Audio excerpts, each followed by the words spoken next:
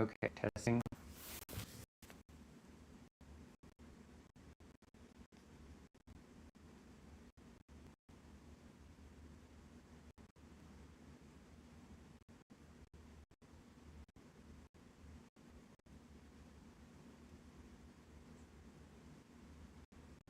Okay, testing.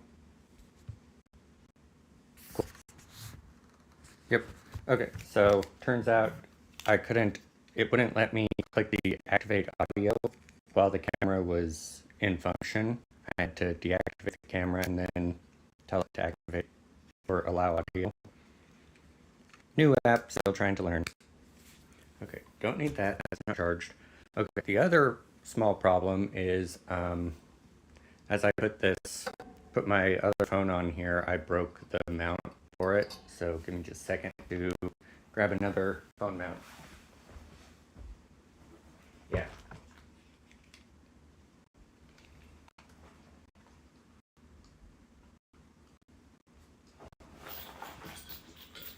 I know I have another one here somewhere. Here it is.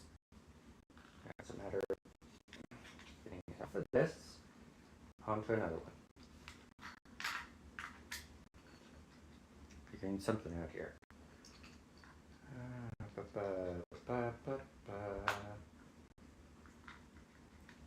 Do this. Do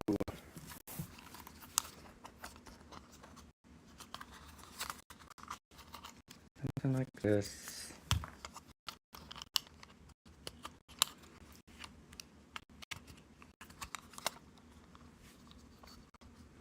Where there's a will, there's an oar.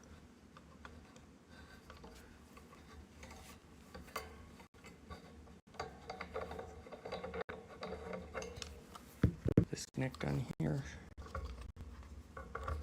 Oh, wait, go right here. This'll work. Maybe.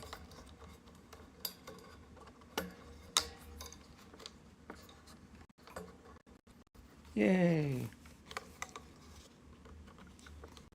Engineering.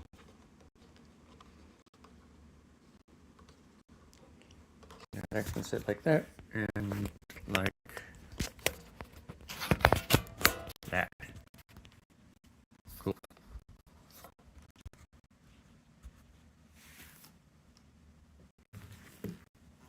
Yeah, you can go over here. Okay. So I think we can finally start. I don't know what possessed me to originally say I was going to start this at 7 o'clock. I'm not a morning person. I was insane to say that. Oh, let's turn off the starting soon. Go ahead and change that to back to on break again for one idiot. Okay, there we go.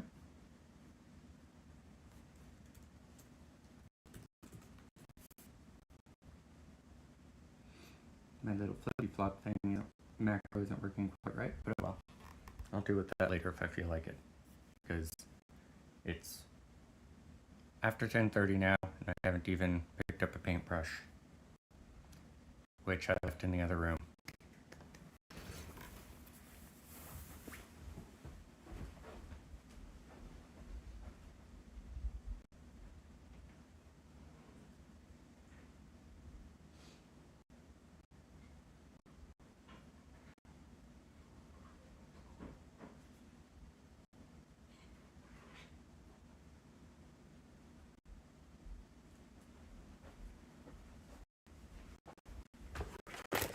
Planning and organization, what's that?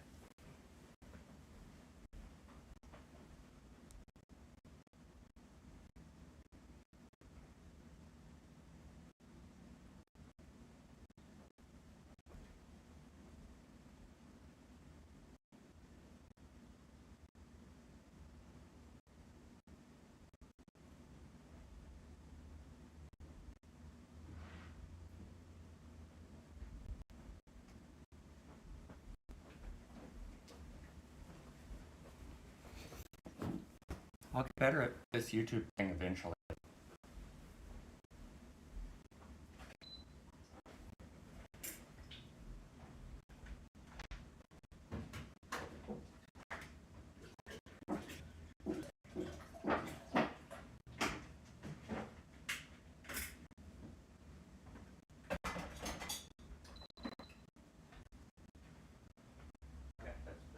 thing. We're gonna put them. Oh no, I wrote that together.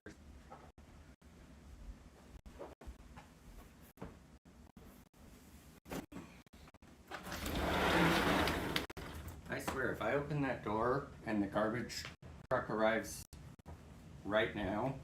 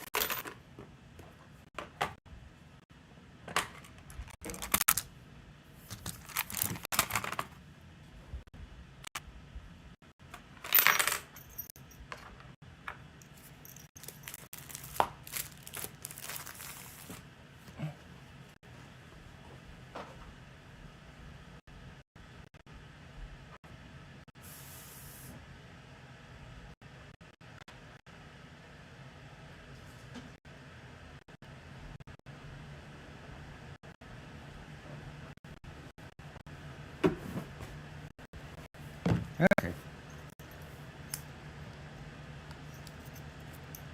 Got my whip palette.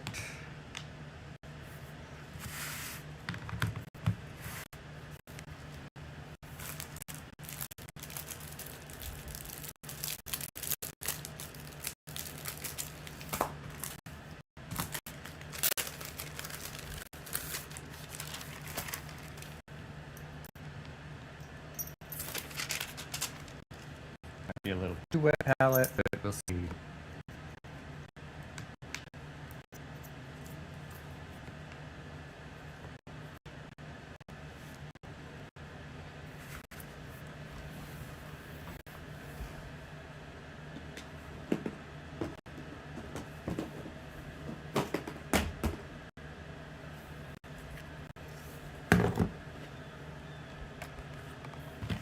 Not sure if you can hear my kettle. If so, I'm sorry. It shouldn't take too long to finish my water for my tea. But I think I'm all set now. So I was trying to decide what to start with. And I've been on a bit of a pirate kick since the Ren Fair. So I'm going to start with the pirates. Go figure. We'll start with a hero. We'll start with Killian Vane. I think that's Killian Vane, yeah. Yeah, it is. Had to make sure. Because especially unpainted, all the pirates look kind of the same. Wait, or is that Killian Vane? No, that's the generic pirate. Wonder if they're gonna give us common pirates. That would be nice. Just a swarm of pirates. Okay. And I am going to do a little basing on them.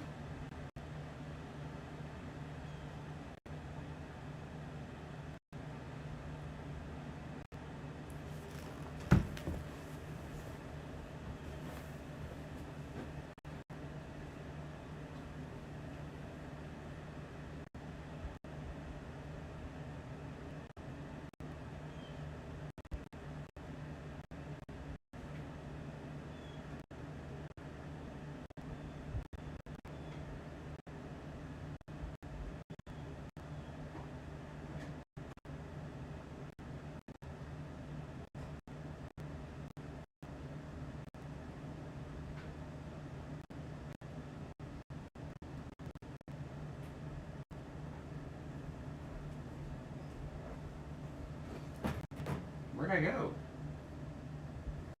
Where'd this camera go? Did this camera die? Wow. Thought it had more charge than that. Well, I guess I'm plugging that one in. Give me a second.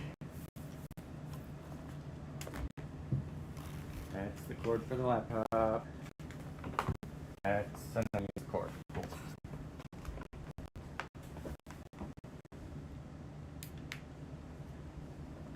that back in. Okay, that's what I was doing.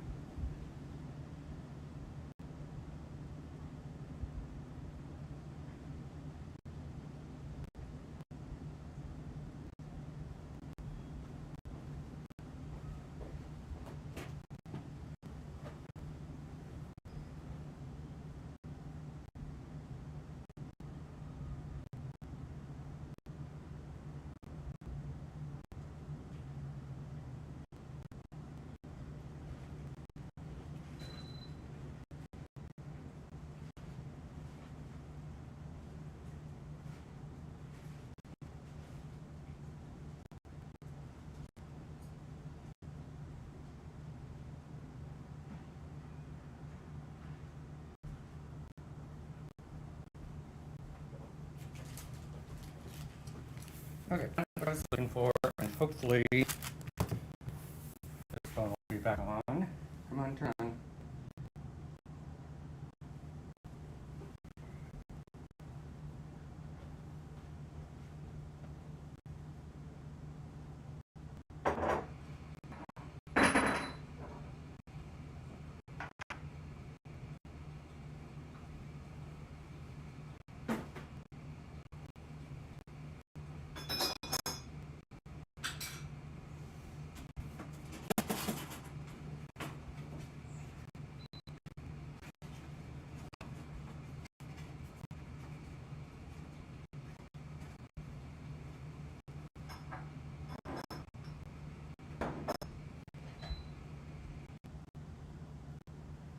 Ziggy set a 4-minute timer. Minutes, starting now.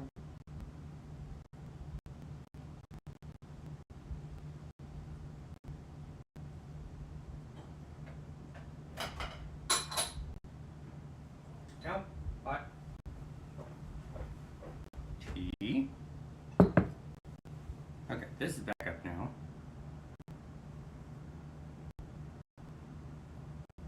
Is it gonna auto connect? Awesome.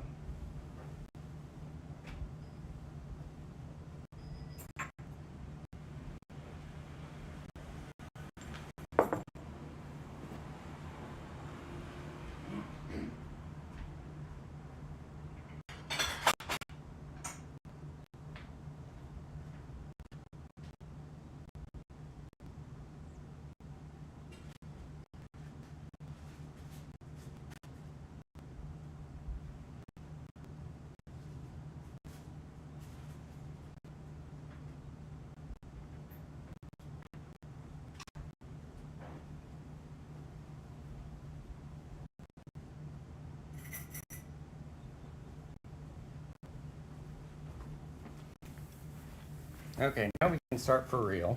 4 hours late, but that's nothing new for me.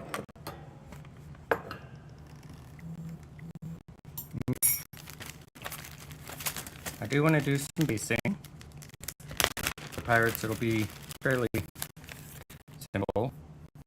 Just some wooden planks and maybe a couple other little bits and bobs. Just gonna kind of break them haphazardly.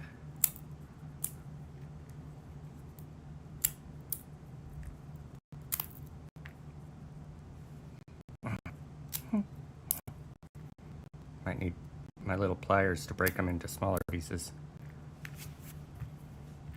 I should have textured them first. That would have been easier.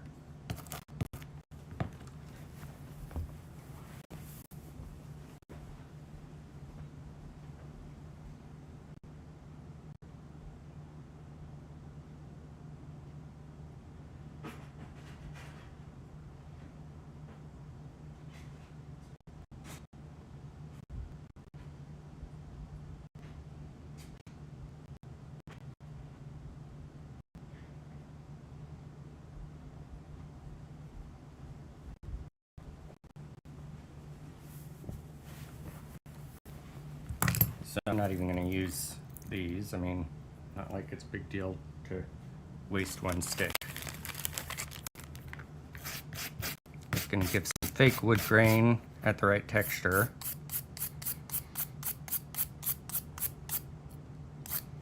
maybe. Come on.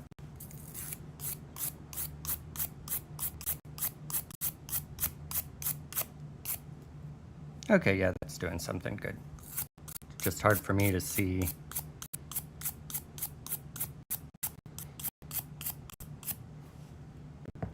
Sure you can see it better. Waiting for the video to catch up. I have it up on my TV over there so I can make sure I'm in frame and everything properly.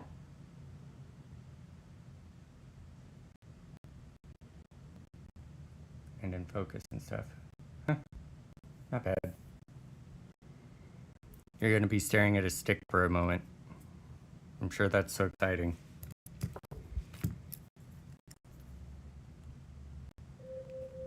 Ziggy, stop.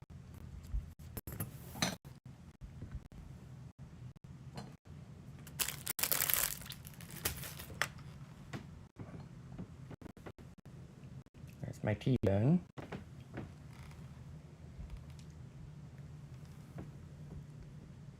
Hot, hot, hot, hot, hot. Go figure.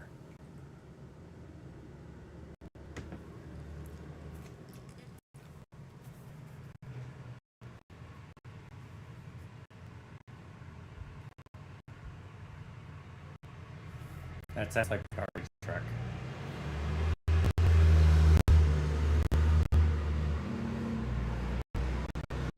Oh, no.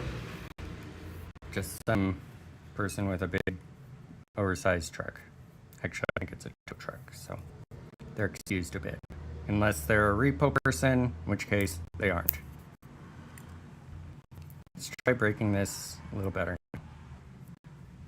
Or, no, if I glue it down, then break it after it's on the base. Although I can't really fit it very well. Okay, if I do that, then we'll do that. There we go. Then the small piece can go here. If I cut it down a bit. No, don't get stuck. Yep, that works. And then one more piece, right here. And yes, right now, I think the only thing we can really swarm, I just saw Daryl's message there. The only thing we can really swarm is crabs, I think. Which, I mean, it's fine. Swarm of crabs is fine.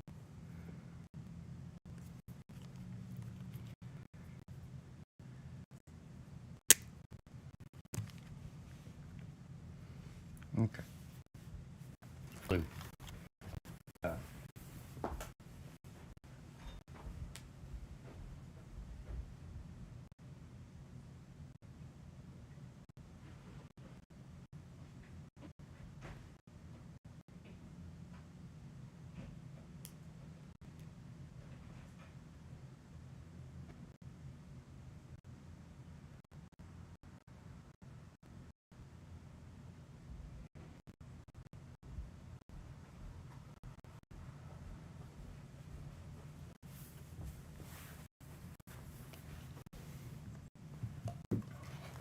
Okay, there we go. PVA.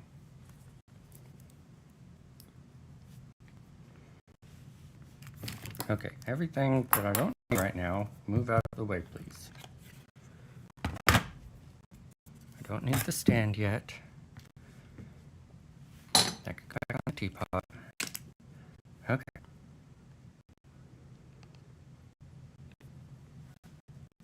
Shake it. Watery.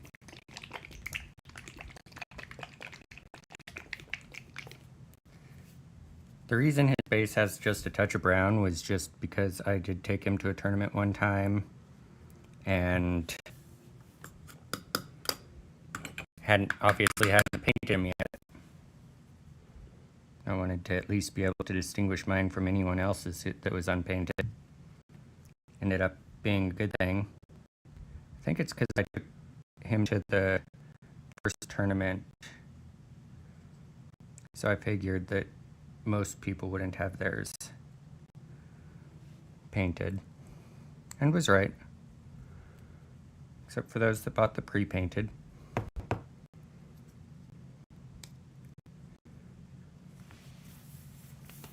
think I need tweezers.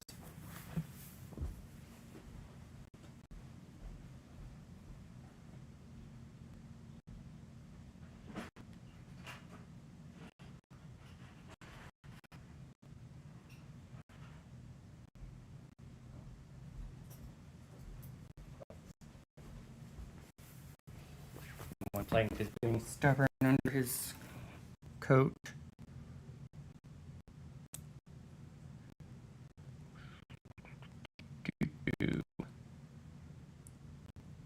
Come on, you stupid little plank. There we go. You go in this direction so that all the wood grain is the same.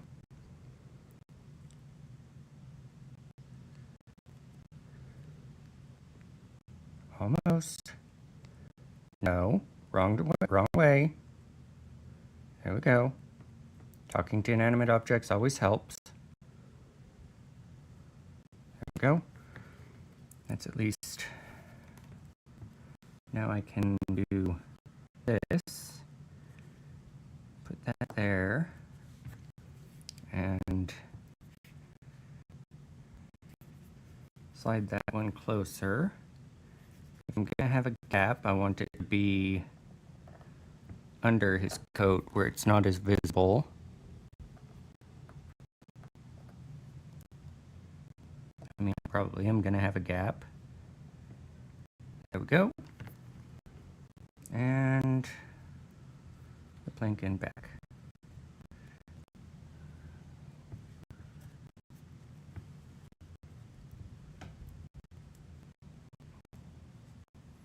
Might need a little more glue.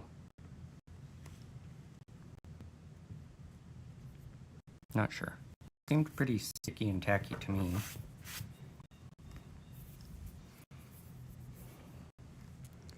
Part of me really wants to cut him off the base to put him properly on the planks, but I don't know that I really can.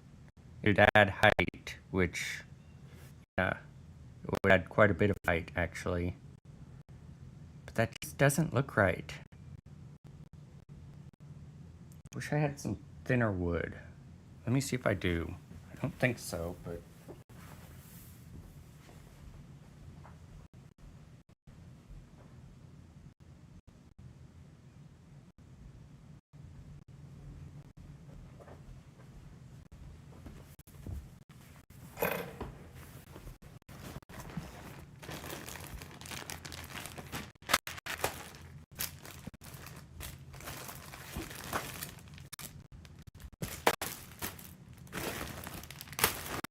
Oh, right.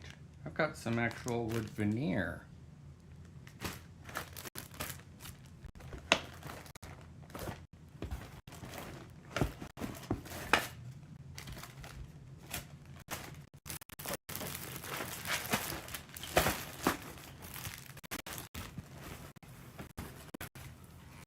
Perfect.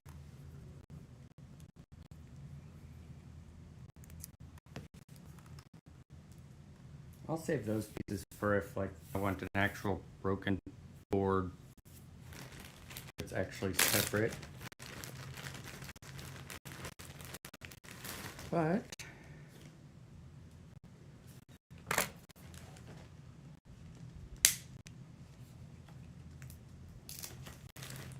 yeah, this will add almost no dimension, so it looks like he is standing on the deck. And it's about the right width for his base. Very nice.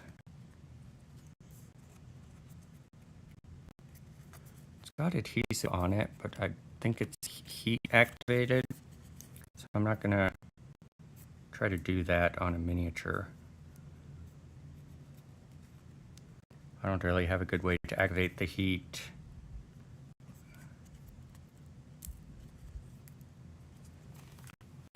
So let's reapply some glue and start over with the veneer. I really didn't think I watered this down this much.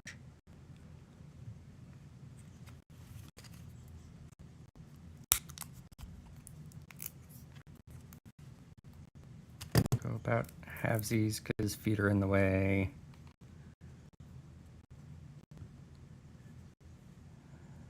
Is that? We'll trim it after it dries.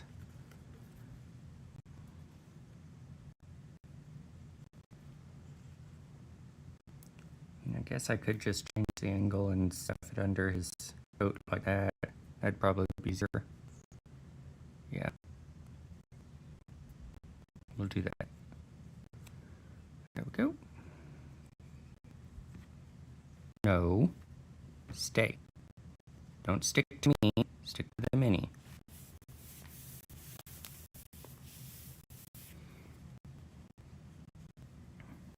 I'm tempted to use super glue just to speed up the drying, but I hate working with super glue. I always get it all over my fingers.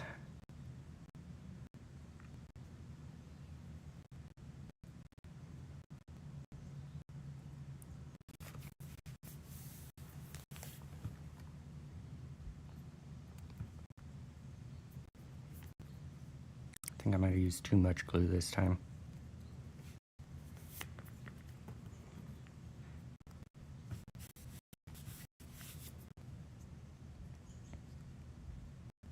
At least with PVA, if you get it on your fingers, it's like kind of satisfying to take it off.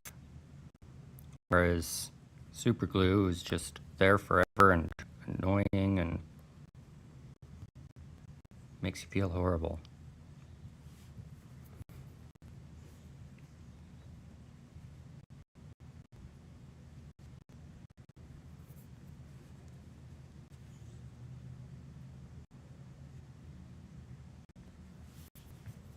Okay, tweezers, come on. You get to be used again.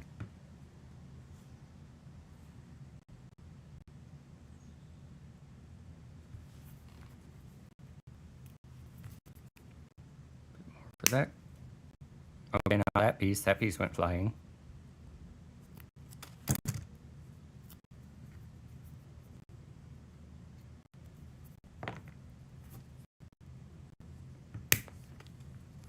That one did too, but it landed on the couch, so we're fine.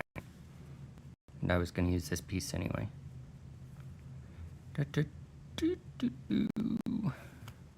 Come on you go.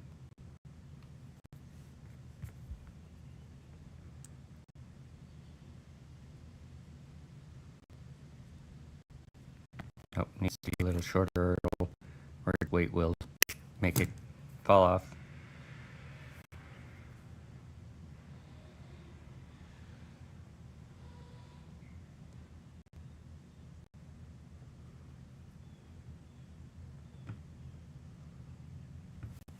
Clamp would fix that.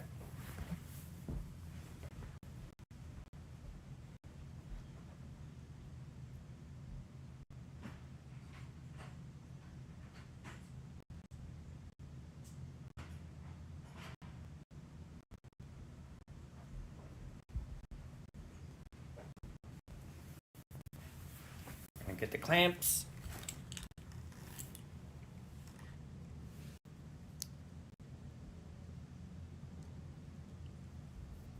There we go.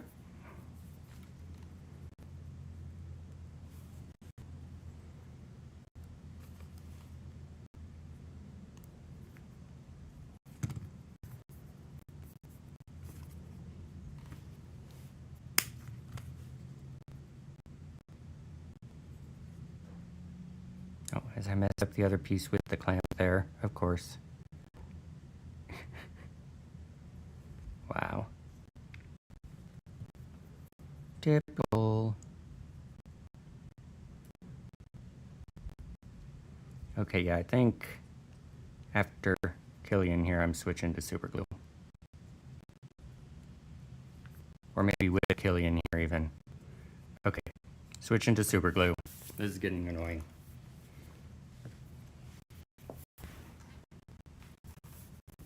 I need a paper towel to clear up the glue.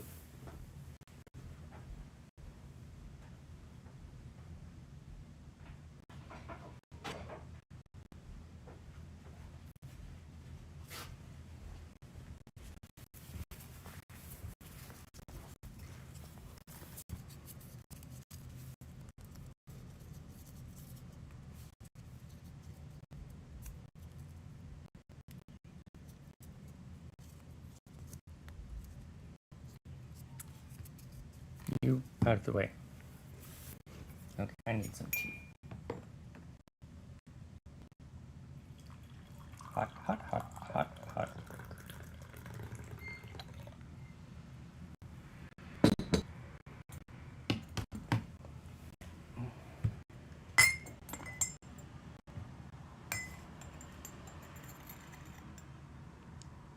As I'm almost out of sugar, in here at least.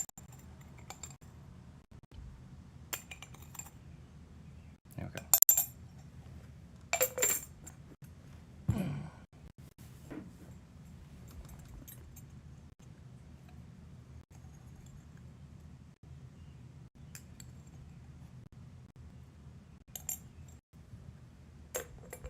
Okie dokie.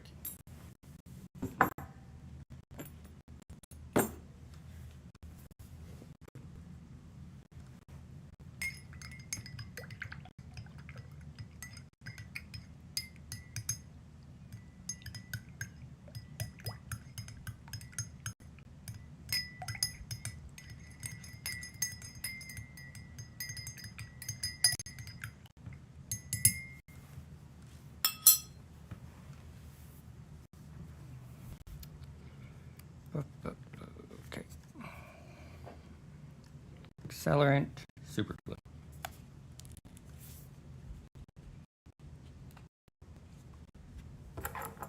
Super glue that is super glue shut. There we go.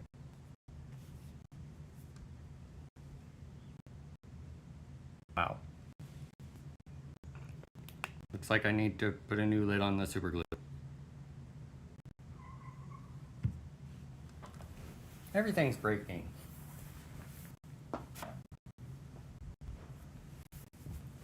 But we will make this work. It will be fine.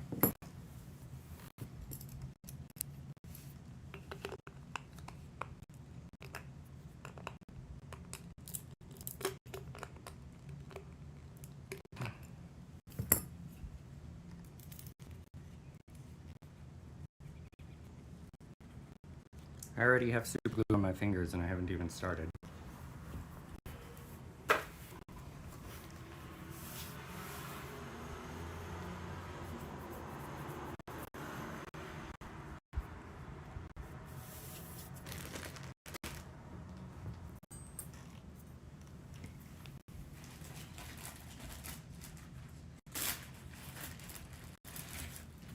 I'm just going to use this as an applicator to try to avoid getting too much on my fingers.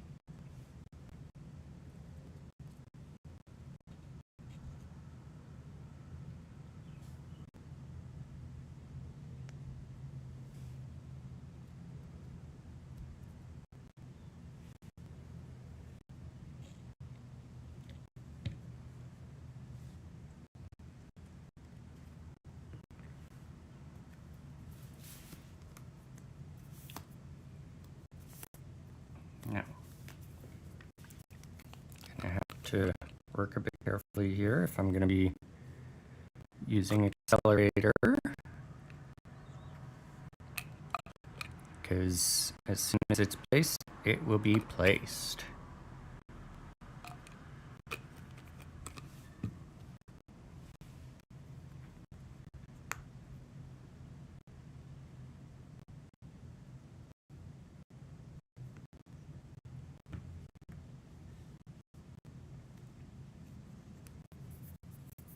There we go. One.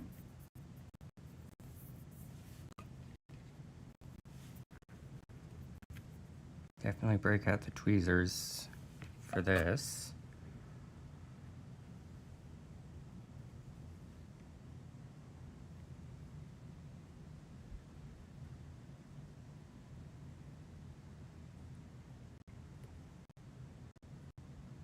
Two.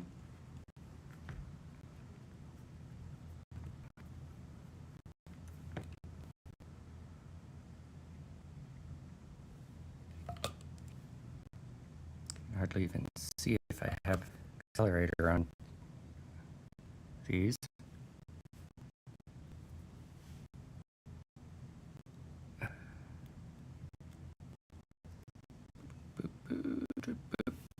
On you go, in the right spot. Come on, nope, you're crooked, come on. These pirates are straight. Okay, probably not, but...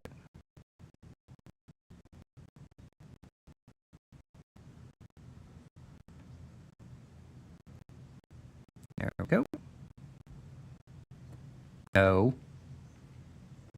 Probably not enough super glue on that corner.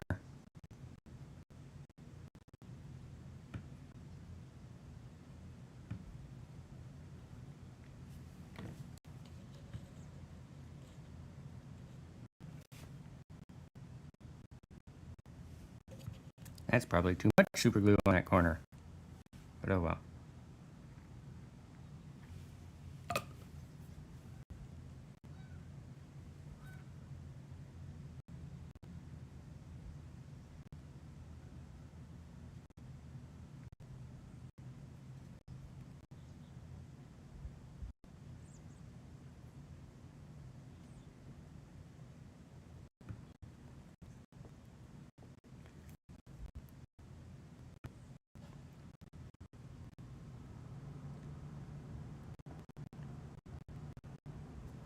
The super glue tried to start curing a little before I had actually placed the planks. It made a little bit of a blob.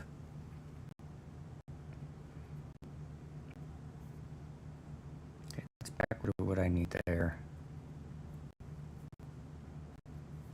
So I need a little... needs to be...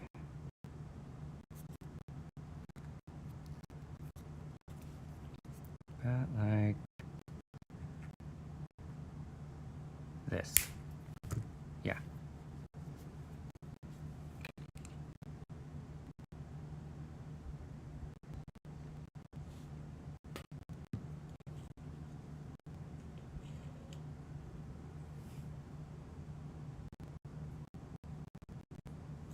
Way too much glue.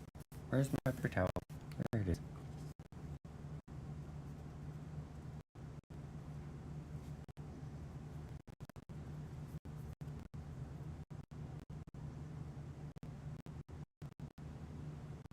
Okay, a small bit of a gap is fine. It won't be noticeable at this scale. I mean, you guys notice it because you're like, really up. That was dumb. I wanted that piece there. Because like you're up close to it with a camera, but in play. And I mean, ships, especially old pirate ships, weren't super perfectly put together anyway. Their planks had really big gaps.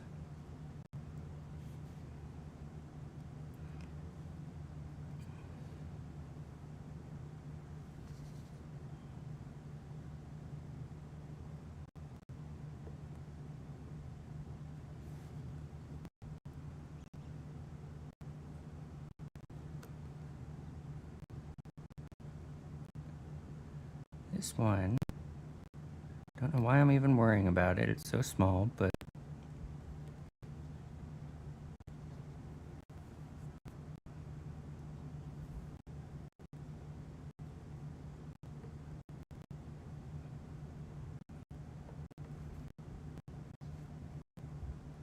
oh, that's what's up. Some of the super glue dried into a little lump. So we'll have a bit of a lump there, that's fine. It'll add a little character. Happy little lump. Okay, no, let's not say that. Okay, now that I think I got our groove on here,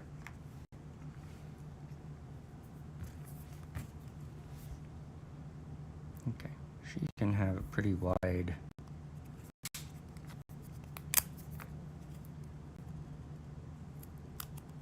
plank between the legs there.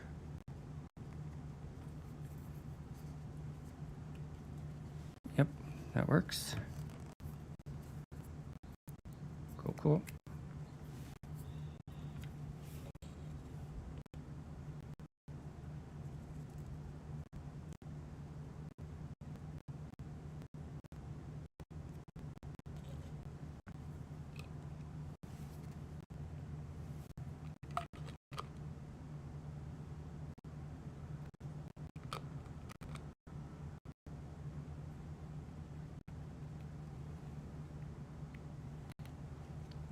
enough to hold it in place while it cures.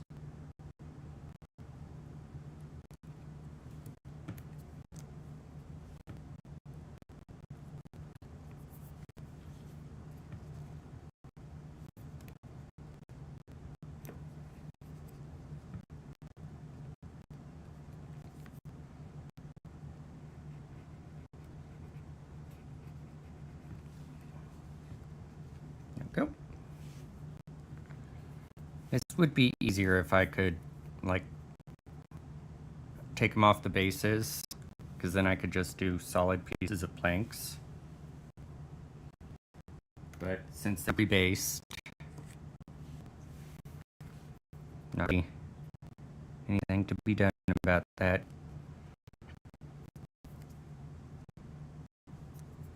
Okay, the angle we need here is that for her foot. Yep, okay. I might as well cut this in half because, okay, I guess I'm not using that piece after all. They always go flying.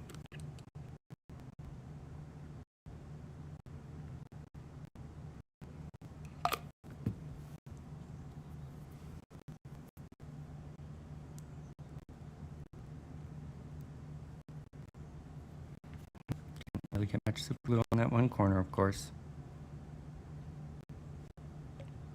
Alright. It's always all or nothing with super glue.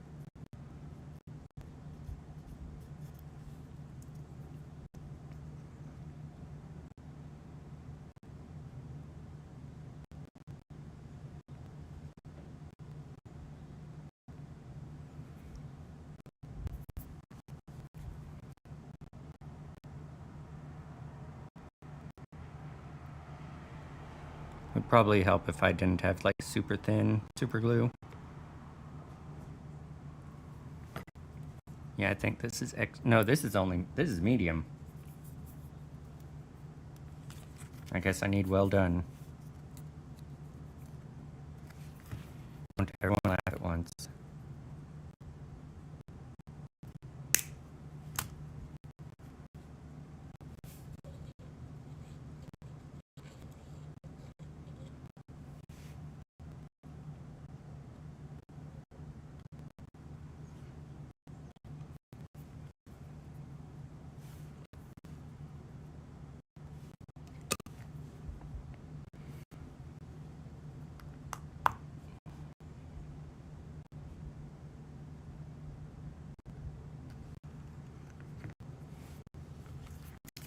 Much faster than the PVA.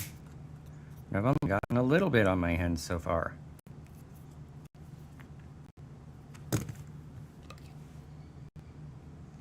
It's okay, a bit of nail polish remover and it'll come off. And a bunch of lotion to make sure that the acetone doesn't dry my hands out too badly.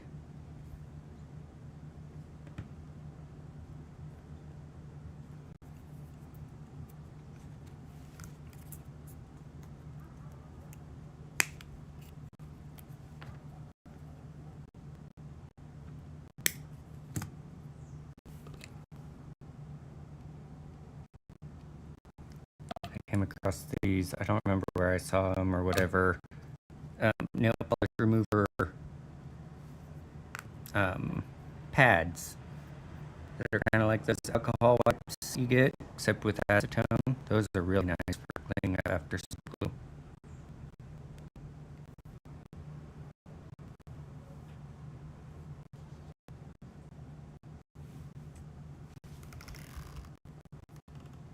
Be mindful of your back. Yeah, thank you.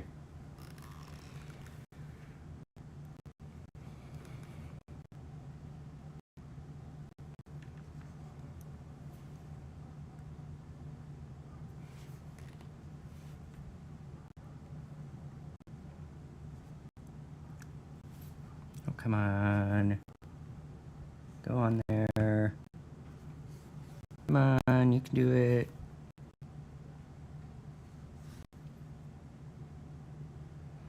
Maybe I should be putting these on the stand just so that they don't move around as much, because they are magnetized. and the stand is weighted, so.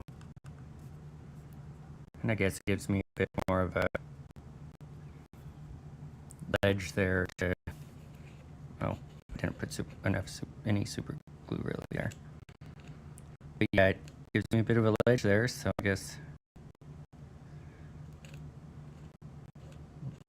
I see the problem with how much super glue I'm getting applied. It's all gathering up at the top of the stick there, and then flowing down as I, okay. So I need somewhere to, oh, duh, I got these out. I'll use one of these to keep it, well, not.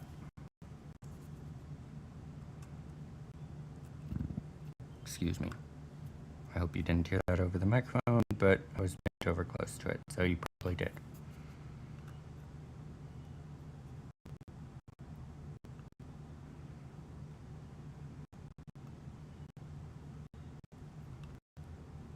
Almost. Oh, but now I have the problem of, since the handle is magnetized, these are trying to stick to it. Well, I got that one done. Another pirate boarded.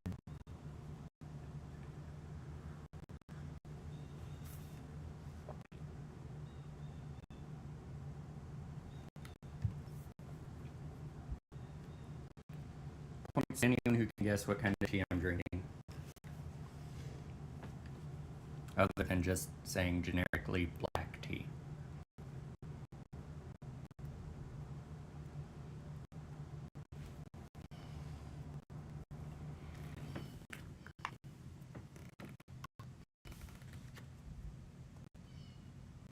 Another one with nice widespread legs. Phrasing or something.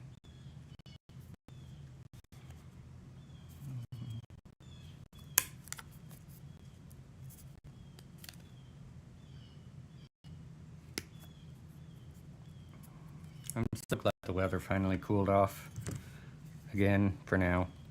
It's been 80s, and now we finally got a bit of rain, and it's down to 60s. It's supposed to warm back up, but at least now I can open up the window and enjoy a bit of birds chirping and fresh air.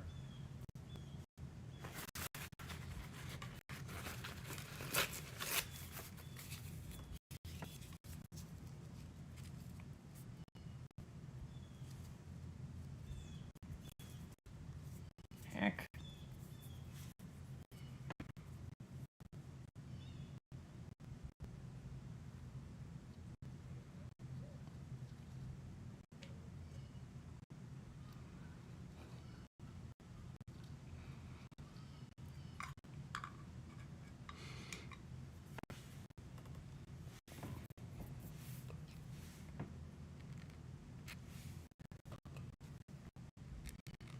Clea likes it too. She's laying by the open screen door. Oh, I haven't given her insulin yet today. Gonna need to do that here in a moment. I'll do that after I base this pirate.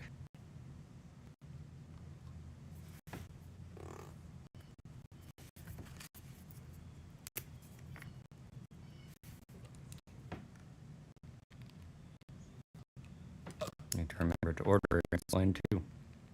She's getting low. Nope, that needs a bit of slide for his foot. There we go.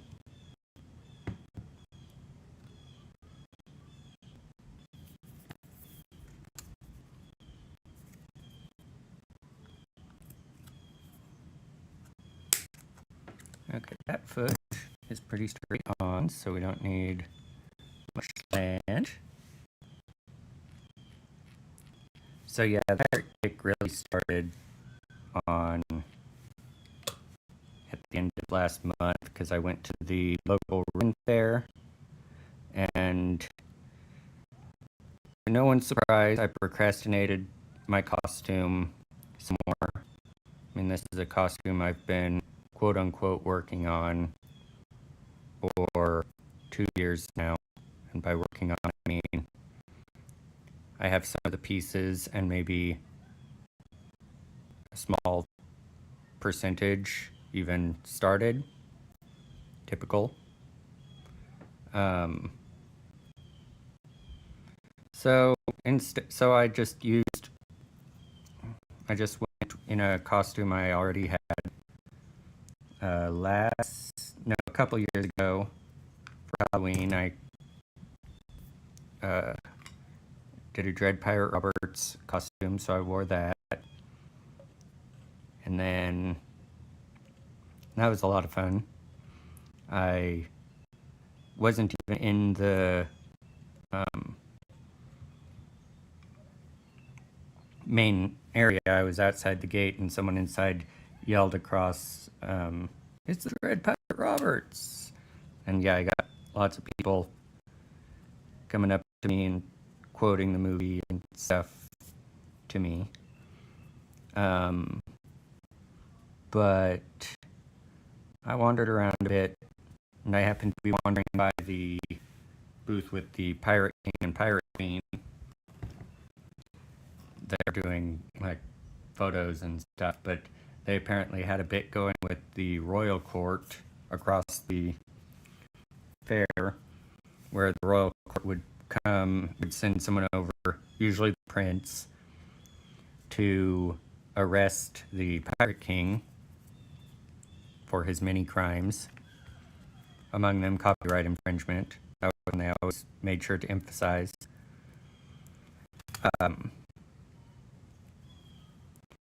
But every time he would obviously escape, usually shooting the prince in the back. And they culminated that in a pirate parade clear all around the fair, playing pirate songs and all the typical stuff there. And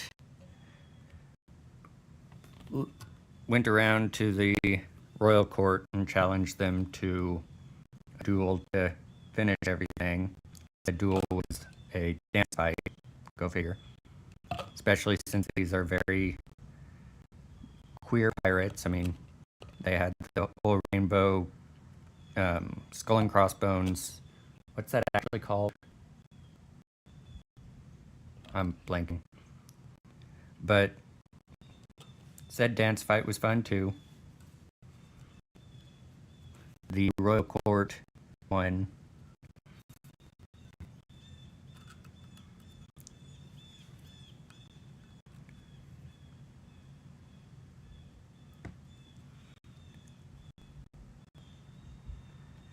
We'll see how April goes, but yeah, it was fun hanging out with pirates.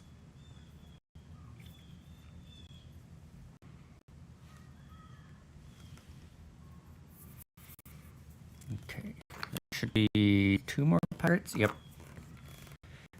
And I don't know if I want to do the knaves similarly. I'm gonna have to double check the lore on them, but I kind of want to do them piratey just so I can use them with it. And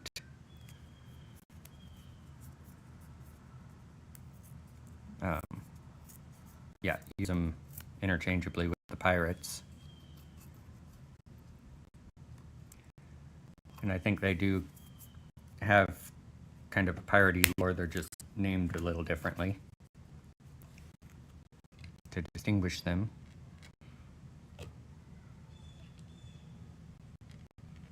And because probably technically they're from some other planet or something. Or even some other place on the same planet. I'm way behind on my Heroscape lore.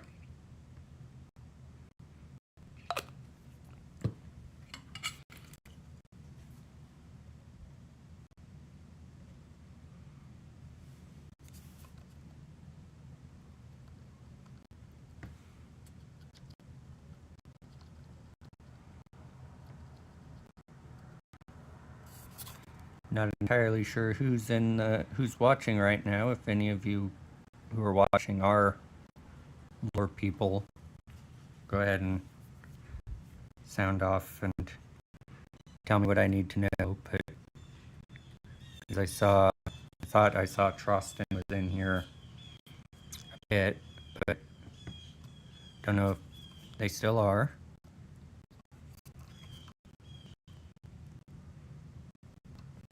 Okay, there's that.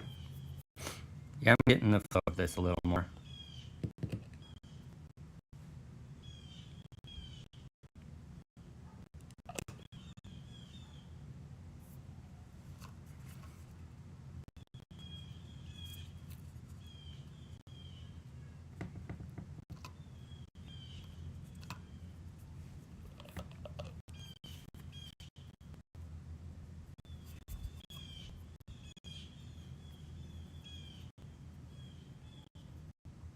Can you guys hear the birds outside? Or does that not carry through the microphone very well? The blue jays that we have around here are so talkative.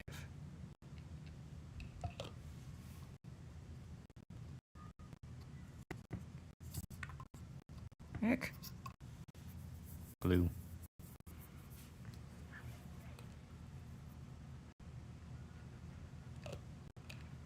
How am I already getting low on accelerant again? I go through this so quick.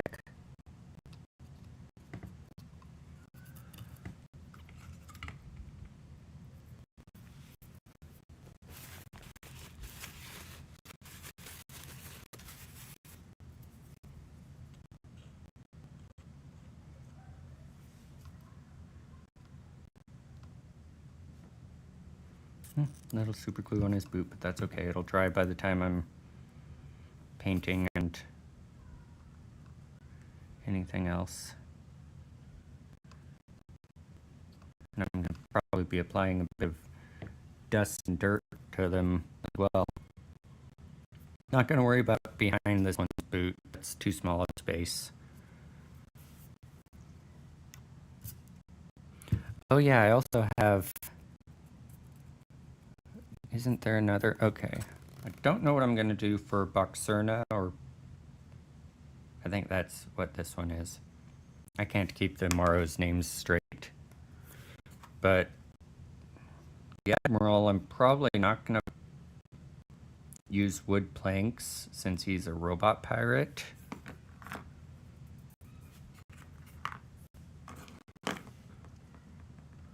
Also not sure about Via Bonnie. And I kind of want to at least base him. Oh wait, the dwarf is technically a pirate too. Well, okay. One thing at a time. Let's finish this pirate.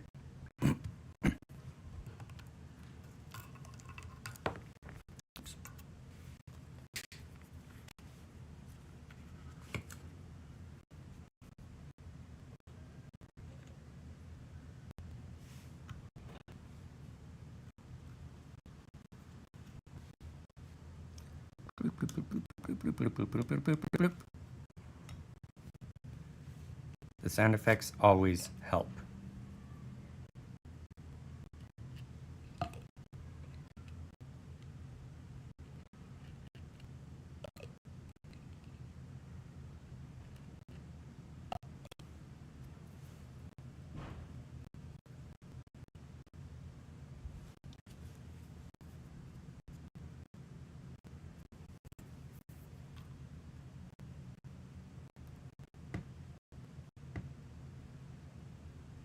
I'm glad I remembered I had this.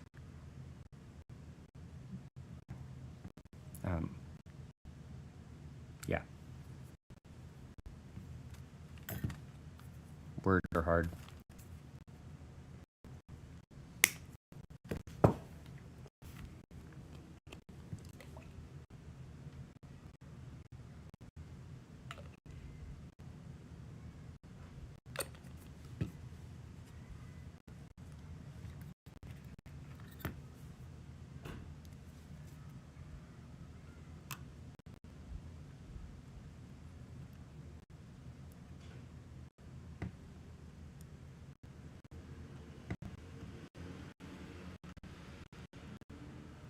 Yeah, I'm kind of leaning toward playing the Pirates in the Heroscape tournament this weekend. Haven't decided for sure, but it's been a while since I've played them. I've got a couple new ones since then. Oh, I forgot to accelerate this, but I think it'll be okay.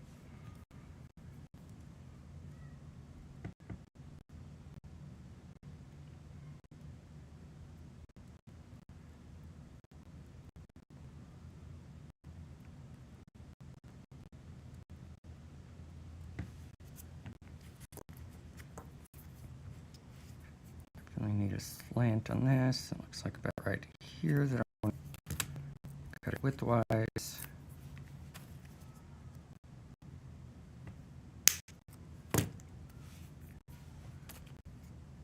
About there. Definitely remember accelerant this time.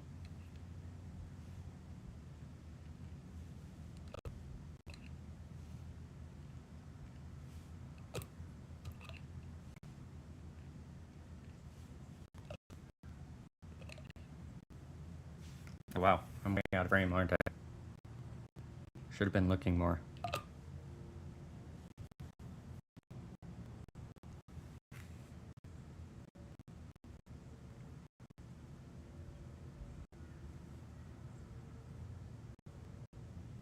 My bad.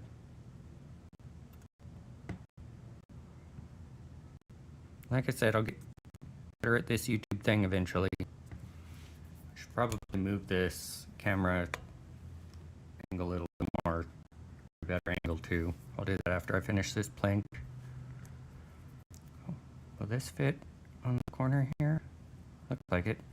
Looks like a good final piece here.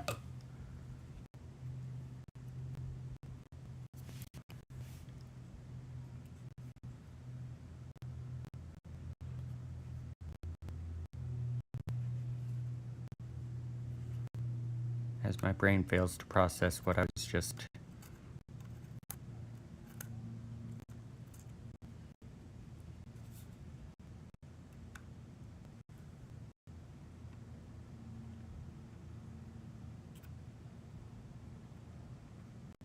Nope. It doesn't work as well there as I thought it would. Okay. That's a slope. Right there.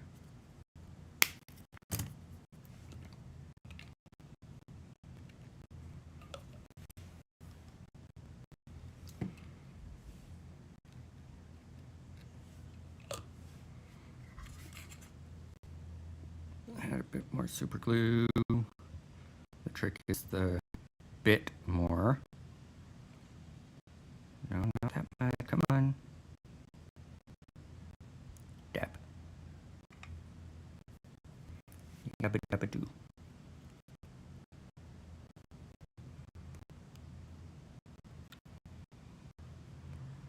There we go.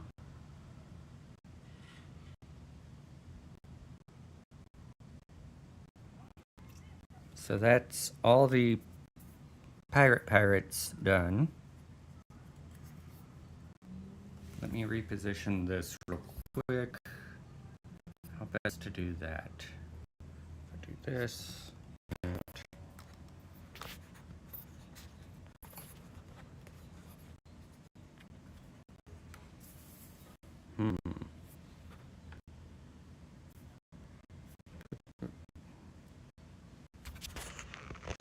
Should be able to do this. Yep.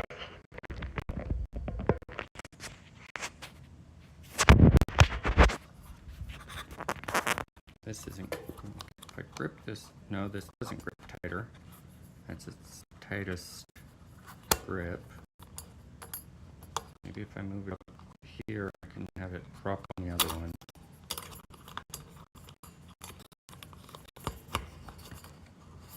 Sorry for making you all dizzy.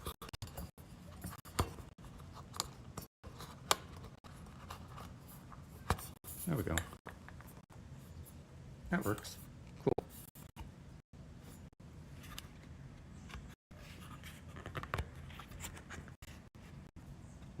see how much of a mess I've truly made on this table already.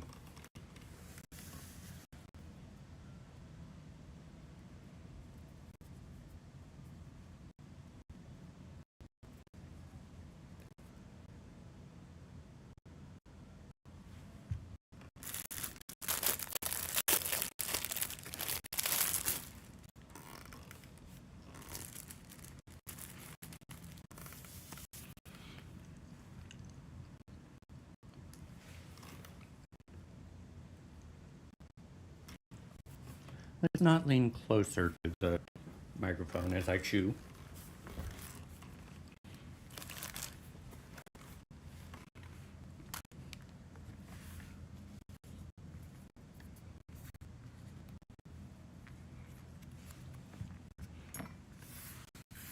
Yeah, I saw they had pumpkin spice oatmeal cream pies, so I decided to give it a try. They're not bad, but they're not great. Yeah, I need to get the overinflamed. One moment.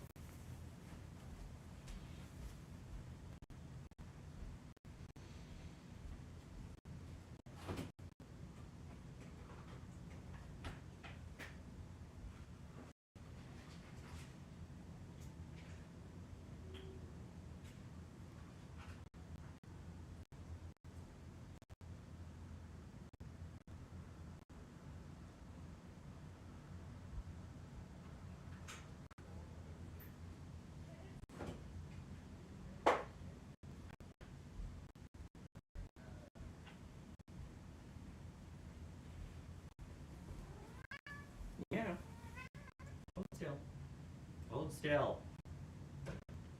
No. Don't flop over onto your back. Look at that. There you go. All done.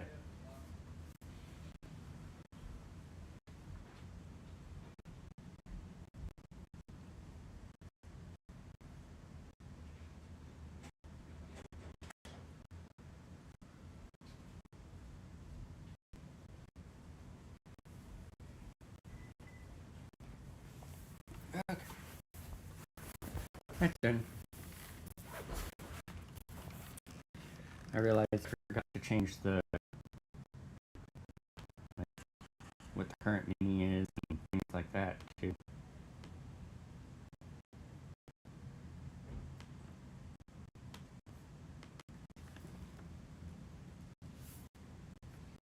There.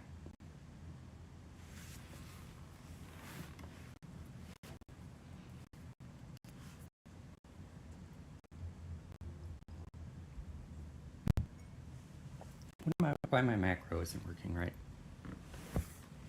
Oh well. Okay.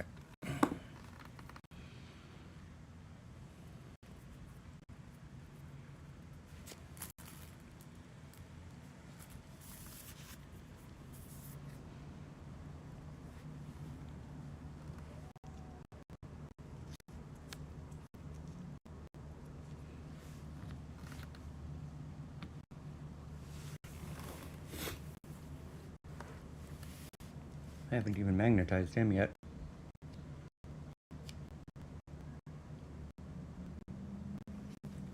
But he definitely needs blanks.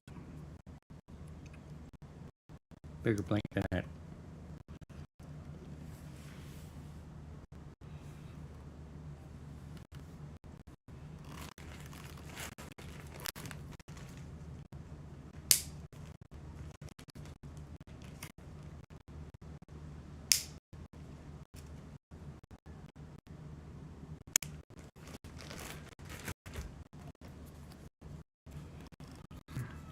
I think he might be easiest to do like this.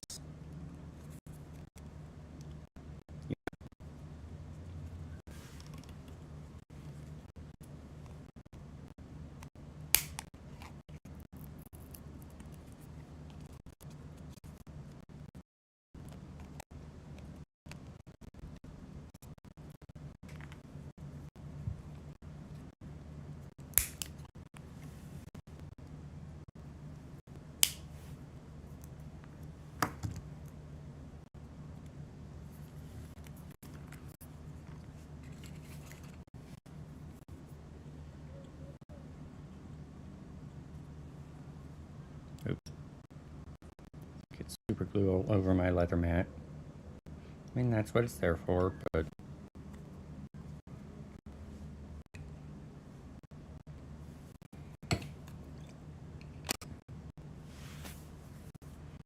As I spill accelerant all over my mat.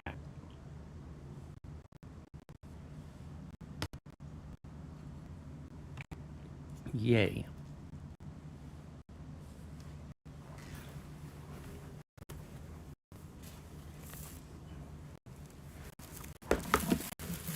And now I get to watch it again on the stream I have up there.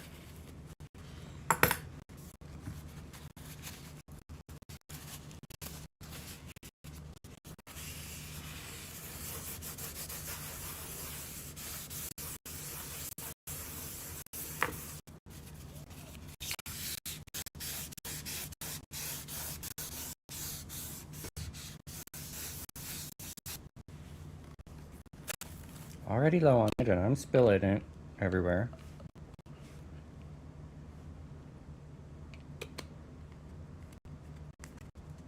For this, I'm just gonna give it a spritz.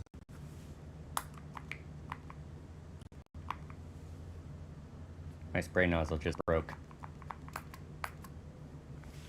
Oh, it didn't. I was gonna say, did something else break now?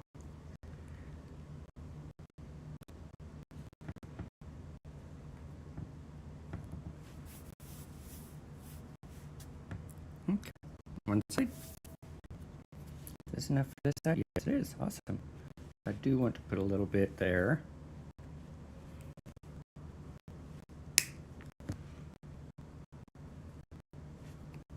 I can just do this. Get accelerant on it that way. Wonder if that's enough.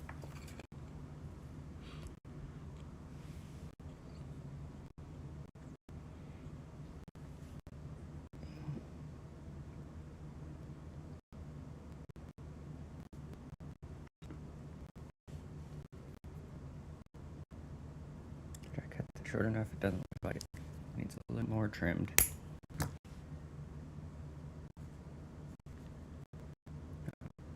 No, no, down there. No.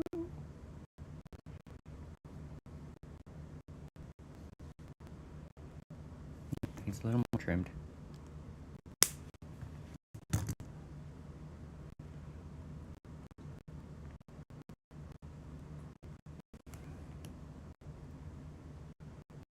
There we go.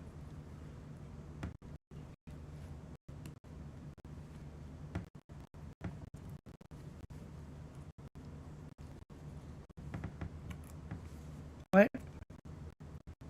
I'll get that accelerant. I probably didn't put enough on it. It's annoying.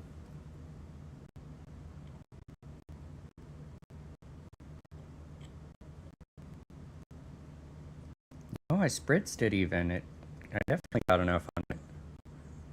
Weird.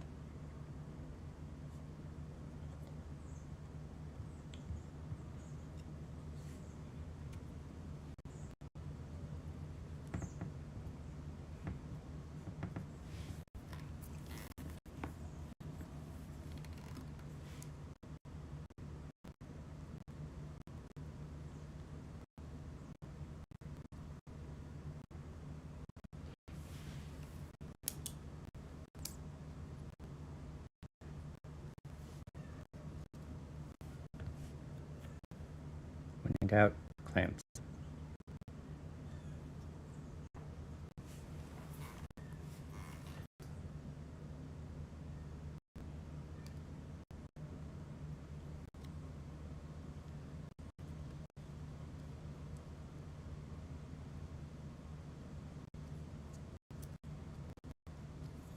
Except it's making it poke up.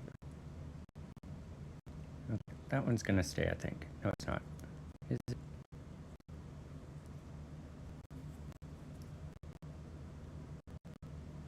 There we go. Clamping it like that works. Okay, so there's that. Let's take a break on the pirates and actually do some painting now. because I do have a few that are primed and ready. But I figured if I started the pirates first, they can be drying. And after the super glue cures, I can take them out and prime them real quick. I'll worry about the rest of the, like the naves and such later. But I want to do some actual painting now. After I find a new cap for the super glue so it doesn't all dry out.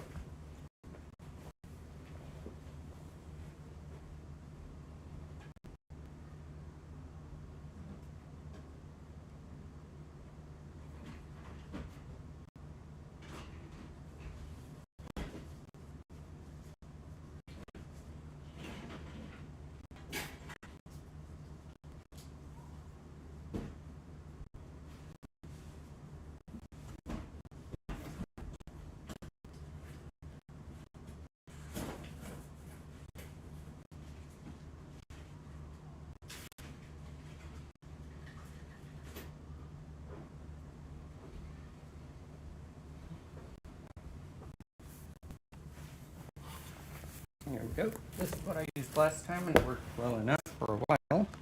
Just cheap dollar store bottle. The lid does work on it. So, well, I thought it did. The other one I used was from the same kind of bottle, I thought. Might be that there's so much super glue that it's dried on it that it messed up the threads. There we go. Yep, that's what it was. There we go.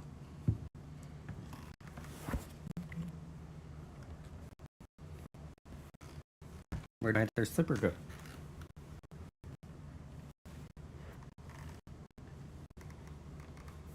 Oh well. Okay. These out of the way.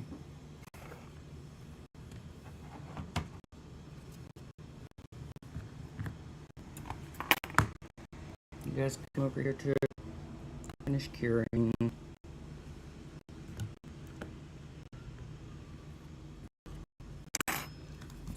My paint situated.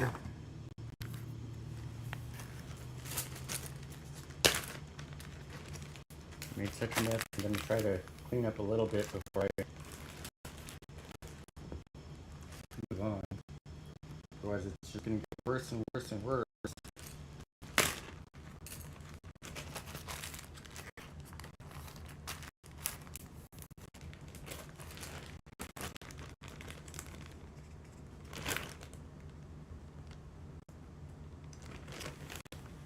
Throwing stuff around.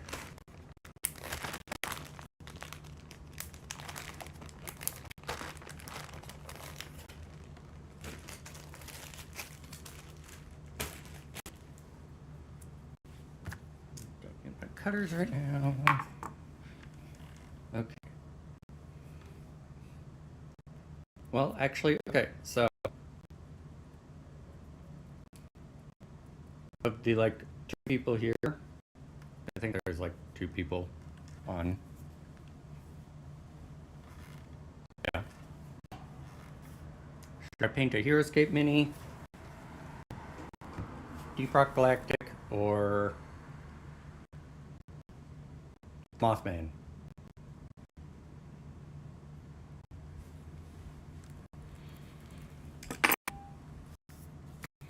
Where did my other slip go? Oh, it's over here. Fell off over there.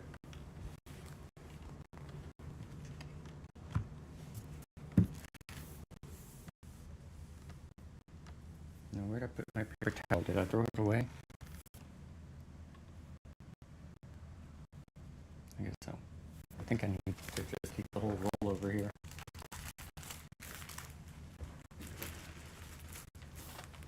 That goes in the wood box.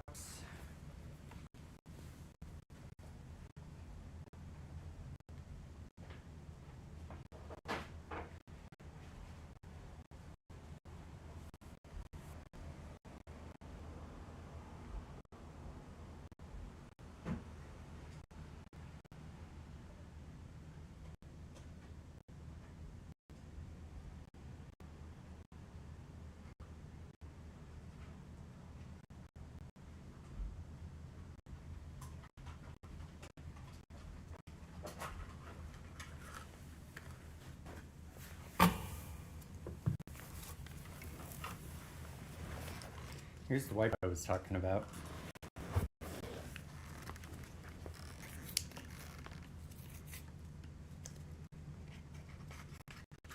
Gonna clean this super glue off my hands now and clean up the mat just a little bit so it doesn't have super glue dry on it.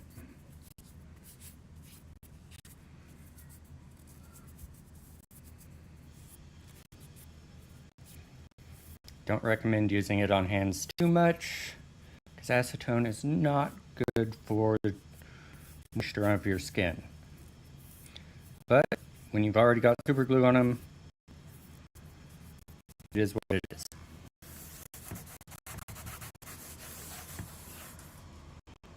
Already got it spot there, but again, acetone clears it right up. I mean, being nail polish remover, this is made so it's a little gentler on your skin, I'm sure. A little. It's all relative. Always is.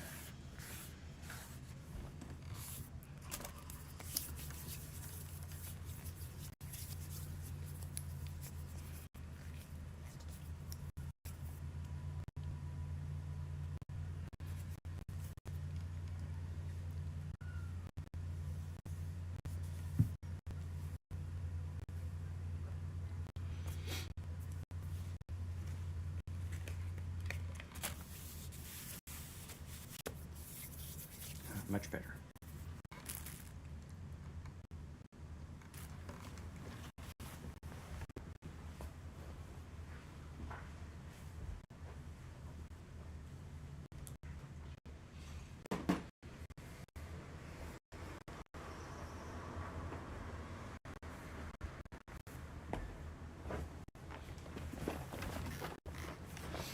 In lieu of an input, I'm going to paint the Holy Mothman. Rather, since this is an evil Mothman, it's going to be a false Mothman.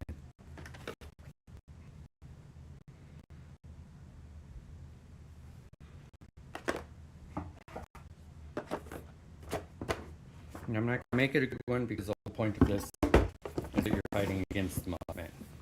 This is the Mothman from Unmatched games, or Unmatched Adventures. Fun little game.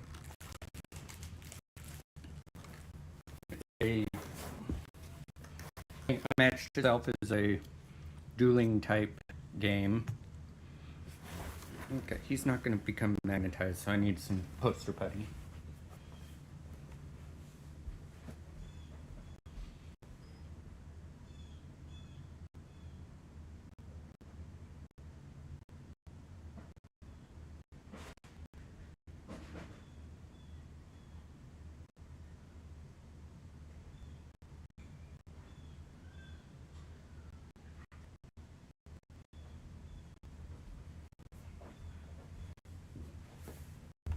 Well, technically museum putty. I think the difference is, well, museum putty isn't as, it doesn't leave residue as much, and I think it's acid free.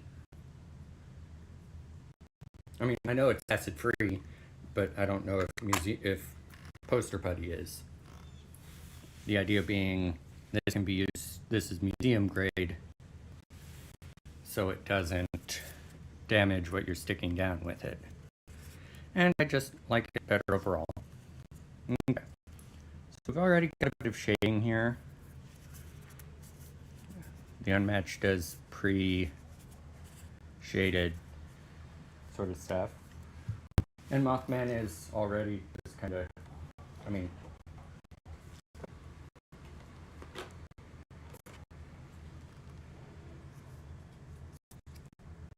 okay, where is a good reference card for the Mothman?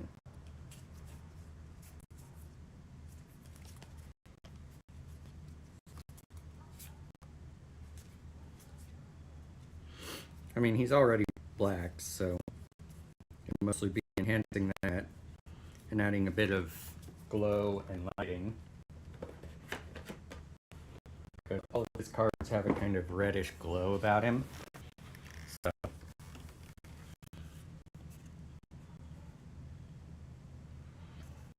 His wings are somewhat translucent, so I don't want to put too much on them. Probably just a thin red to give it that glow.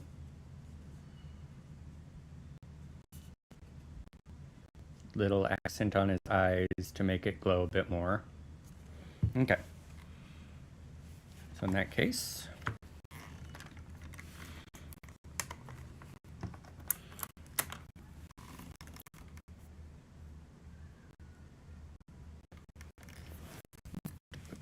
okay, my palette's good. Okay, already got some nice shading. A little darker on the grays, not much. So let's go with a hardened carapace. Army painter.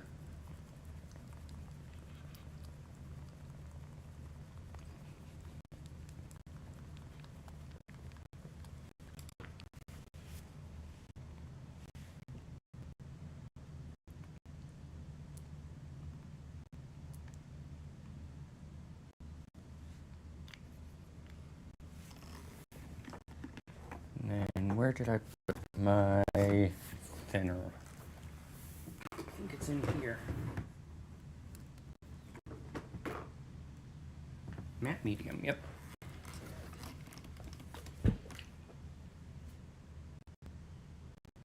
I swear.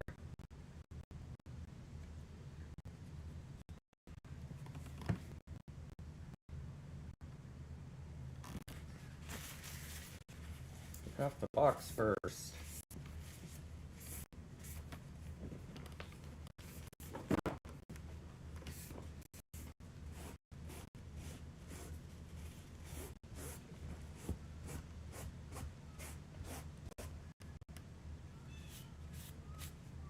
Don't demonetize me for this YouTube, it's just paint.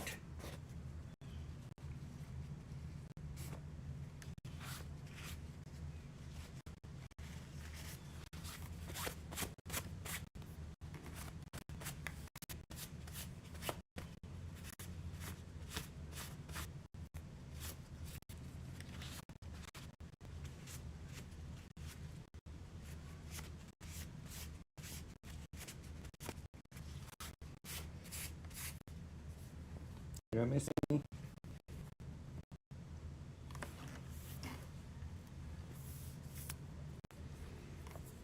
Okay, let's make sure the lid is actually attached.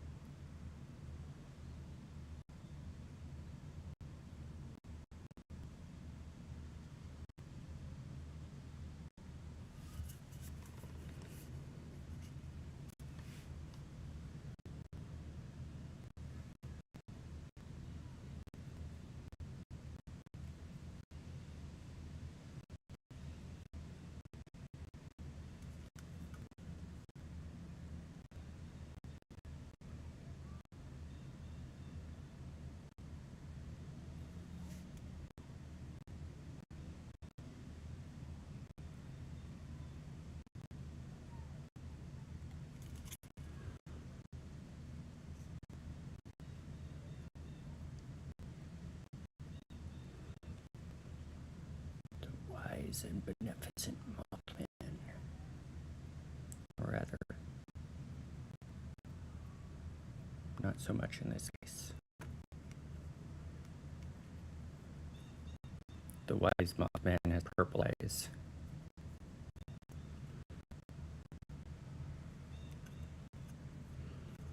The vengeful Mothman has red eyes.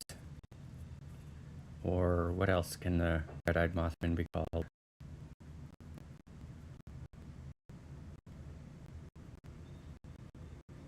I don't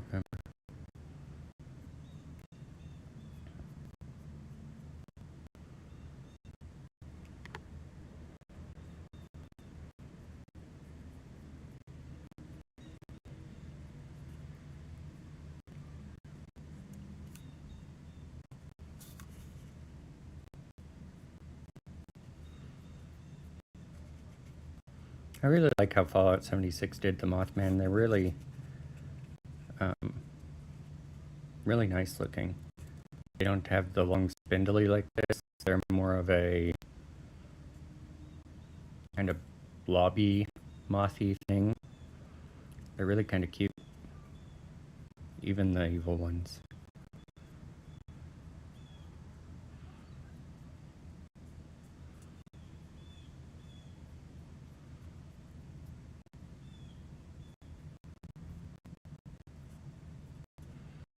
And yeah, since this is going for a black, I'm definitely going building up thin coats because it's really easy with black colors to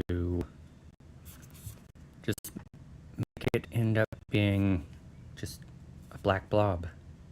You want that texture and whatever other colors you can get. Like, this is going to be the base coat, obviously. So it's going to be a pretty plain dark gray because we already have the black in the recesses for the shadows. I might, though, to add contrast, I might give it a wash of a blue black, make the shadows a little more blue, or even just a wash of blue since it already has the black. Maybe even a kind of greenish blue because that'll add to the eeriness of it. And since I'm going more red, or since the lighting is going to be more red than yellow or orange, green would be a better contrast. Have a Christmas moth. It's not going to be that strong of... Yeah, that's already looking a lot better, but you still get the nice shadows. So nice and thin. Touch up his little... his eyes are going to need to be redone, I'm sure. And I'm going to be highlighting them anyway. I got a little black on his eyes. Gave him a black eye. Sorry, Mothman.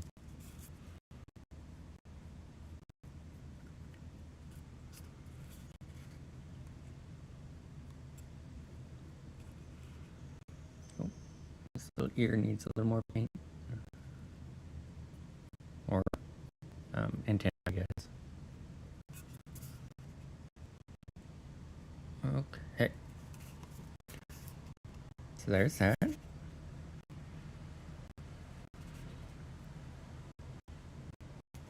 Don't think I really missed any spots.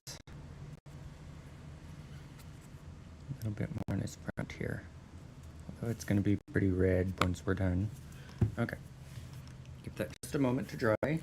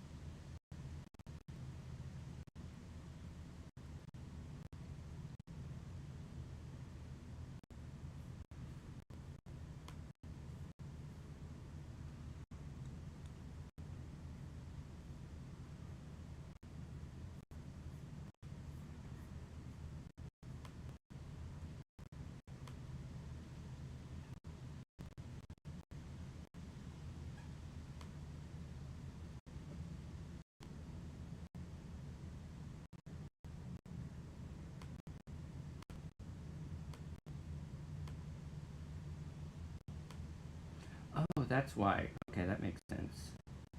I figured out why my macro wasn't working. It was because I put the two things I wanted to show occasionally in a folder. And in the macro, I wasn't thinking, and I did each of them individually, but then I hid the folder itself. So even though it was showing the two items, the folder was still hidden.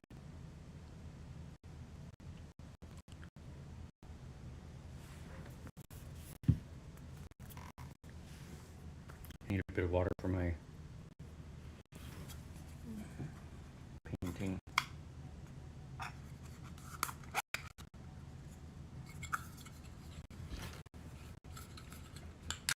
So these cups are from the dollar store as well.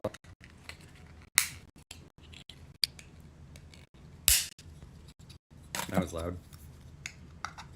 And they're pretty nice for, I mean, as you can see, they're nice and tall. They all hold things without it falling over.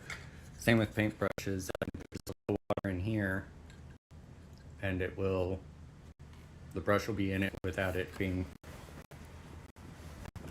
too, it'll hold it up and such.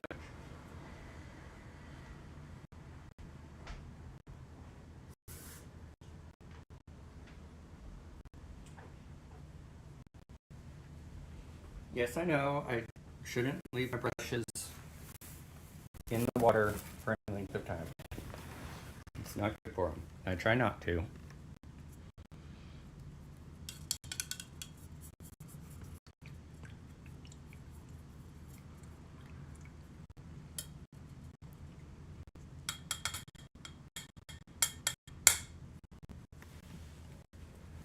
Beat the hell out of it. Okay. So since I did a thin layer, I'm not going to base my Unmatched. I just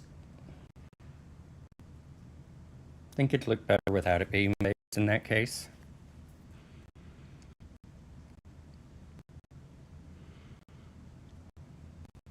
Since it's more a board game than a war game. I don't know if that makes sense, but okay.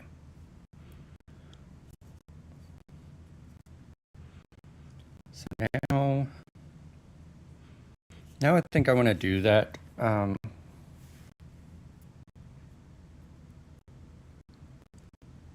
Shadow wash. I think I'll use, if I use cyan, that's kind of a greenish blue, or turquoise in this case, but yeah, this is the, I got the Rogue Hobbies signature collection. Because I liked that she went with a CYM RGB for mixing.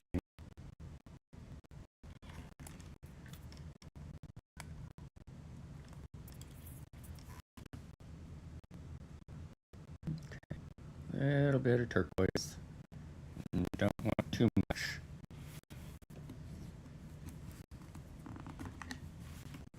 And a bit more of the brown. The brown. Back to kindergarten with me. Let's see how that looks.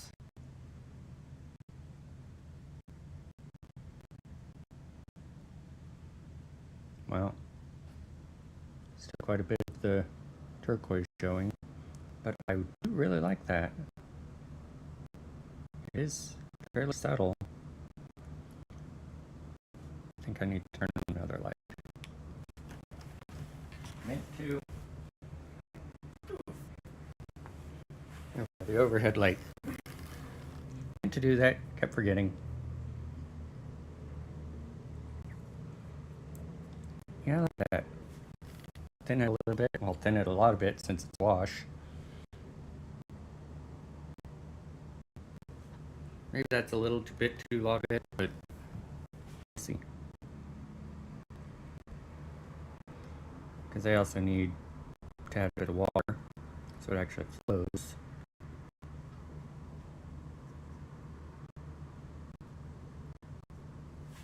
Yep, I think that'll be good.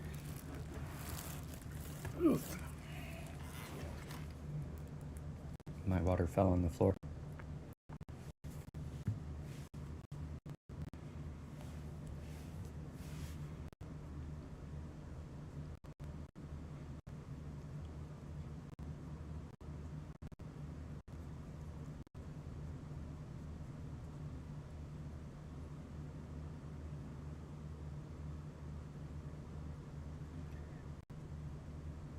Yeah, that's gonna look good. Okay. Might even need to be thinned even more than that.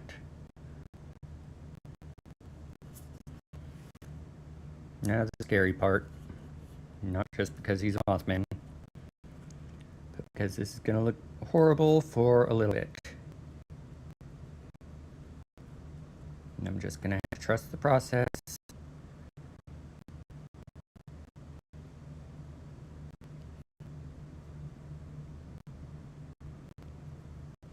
Probably should have added a little bit of dish soap as a flow aid, but I think it's working pretty well still.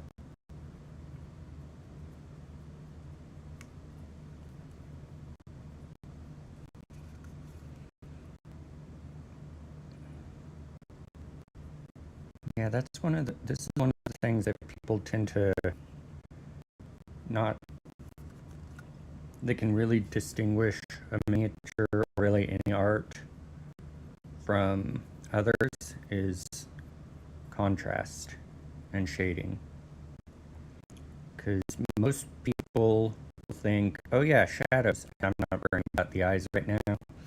I'm going to paint back over them later. But most people think shadow, yeah, okay, gray, black. But no, your shadows are going to have a bit of a tint to them too. Especially in small things like this. Oh, my phone is dying. One moment.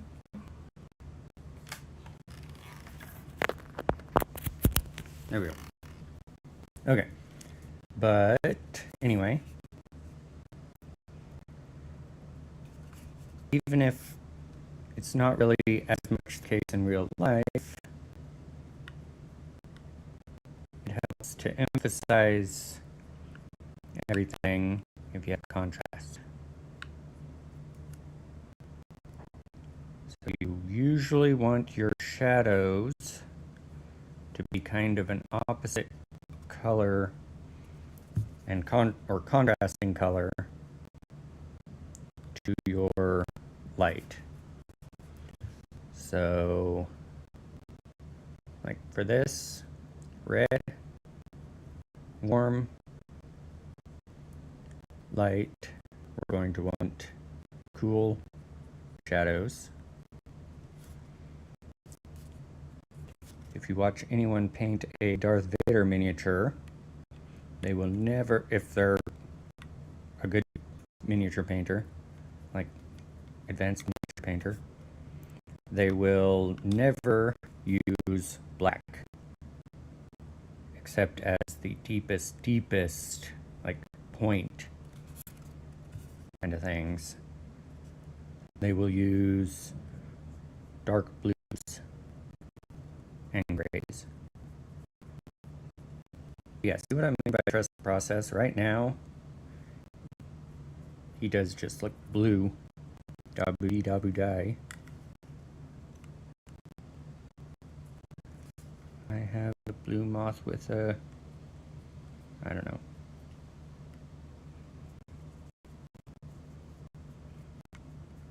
Okay. And yeah, like I said, I'm going kind of a blue-green to help contrast the red. Blue itself goes really well with orange.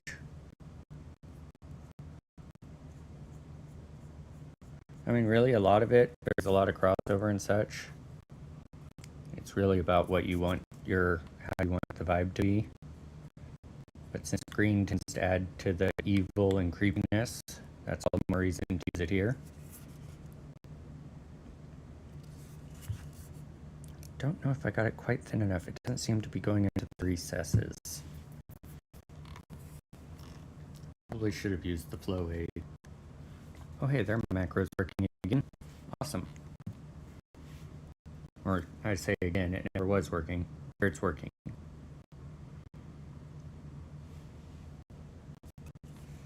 I need to mix up another one of these that is just flow aid. That way there's a little bit of dish soap, but not too much.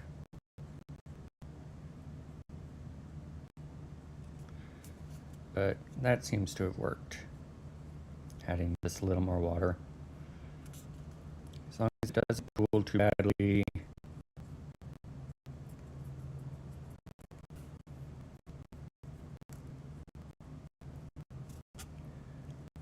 Ended up making it look kind of copper. Looks like a verdigris. I think it's kind of cool. We'll redo the gray again. Add a little bit more after this dries, which we're gonna let it do now. It'll take a little bit longer than the base coat since it's thinned, but still shouldn't be too bad. It'll give me time to pour some tea, because I drink all mine. Still haven't had anyone guess what kind of tea I'm drinking.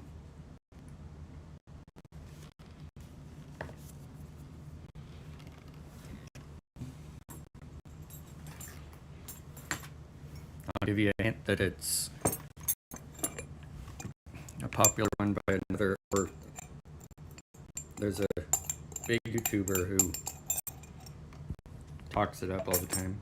I think that'll give it away, but I need to refill my sugar. One moment.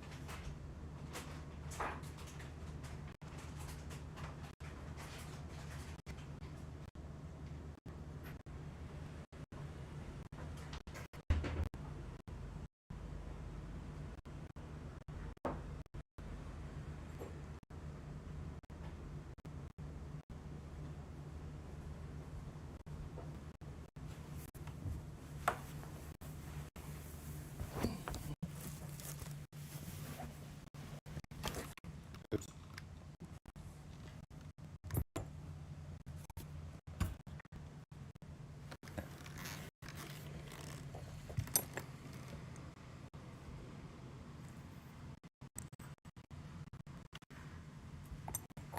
And I spill sugar everywhere. Good job.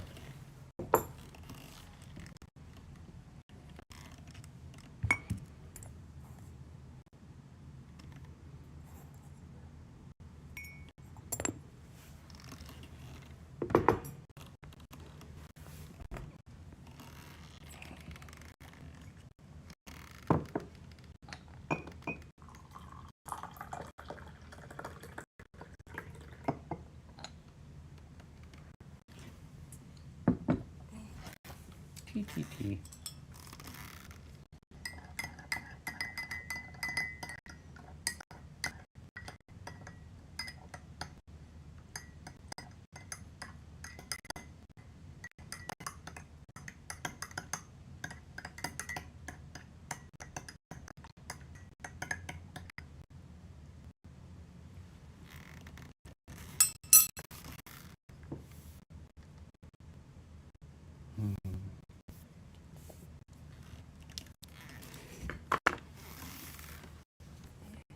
Alright. How are you doing, Mothman?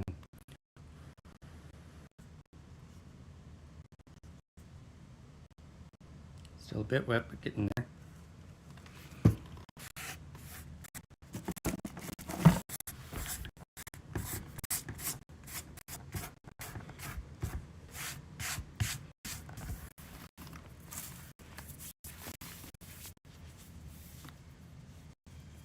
Oh, yeah.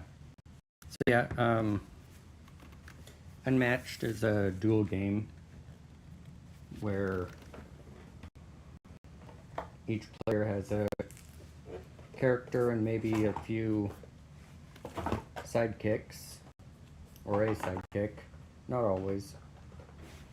It started out with mostly just like public domain characters. Like, here's Nikola Tesla.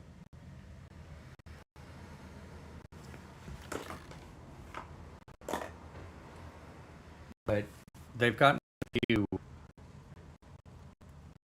licenses now. They have Marvel, Buffy the Vampire Slayer, Teenage Mutant Ninja Turtles is coming out soon.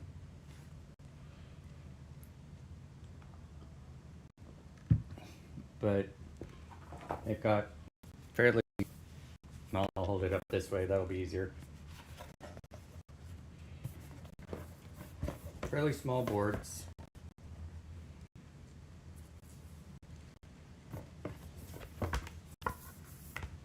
And you play your character through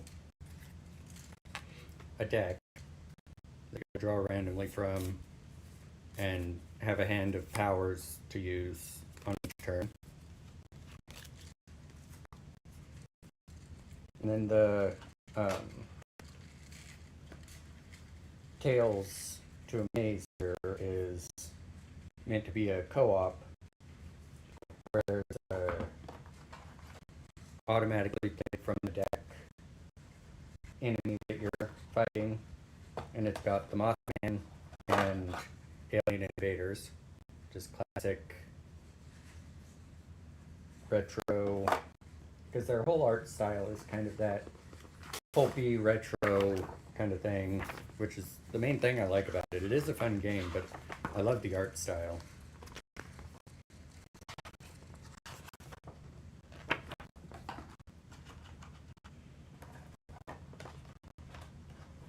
Because, yeah, like, here's some of Tesla's art. There's the promo and the back. Then you've got things like this. And yeah, some of them get really goofy because like they have Sherlock Holmes, which is kind of a funny one to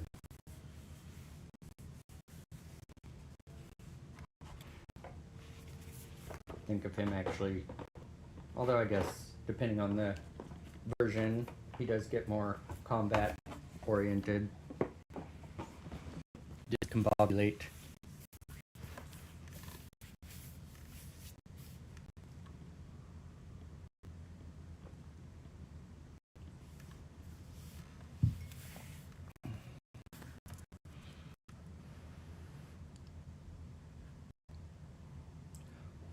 Okay, I think Mothman's dry enough for us to give him another.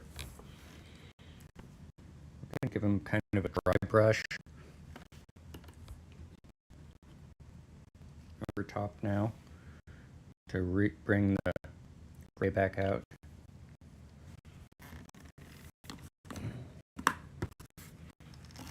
Well, maybe not for this one. Let's give him normal. I'm not gonna thin it, really, but I'm gonna. It's already pretty thin. We're just gonna do a kind of moderately dry brush. Let's see how this works. And over top of the already slightly wet, it should blend pretty well. Give us a nice gradient for our shadows. Excuse me.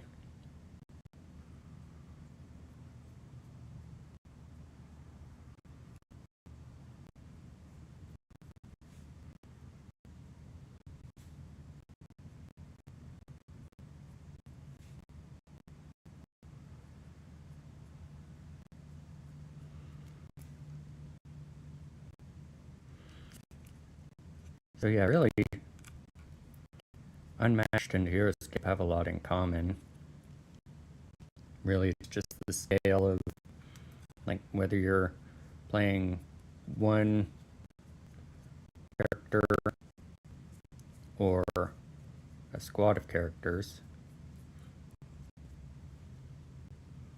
Since Heroscape has announced now that they're going to be doing a G.I. Joe, and I mean, they had Marvel a little ways back, and they had that D&D crossover. Be cool if they got a few more. I mean, Renegade has rights to obviously G.I. Joe, but what else? They have some My Little Pony rights.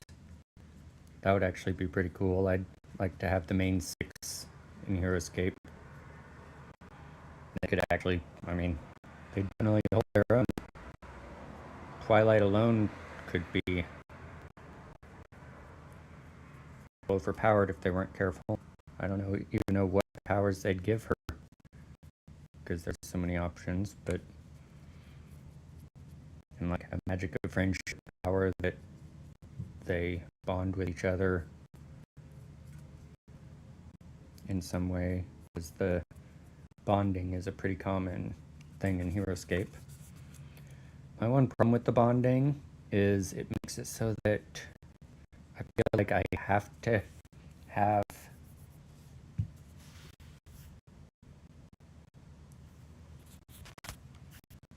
one moment.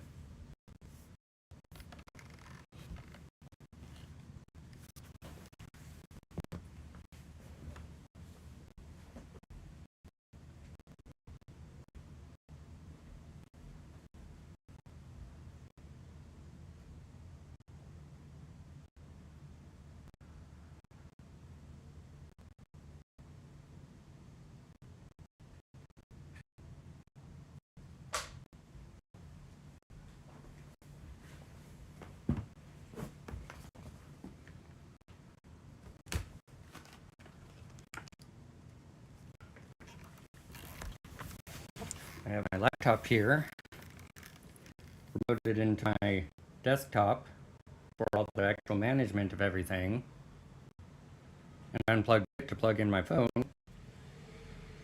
and now it died. So, okay, wake back up. But anyway, well, that's waking back up. I was saying, Cleo, are you watching me on TV?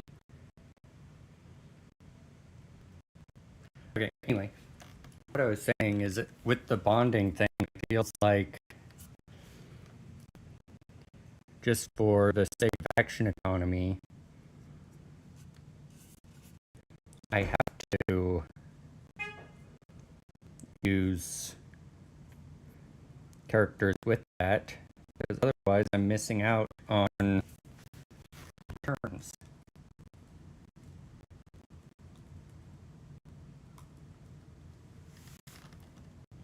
Because if you don't know what the whole bonding thing is, it's that a squad or hero will have a power that they bond with, like, for example, those pirates. I forget which direction it goes. I think pirates bond with the captain, but when that's the case, when you take a turn with one of them, you get to first take a turn with the other. So you get 2 turns for the price of 1. So if you don't have that, you're missing out on a whole turn, which makes it feel like you're not doing anywhere near enough in your turn. I know that's probably not really the case. I'm sure, because the way things are balanced, characters that don't have bonding are enough stronger, but even just psychologically it feels that way, even if it's not the case. Okay, there we go. Still with a bit of the shading I like that. Gives it some nice depth.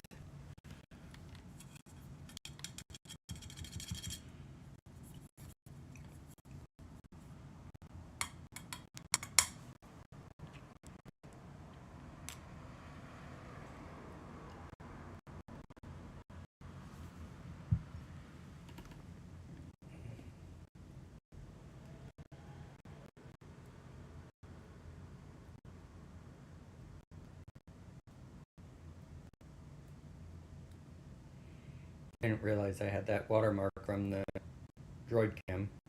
Might have to buy it just to get the watermark out of the way.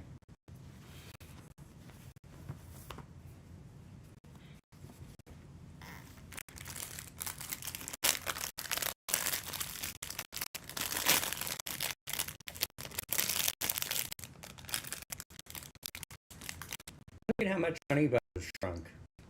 That's crazy.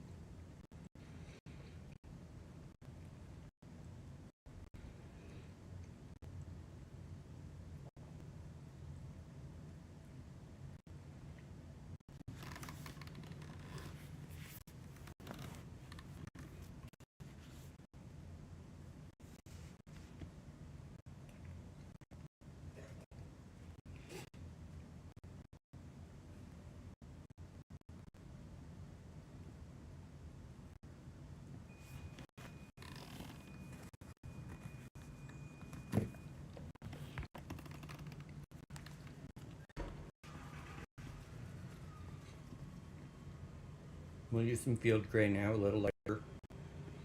Pick out some highlights.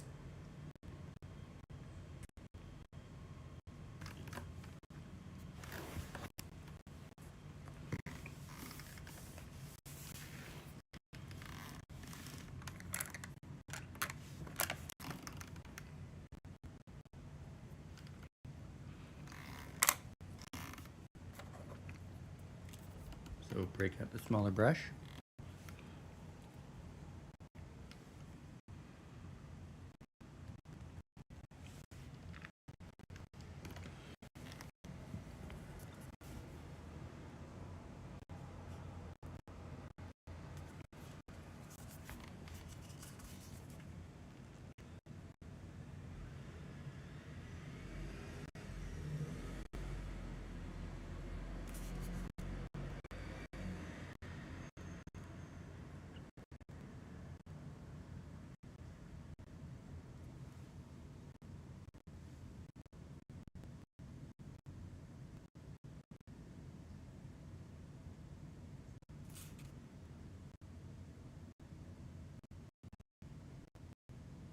I usually have shaky hands, but it helps to brace myself on this.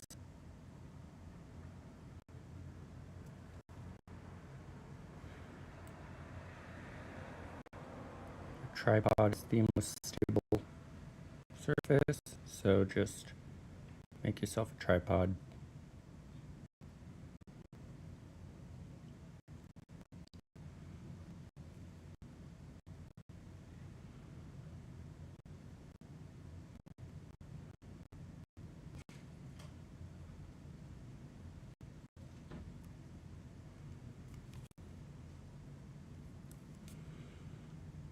And it just so. Oh, there we go. My bad. So ever subtly add a little bit.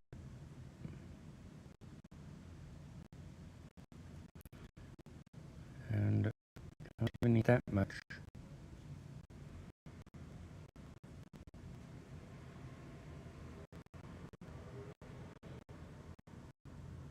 I think I even overdid it on a couple of these, but I can go back over if I feel that I need to.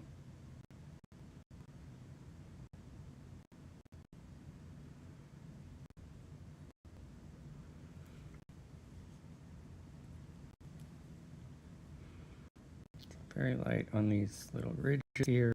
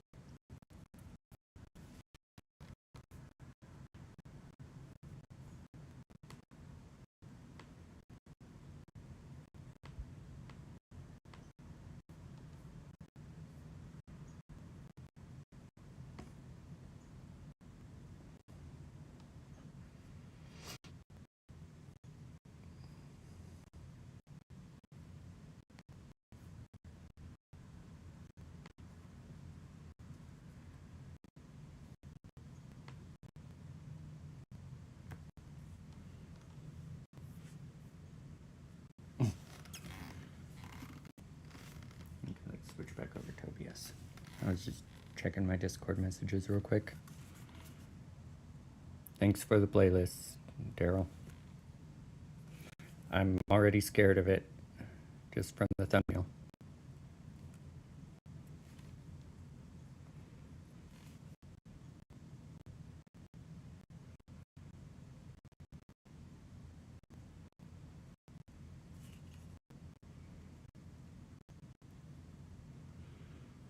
And I'm focusing mostly on the front of the arms since the rest is obviously hidden by the let's do it this way. Yeah.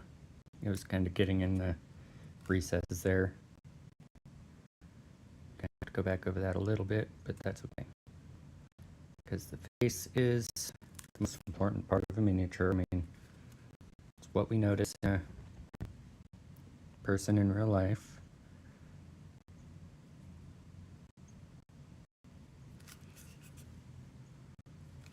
Those big eyes being the main color point, that makes it all the more the case for the Mothman.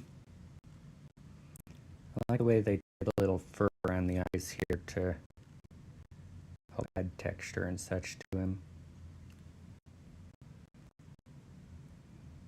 I don't mind calling him because he's Mothman. Although they do make the joke in Fallout a couple times that you can get Mothman eggs. So clearly they aren't all Mothmen. Which, I mean, if there's more than one, that makes sense. Although nothing says they have to have binary genders. Although I think moths do. And presumably they'd have that similar to actual moths.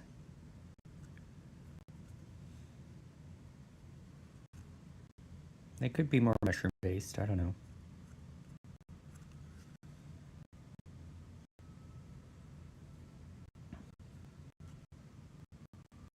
If Warhammer 40k orcs can be mushrooms,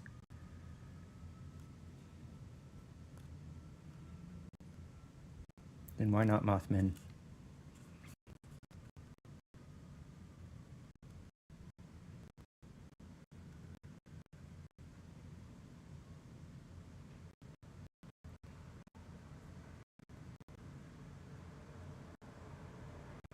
Also, highlights would be hidden on the, there wouldn't be as many highlights on the back because of the wings either. Not only is it hidden, but just wouldn't be there.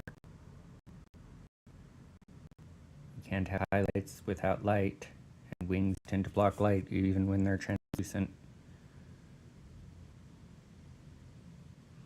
I thought I'd remembered that they did the eyes translucent on him too, to give him that kind of glowy effect, but oh well.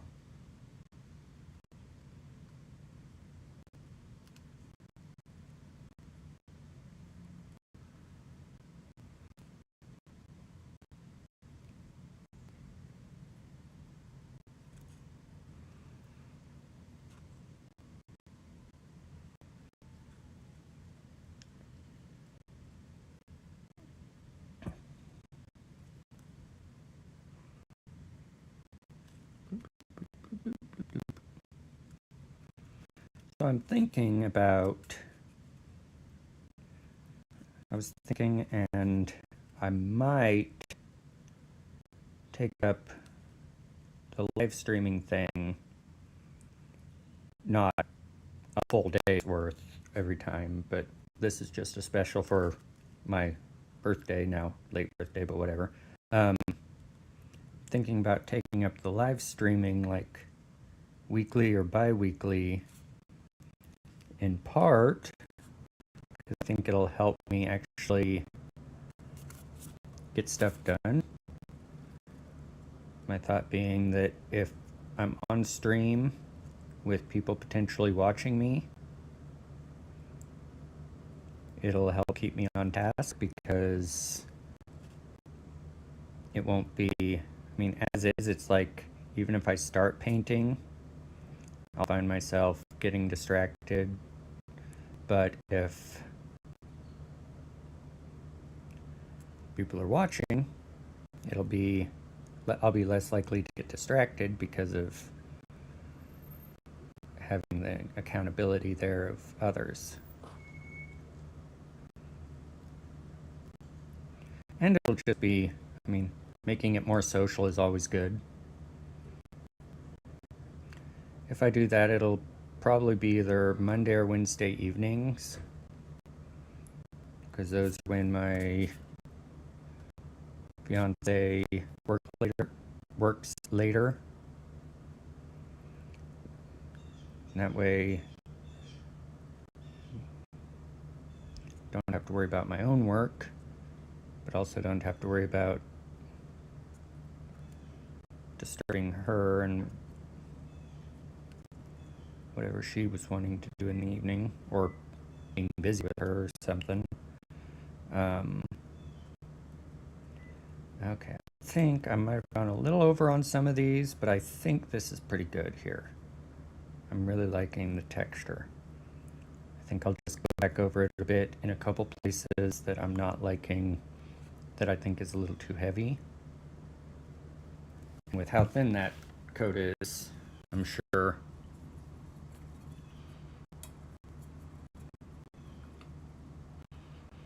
it'll be dry before long. If it's not already dry. I mean, either way, if it ends up being a little bit of wet blending, that's fine. Just gonna come in here and touch up a little bit.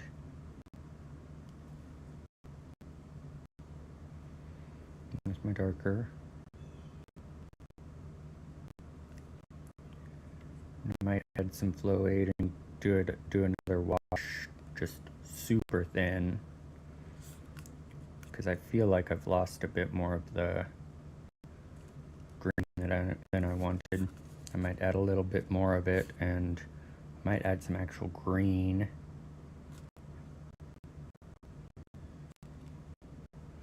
To the turquoise.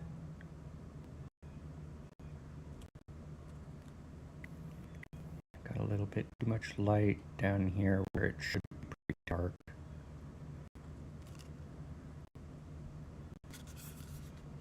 There's another spot like that. Oh, well, the top here just ended up being a little too big. There we go.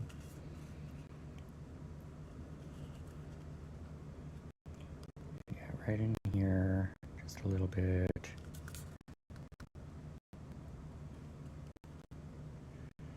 Maybe there.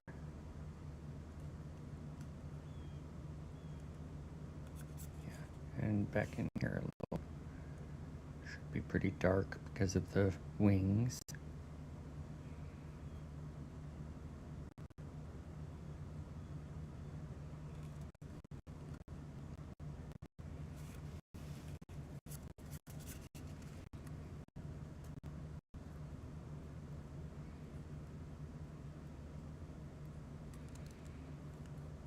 There we go. Very nice.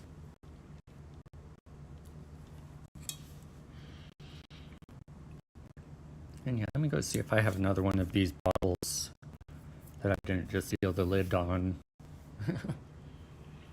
to make up some flow aid real quick.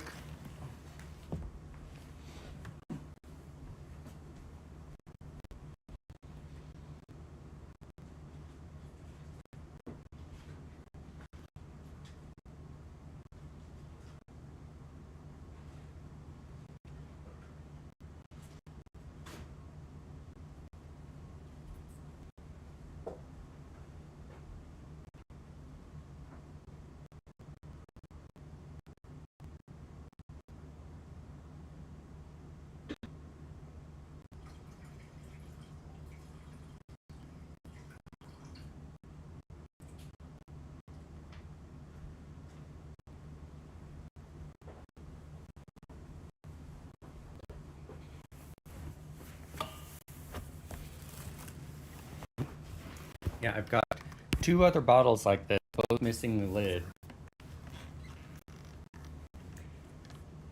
But I found a dropper bottle, so I put a little. I probably should have used distilled water, but I've had to go into the other room to get it and blah blah blah. The dropper bottle will be nice just for. I'll only need a drop anyway. Excuse me. Okay.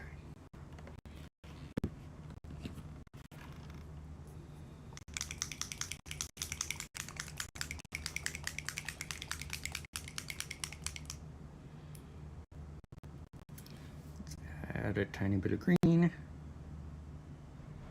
I learned from the cyan I don't want very much.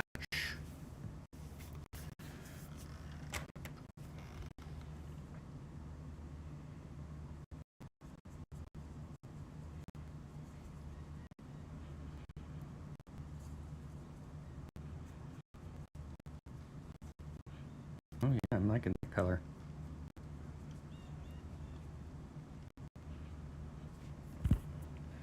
Now a bit of flow aid.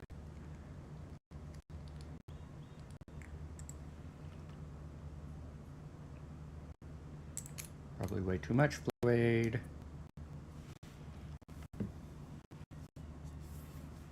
Oh well. Maximum 29. There's no overkill. Okay, in this case there very much is overkill.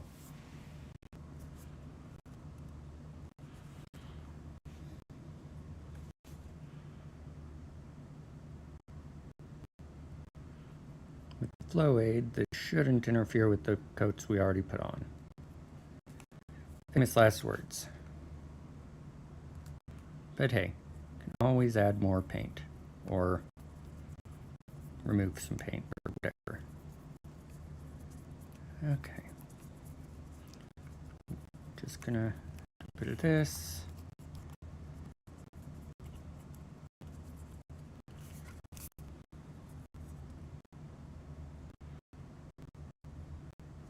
I know not the best way to do a wash, but I think it'll be fine. Now I'm gonna clean off my brush. Take a dry brush, like literally dry. Just kind of wick this off of the surfaces, so it's only down in the recesses.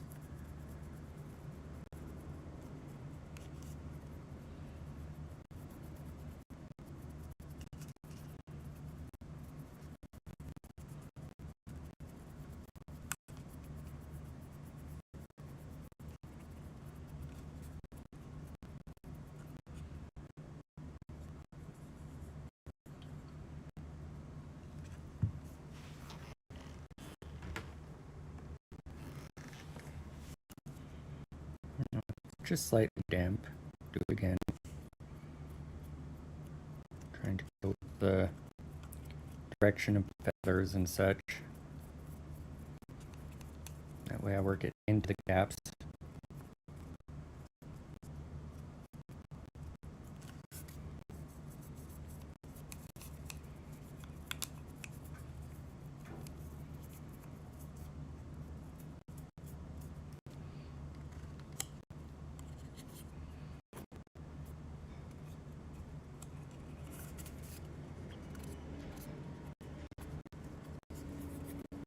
Oh, there's the garbage truck. Hopefully they won't be too long. Might have to close the door though.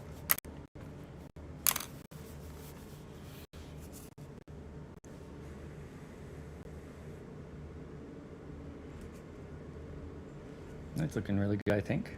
I think we're about ready to do a bit of red.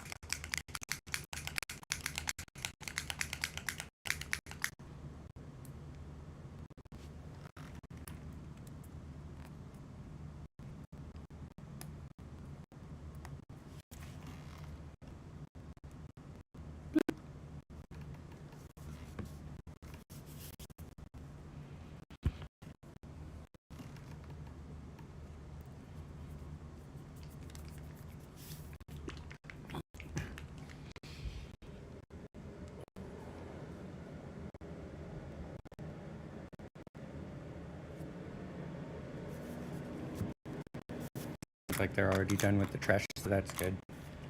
Wait, no. We're at the other dumpster. That's why it wasn't as loud as usual.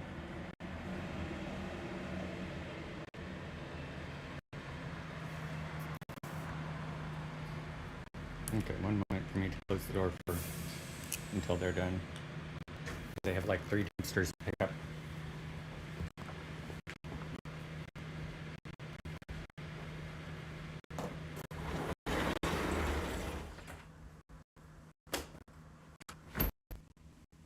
Quickly, I'll open it back up here in a moment.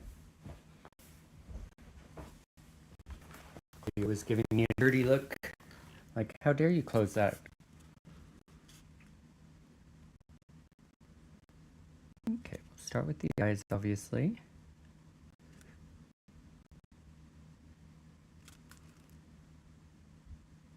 Don't want to go too thick because we want to keep the texture as best we can.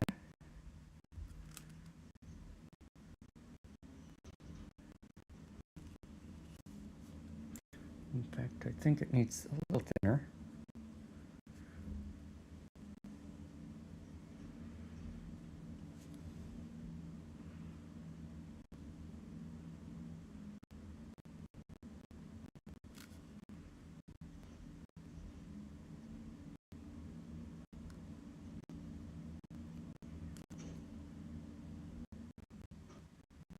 Maybe a little too thin. Oh well. The back and forth.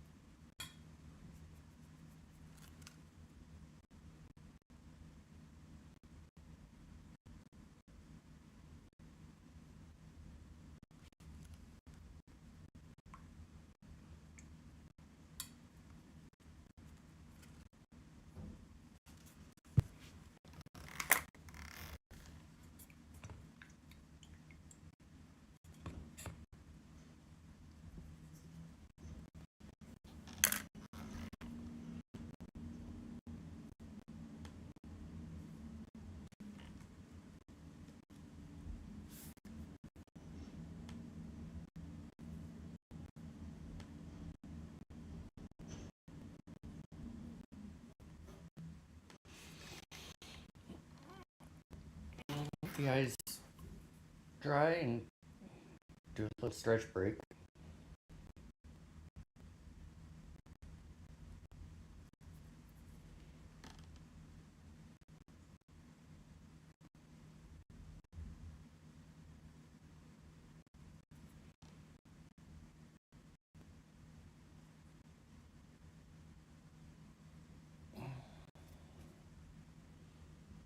Carpal tunnel stretches because between painting and working on a computer, I want to be conscious of that.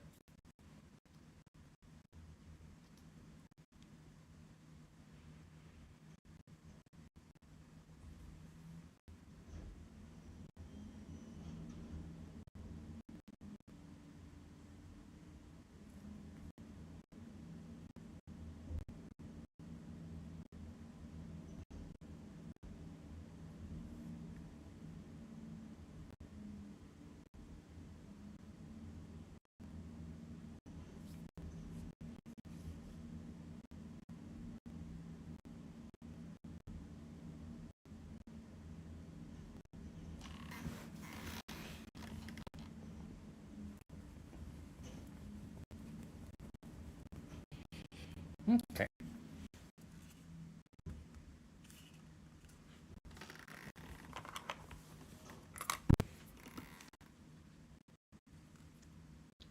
This up a bit where I bled over. Appropriate choice of words being red like that.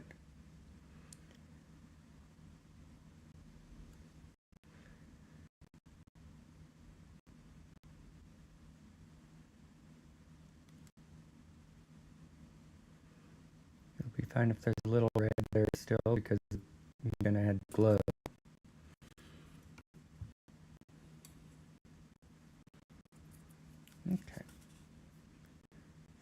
to add another.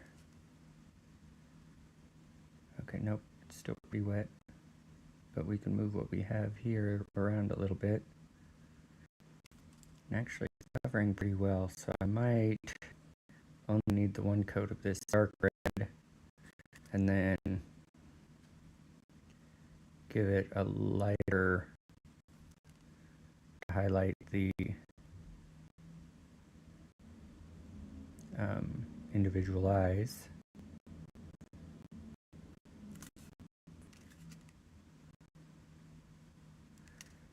Maybe a little bit more on this one. This one's still a bit dark.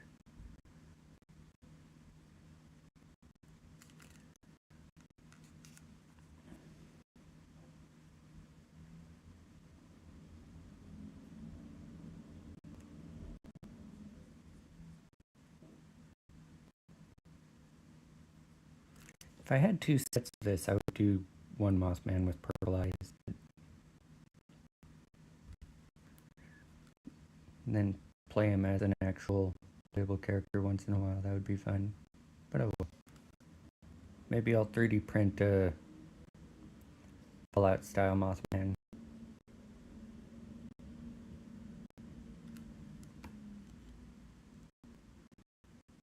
That would be nice when I get into Wasteland Warfare anyway. I would like to get into Wasteland Warfare some, but nowhere local carries it. And it's another of those miniature games, so like the starter set is $60, so it's not just a casually go get it kind of thing, casually order it.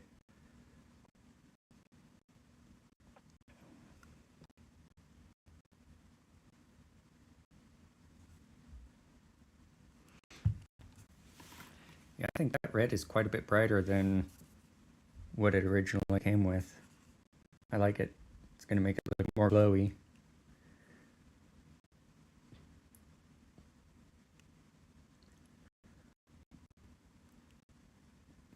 Certainly stands out more. I like it.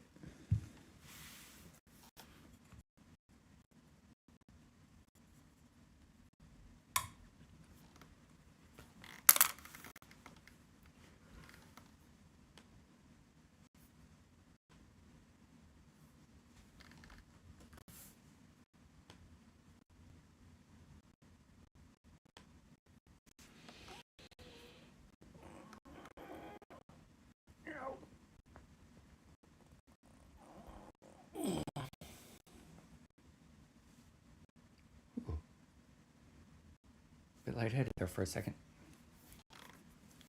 That was quite the stretch.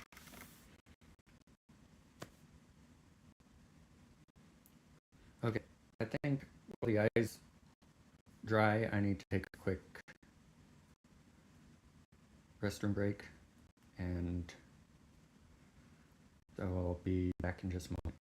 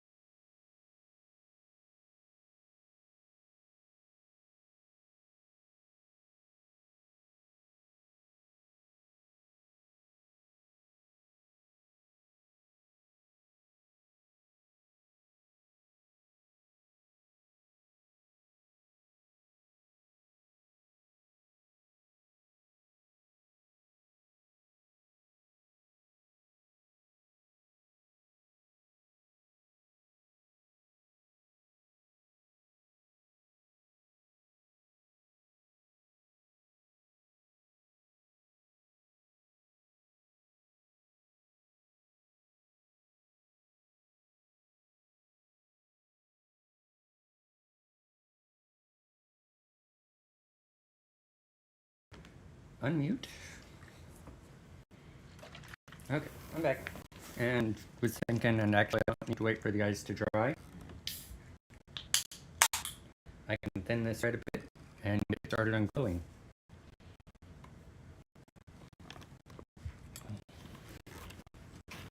Got a bit of caffeine though. Use this brush. Matte medium. Not sure who Matt is. Or why he's only medium.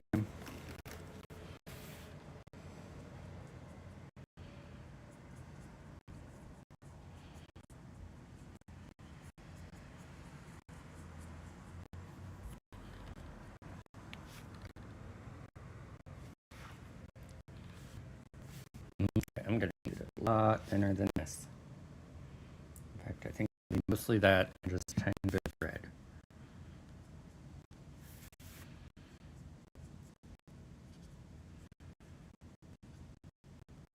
Water.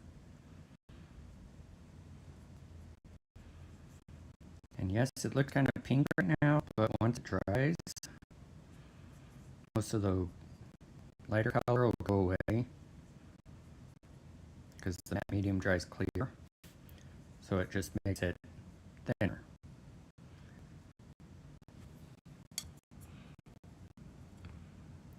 Get the paint out of the barrel there.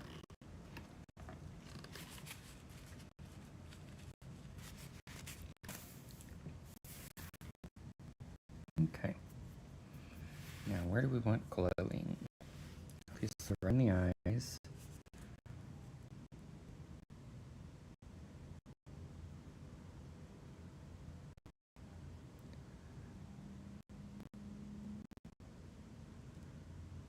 On the arm a little bit here, that's closest.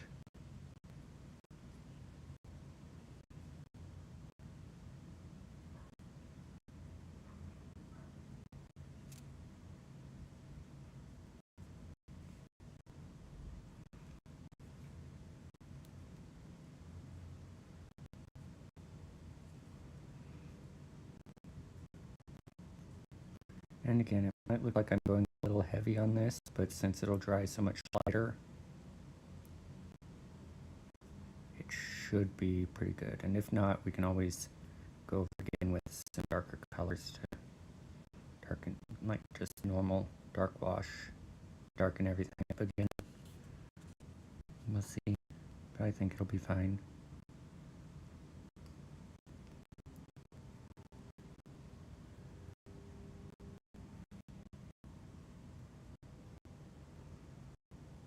Mostly I don't want it into the recesses too much when doing our shadow work, but it's kind of that balance of it being thinned versus trying to dry brush it versus, yeah.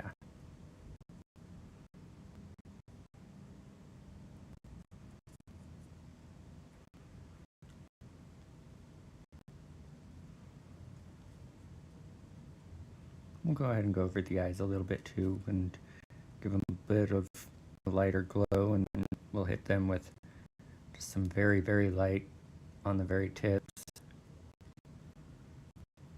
Work in the direction of his feathers. It'll help keep it from getting into the recess quite as badly and only getting on the surface. Got to do this arm.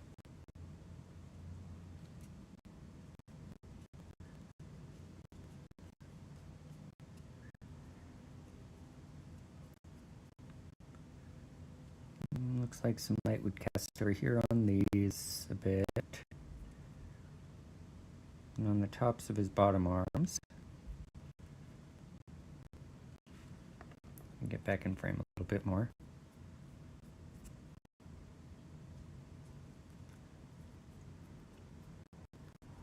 Go over to this side. A little heavy on a couple places on the arms there. Fix that. There we go. And there. And I'd rather go a little light in a lot of ways, because I can almost get a second thin coat. for the third or fourth or fifth or sixth. I'd rather not do that many, but here I'm just going to go in more in the, only on the bottom.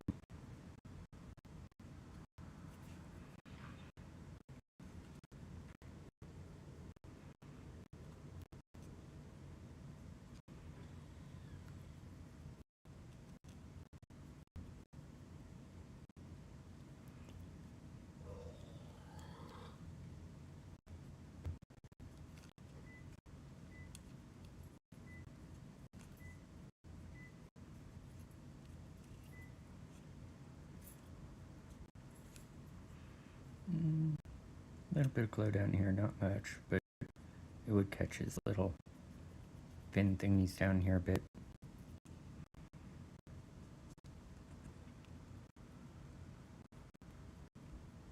And the top is of his legs.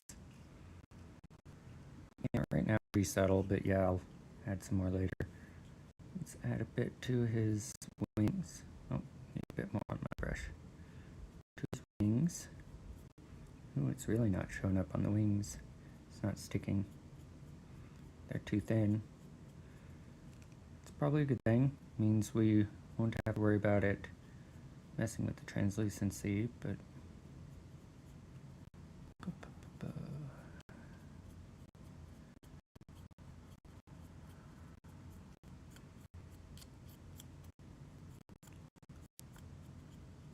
we don't want to show any brush strokes too badly.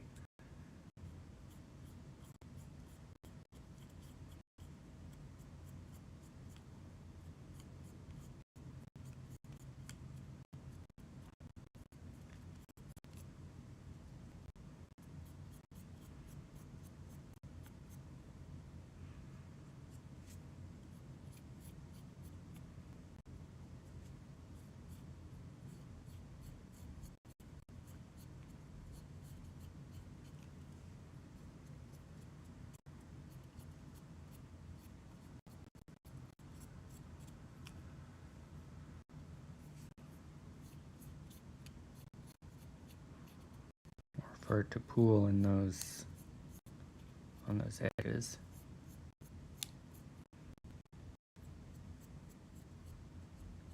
So that's what it's trying to do.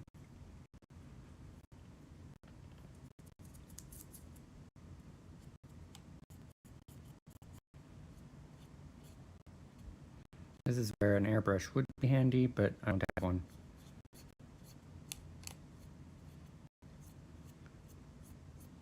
And I don't really have space to set one up if I did.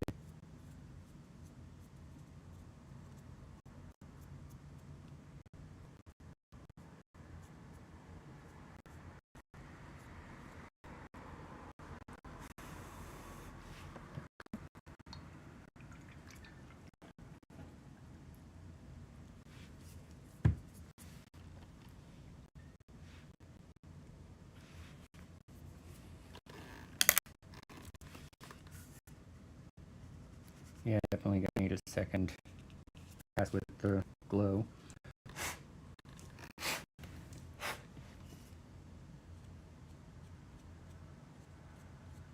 Just gonna use my finger to kind of clear it out of some of the, where it pooled a bit, smooth it out a bit.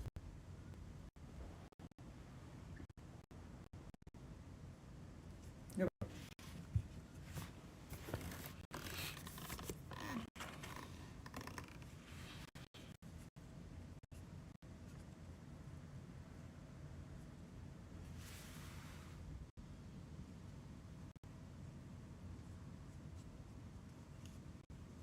Okay, pass 2.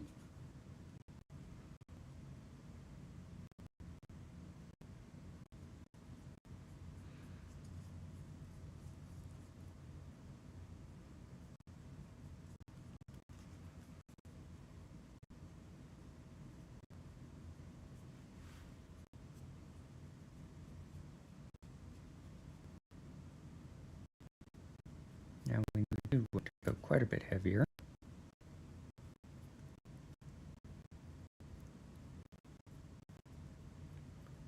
This will be the main bulk of the glow anyway.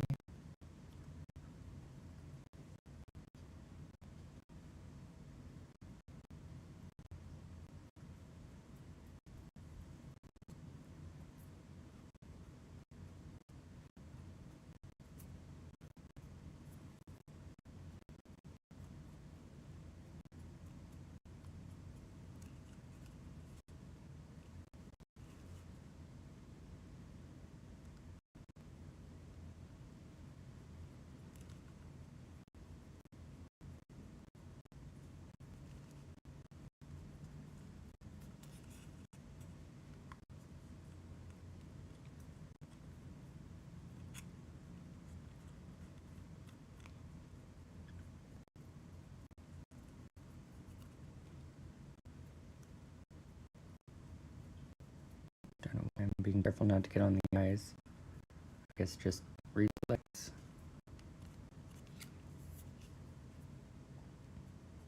A little bit more on the legs. Not a lot, but a little bit.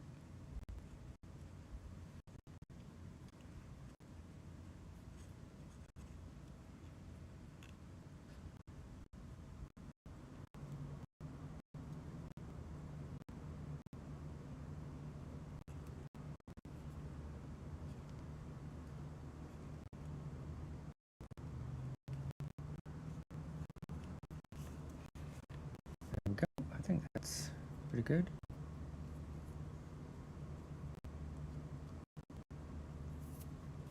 Because again, they dry pretty quite a bit less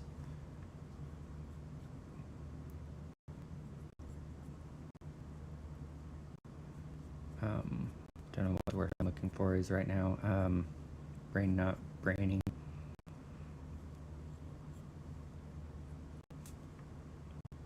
It'll get a lot more subtle as it dries.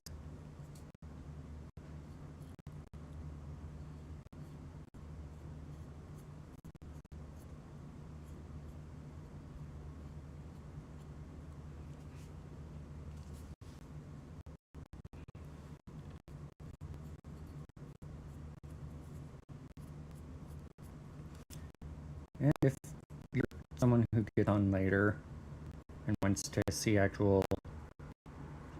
one of these that in the painting process, I am going to edit this into individual videos for each mini, like I've been posting.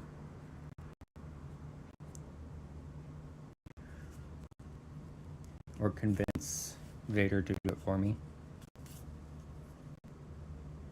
Or both.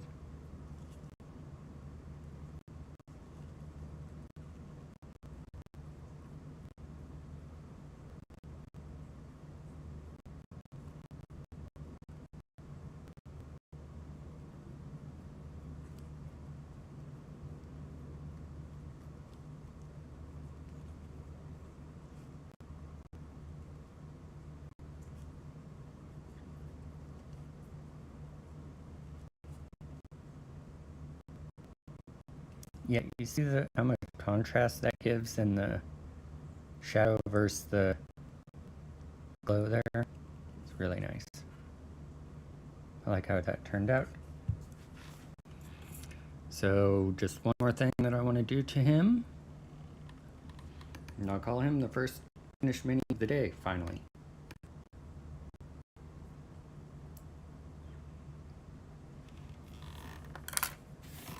Just want to add a little more to his eyes. Get a light dry brush or something of basically white to give just that little pop of glow on each of his little eye. What are they called? Individual eye things.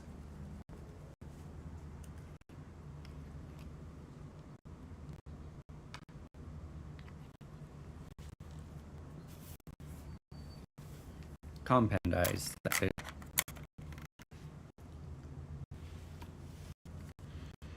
I think the easiest actually will be to just kind of, I don't need to hit them all, I just need to give the impression.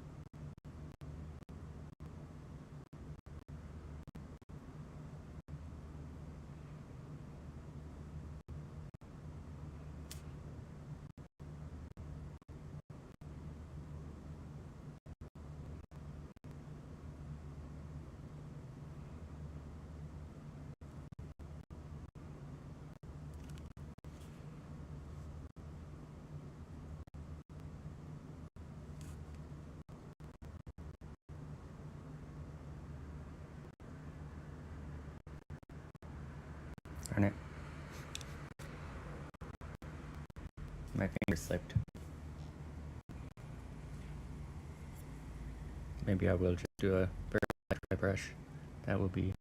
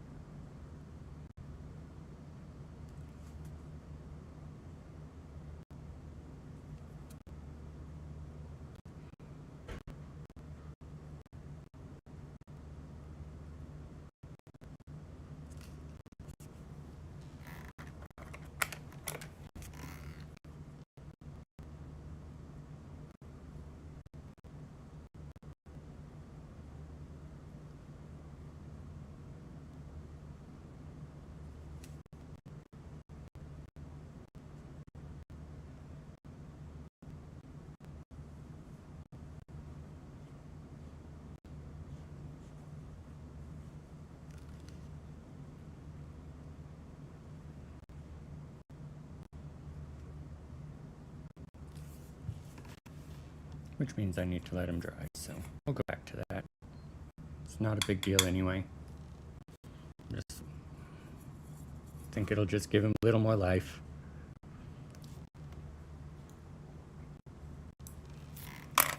So for now, I'm going to call him done. I think the glow turned out a good amount there. It's already getting quite a bit more subtle, but still noticeable.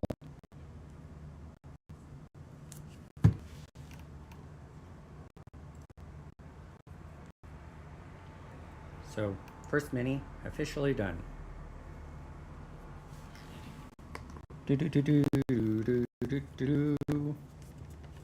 Okay. So now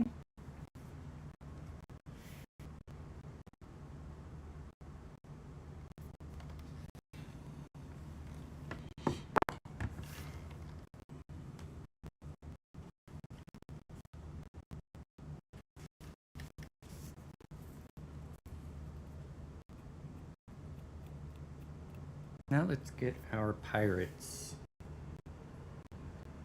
primed so that we paint shortly.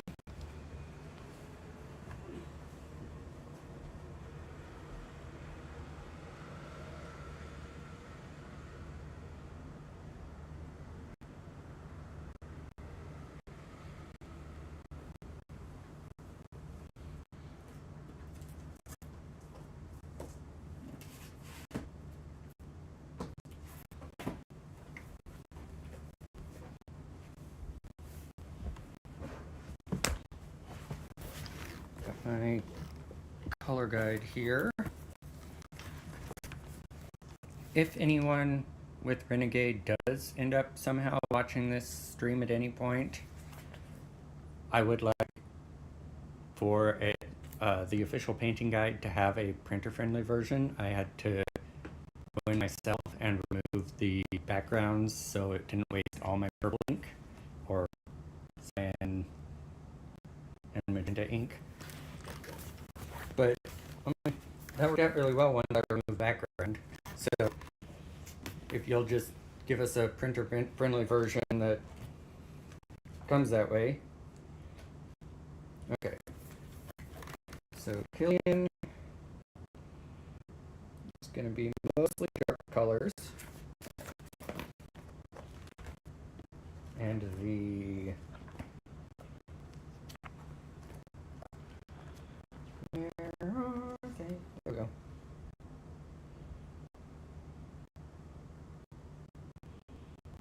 Okay. Dark color. Okay. So yeah, all the exiles pirates are darker. So yeah, we're gonna prime it black. Okay. Let's go get the black primer. Something to put them all on.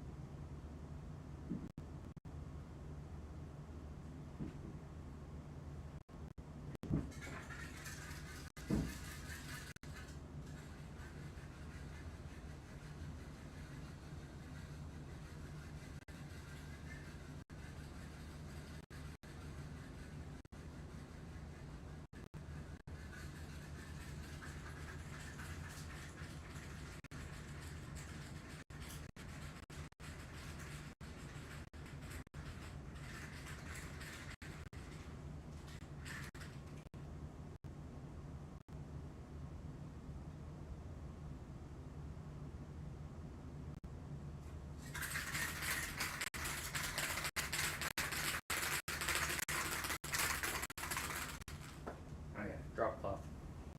Don't want to paint the table.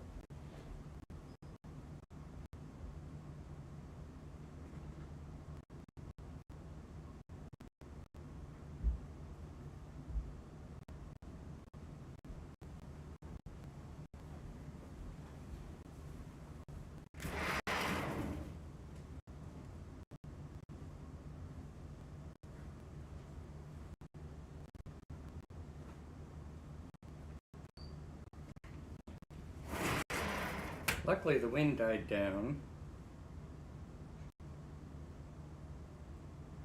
Okay, where did I oh, I put them right there. Yesterday, it was so windy I would not be able to prime anything if it was still like that today. Alright. So first, let's make sure. Okay. That one did not attach properly, but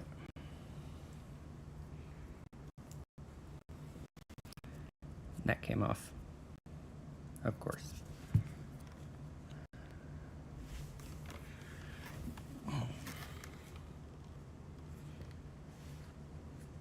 Well, at least I've got a new nozzle in this now. So it should be easier to just little dab.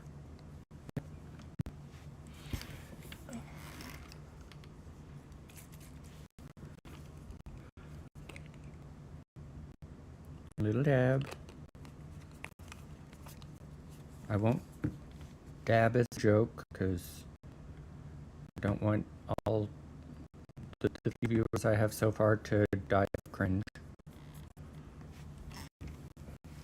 Okay, is everything here attached? Nope, we've got two not.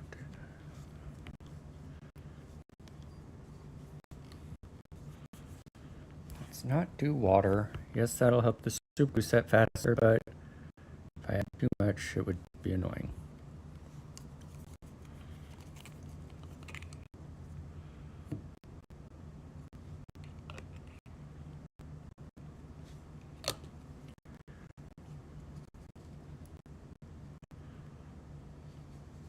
There we go. Get on there. No, not on me. No. Stay.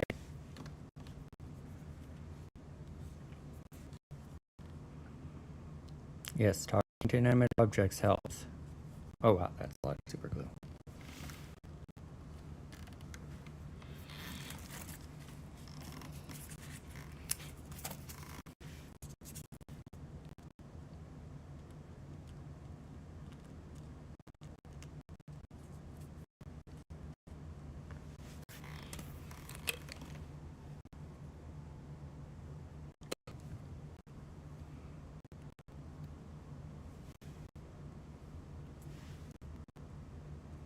Which direction did this go? I don't think it matters.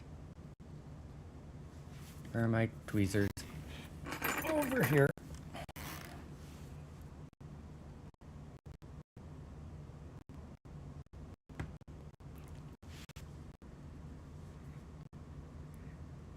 Okay.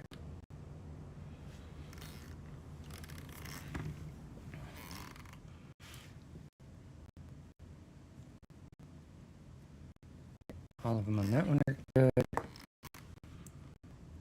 That one's not. That one is.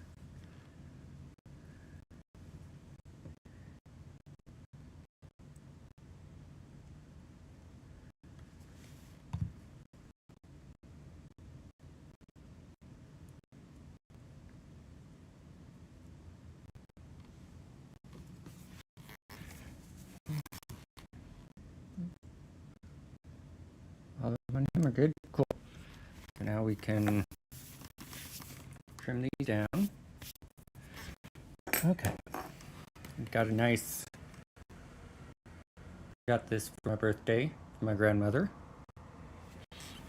I think Adam Savage or someone with Tested recommended this, so I've had it on my list for a while.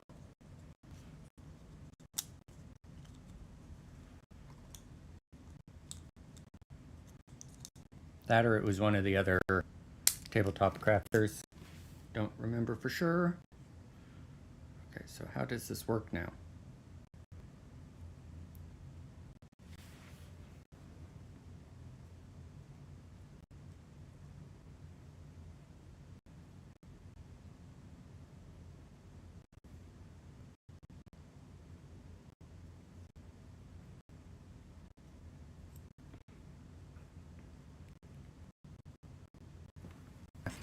I'll figure that out later. Yes, walking around with an X-Acto blade. Real smart.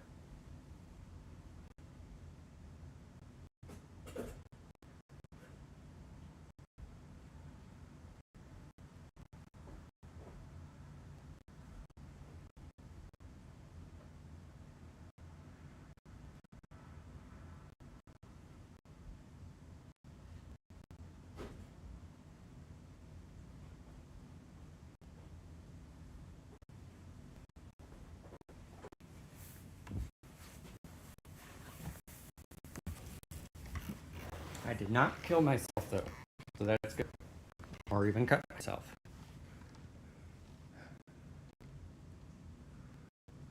Okay, nice fresh blade, so it should be able to cut through these.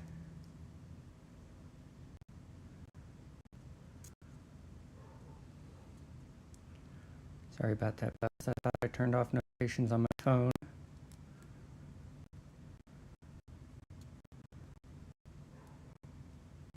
My brother is sending me apparently videos about making dye with walnuts. Because my grandma has a walnut tree in her backyard. Which actually causes a lot of trouble with gardening. Because apparently walnut trees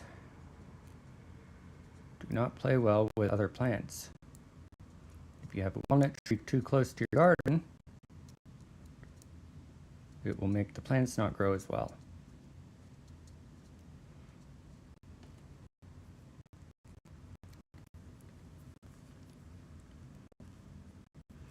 Okay, let's try it this way for safety's sake.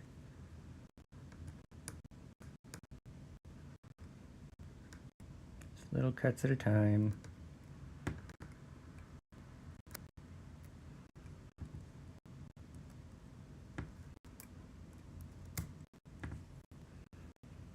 Now we can go through and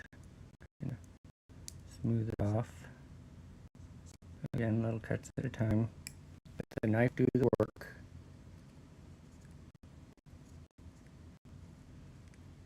Because if you press too hard, then it'll finally give, and you'll slip. It'll just keep going into whatever's there, like your finger. There we go. Not bad. A little overhang, but not bad. I'm afraid if I do too much more on that one, it's going to knock the plank off.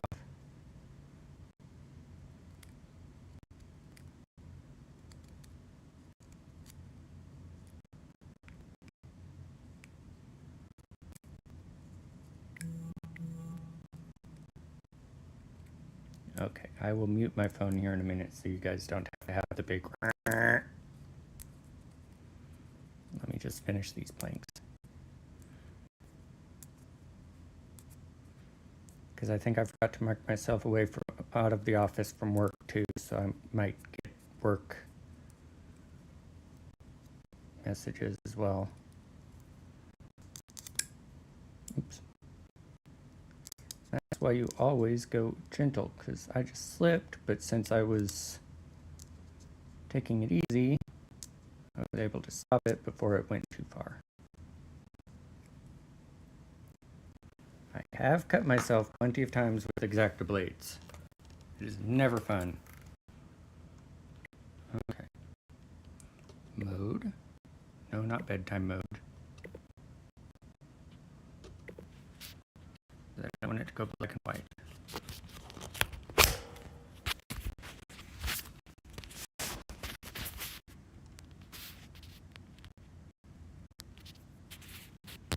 Do not disturb. Turn on now.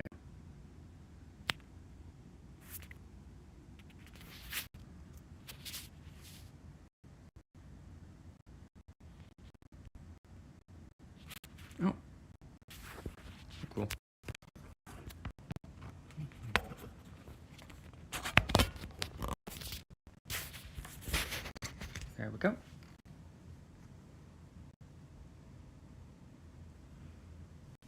So there's Killian's base done. So let's stick him to our painting plank here.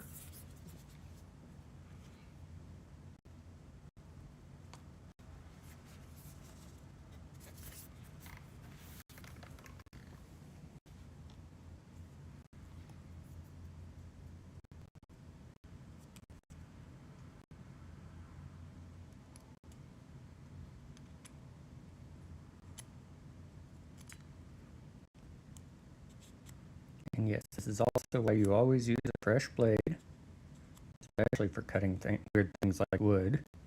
Well, wood isn't weird, but tougher things. A dull blade is a dangerous blade. You want it to cut easily.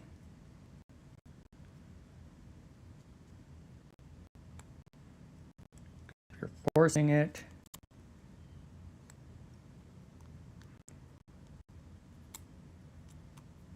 that's when it slips.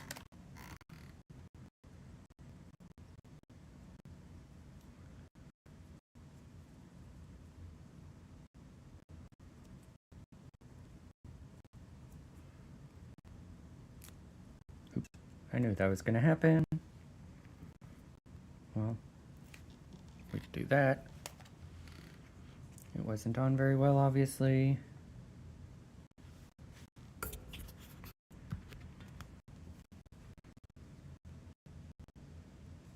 Too much. Oh well. And actually, I can see blade here. Do that. Oh, it's going to be stuck a little too well. There we go.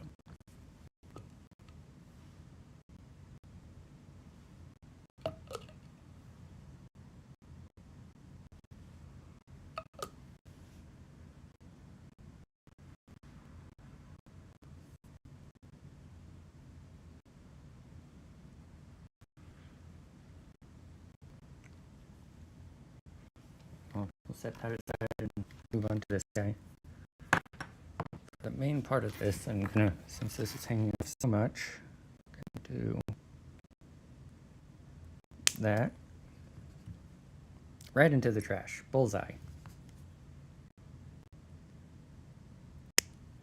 Darn, it's the trash that time.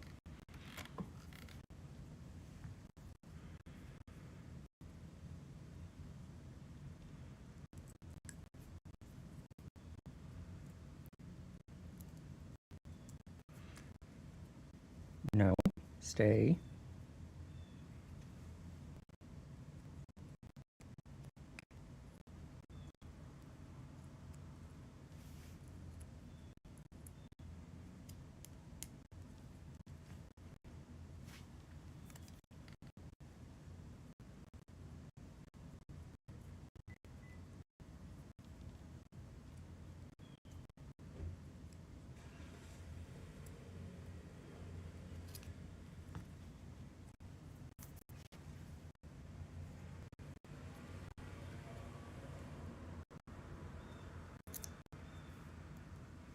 Trying to decide if I want to add much else to the bases. Like, I could add a chain or cannonballs.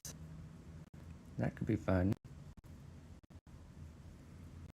What else is piratey that would look good? Lantern. Let's see if I can do this without it coming off. Gotta go real nice and easy on this one. It's already wiggling a bit. But if I only go downward strokes,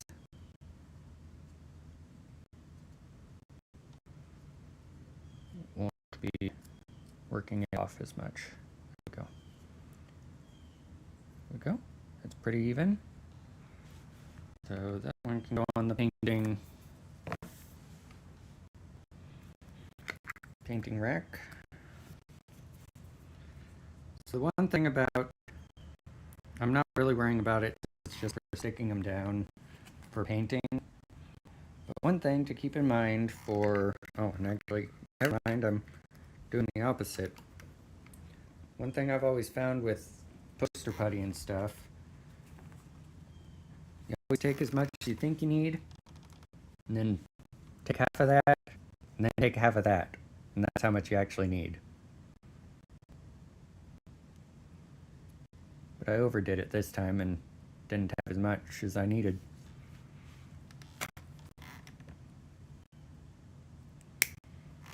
And this came off again.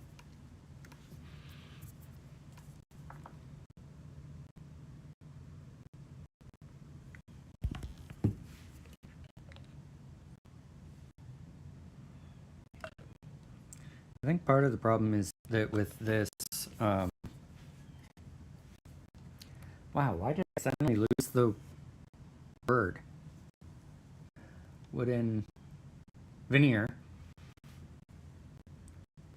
With the glue backing, the accelerant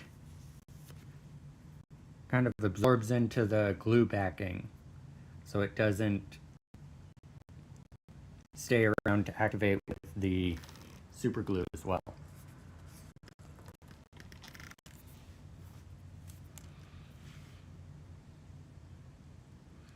So really, maybe I should have been applying the super glue to the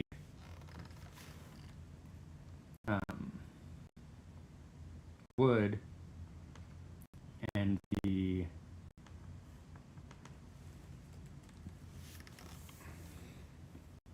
accelerator to the base. But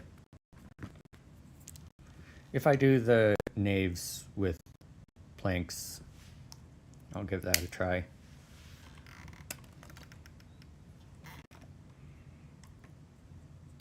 Darn it, another piece fell off.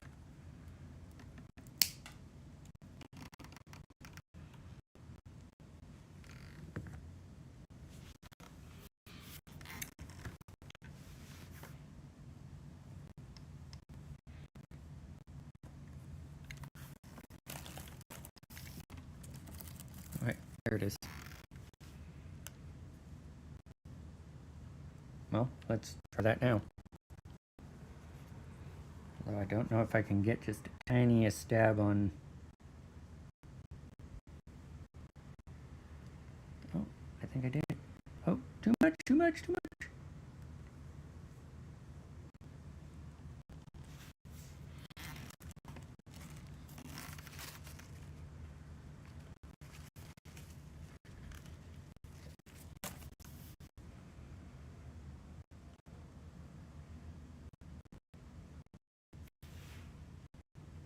Yeah, the original...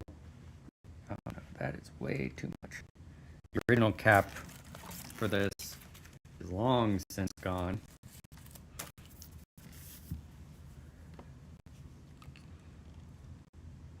It dried up and dried closed. It had some fine tip applicators.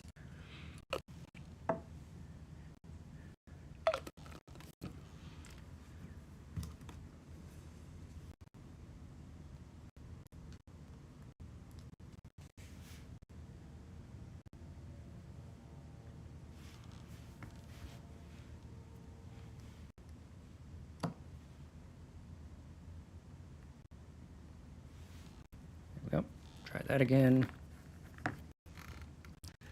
Now that can dry. And we'll see if this is dry enough for me to finish.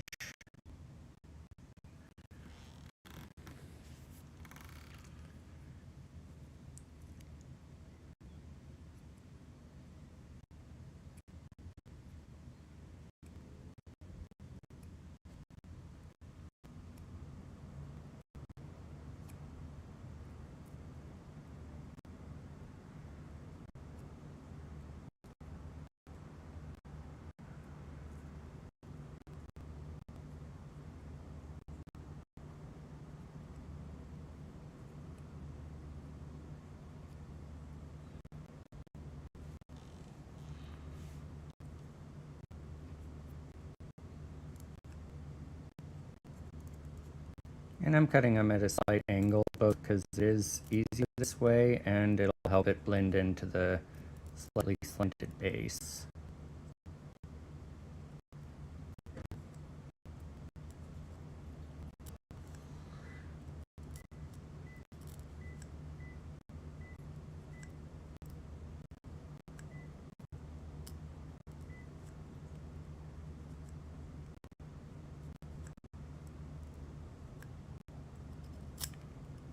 Whoa.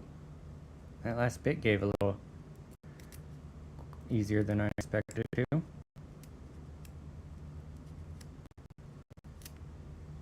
Well, a bit easier than I expected it to.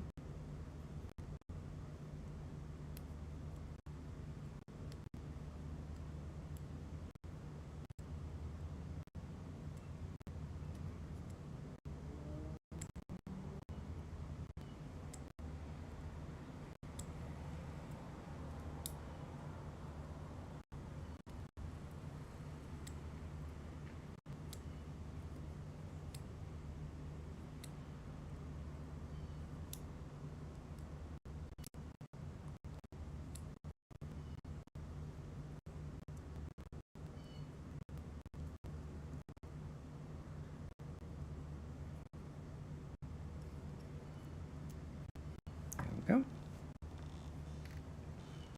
Oh.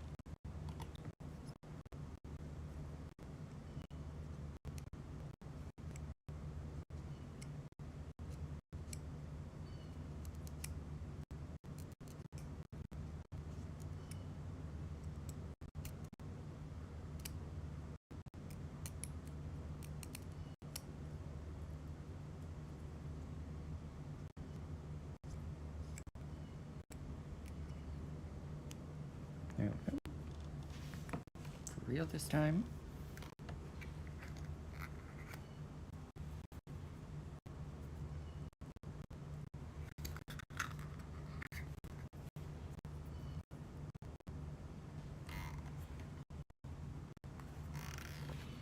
Okay. Is this one cured enough now?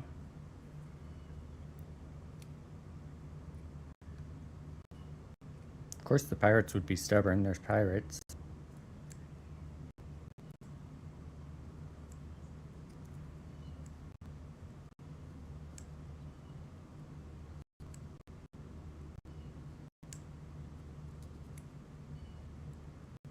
But yeah, I can already feel that this knife is getting more dull. So it's definitely going to be, I'll definitely be replacing this blade after these pirates.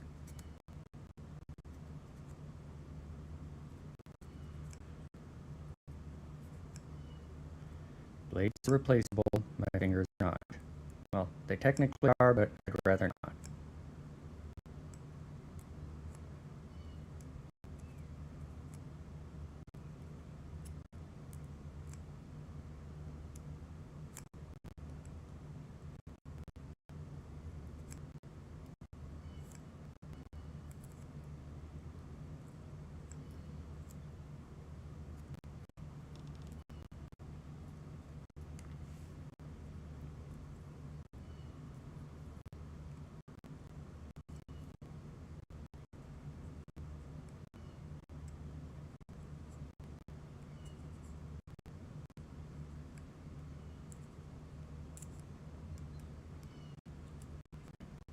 I am hoping to finish a pirate costume for next season's Ren Fair in April.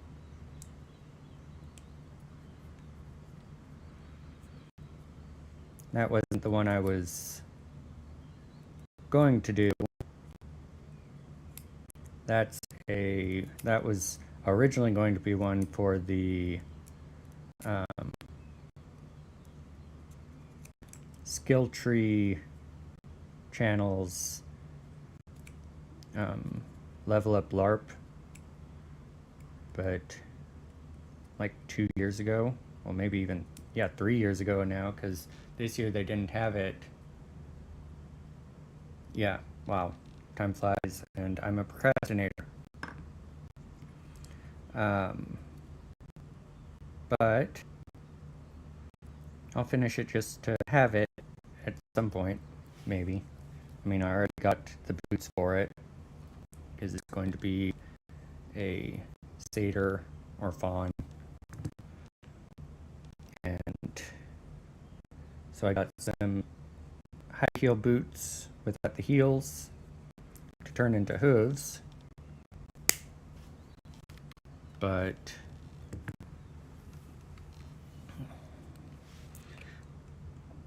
I obviously didn't finish it in time,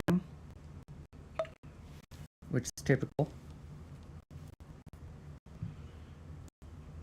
But I do want to do a pirate, and to go with all the queer affirming pirate stuff at the local Ren Fair, I'm gonna do a heavy ace theme, which works for pirate anyway. I can have, no, that's backward. I think I was good. Yeah, it goes like this. Darn it. I can have lots of playing card stuff, purple colored themes. Also gonna throw in some yellow for the NB stuff. I haven't decided how far I'm gonna go one gender or the other as far as that goes, because it'd be kind of fun to try wearing a corset or something, because that works really well with a pirate. But with ace stuff, I can also do a lot of tarot related stuff, which is always fun, because the tarot suits have aces as well. That gives me more than just the 4 standard suits to play with.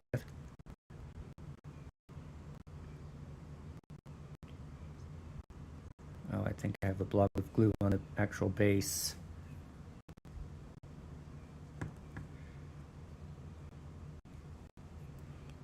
I mean, I kind of like the way it's bulged a bit there. Gives a bit of texture. That's what she said. The irony of making that's what she said joke right after talking about being ace. But hey, that's ace life for you.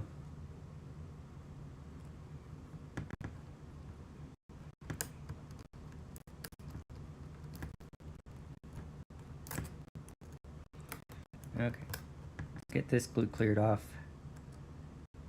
And that's the problem with working with Accelerator. You mess it up and you suddenly have a blob of glue you gotta clean up.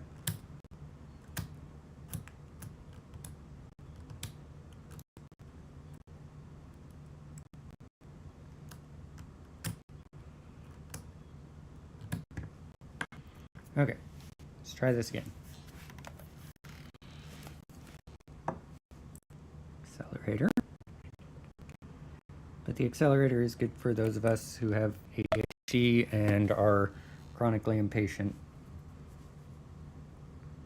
The irony of being ADHD is being impatient, but never actually being able to get to doing stuff. Sounds contradictory, and it is, and that's what's frustrating. Makes no sense to us either.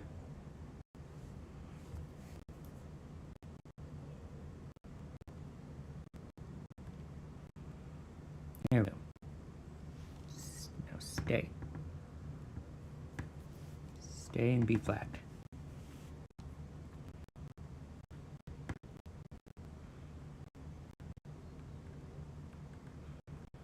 Oh.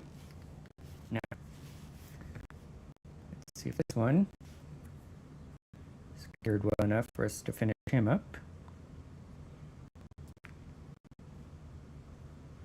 Maybe that one's not even going to have a blank there. Seriously?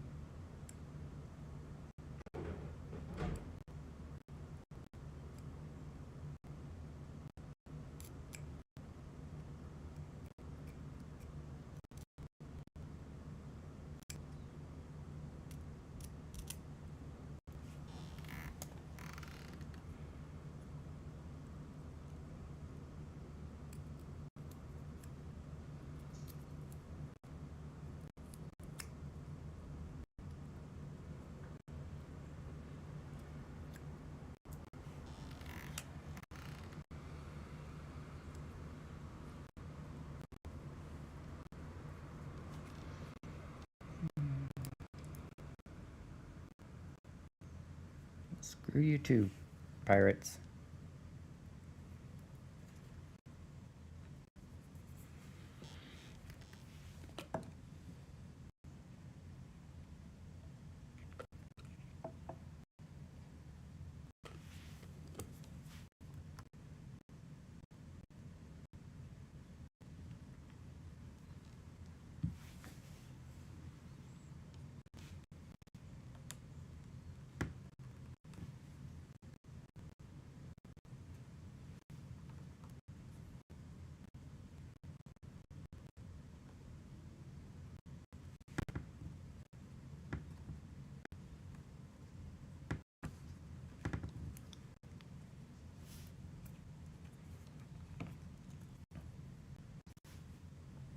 I tell you to walk the plank, but the planks aren't staying to be walked.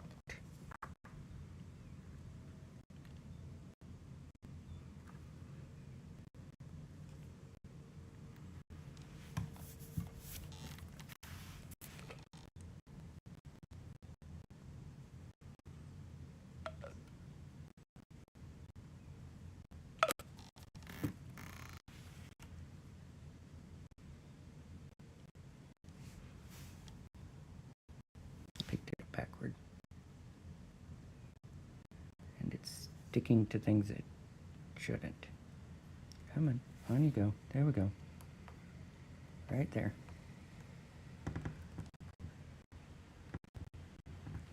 Now, where was... Oh, I could have sworn another piece had fallen off this one. I guess not.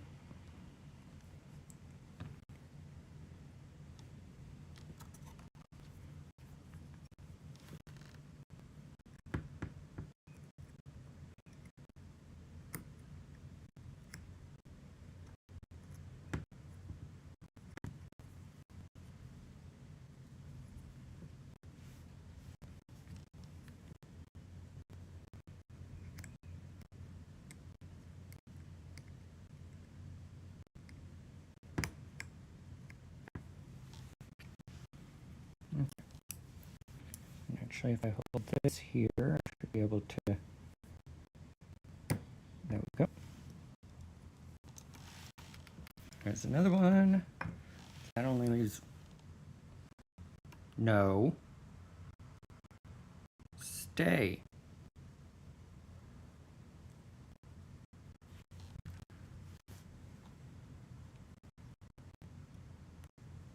Okay, fine. Guess we're removing a bit of dry glue here and re-gluing it again.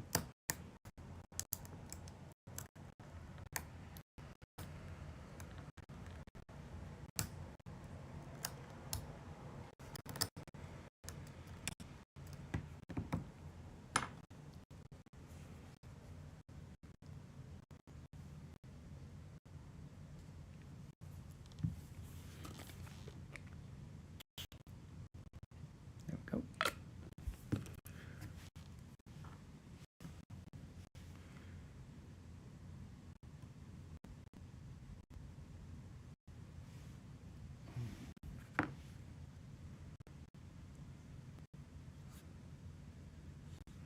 No, I have this backward. Just like that. There's my other tweezers.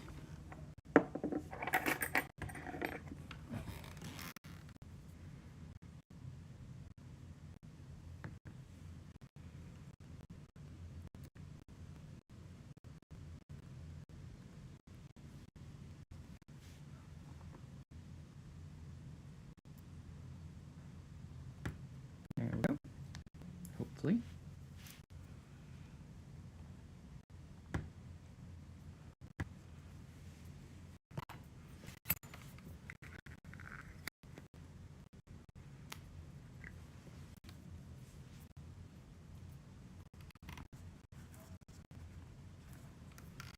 And let's see about finishing this one now.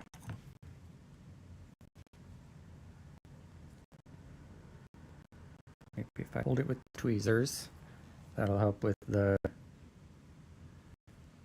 pressure against the glue there.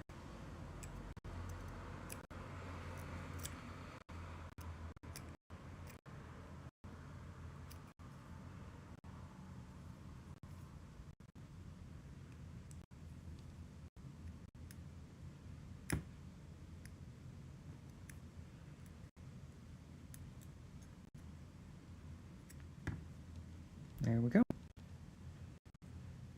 Okie dokie.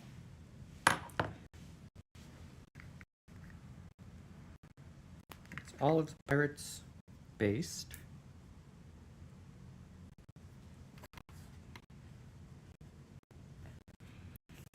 Now we can pop out and prime them.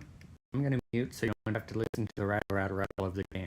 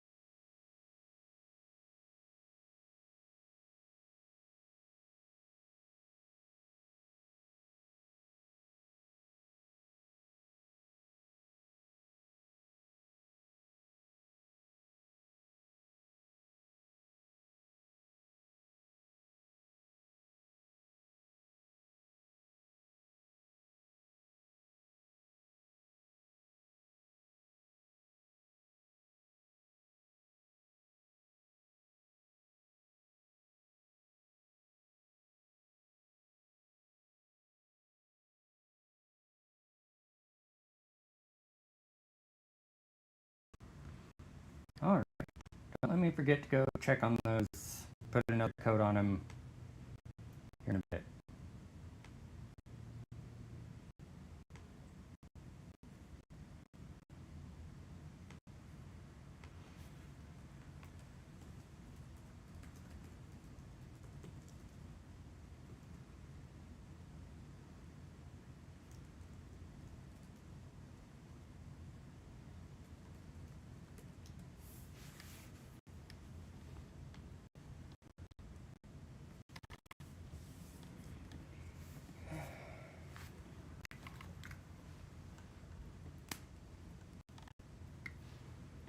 Okay, so I'm thinking, since he's already primed, I've been needing to get him painted, let's do the Dragoon. I mean, he doesn't have much base to put anything on, so I'm not going to worry too much about doing any basing on him.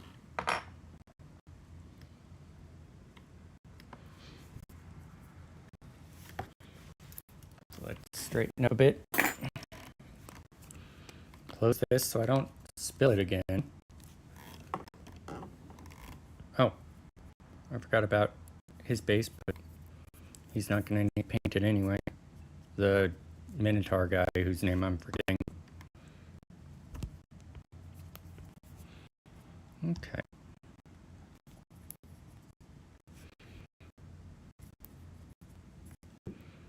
Close everything up so I don't spill something.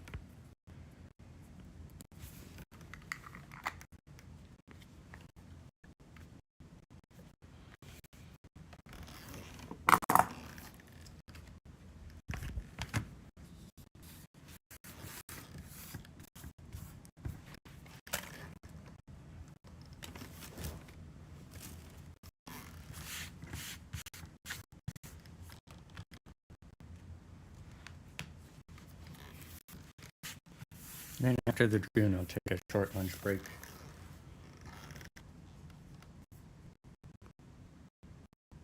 Okay.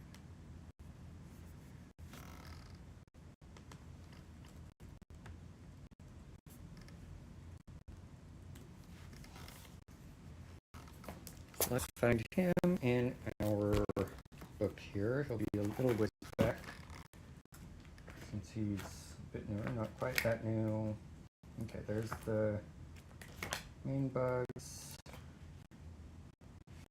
Oh, I guess he was a little before the. Oh, that's the knaves.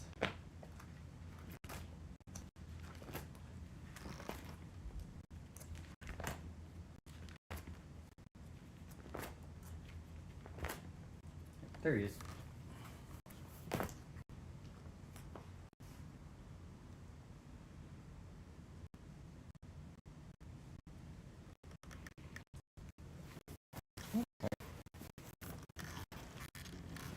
So we've got green, blue, and orange.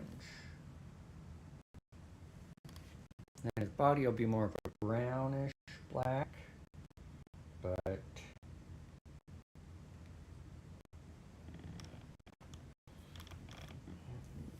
let's start with that. That'll be the bulk of it.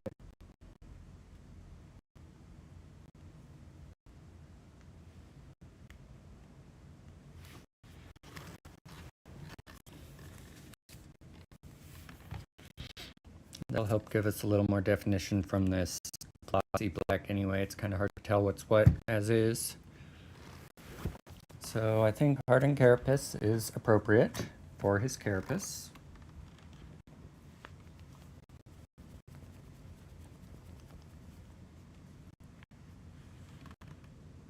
We'll just use this same black area here.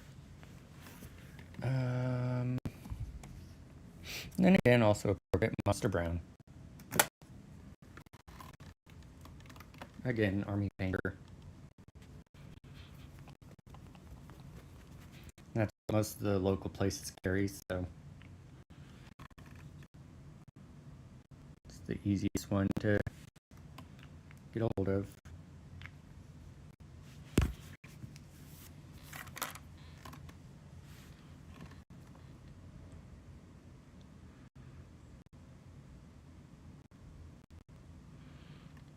A little bit more brown.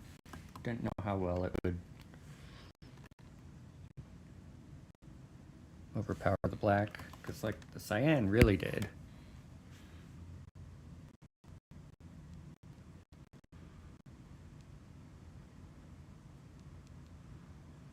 That looks about right to me. Awesome.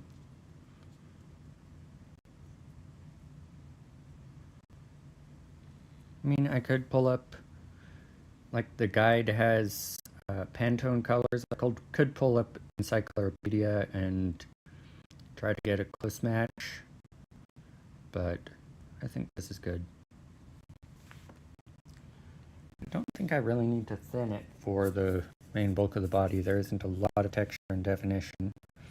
Oh, let me tip this back up. I tipped it down a bit. For some reason, I don't remember why.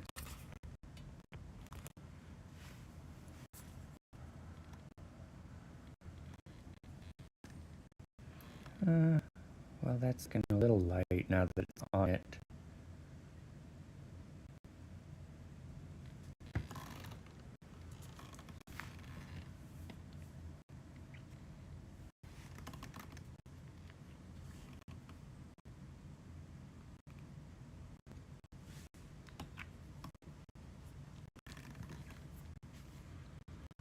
And yes, it will dry a little darker, but I don't think it'll dry it dark enough to.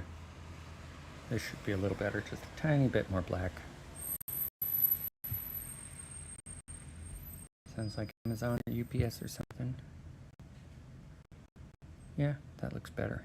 I know it doesn't look too much different, especially on the camera, I'm sure.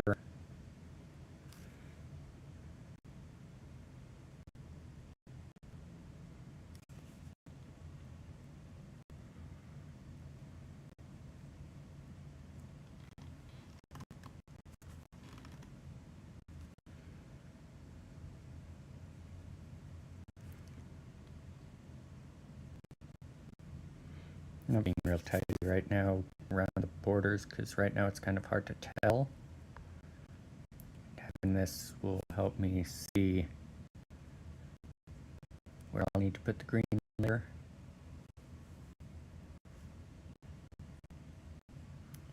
Black just makes it really hard to see the edges, especially gloss.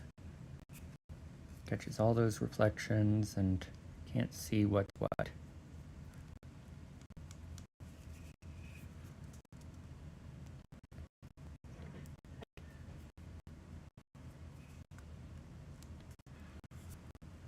And it should be pretty easy to cover up the brown, just like it would be with a black.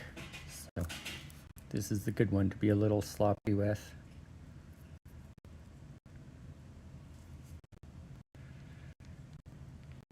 And I'm not too concerned about getting way underneath because that's going to be dark anyway. And I think I had decided that for the bugs here, I'm going to do a top-down glow. I'm going to do a kind of blue glow to give kind of that dark cave sort of atmosphere. And since the bugs are primarily blue anyway,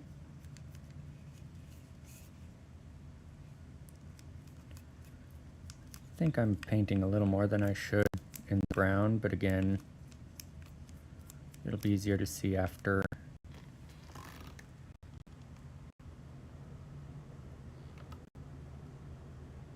No, the bottom does need to be mostly brown. Cool. Most of the legs need to be brown actually. It's only like highlights of green. So I'm going to go ahead and just do this.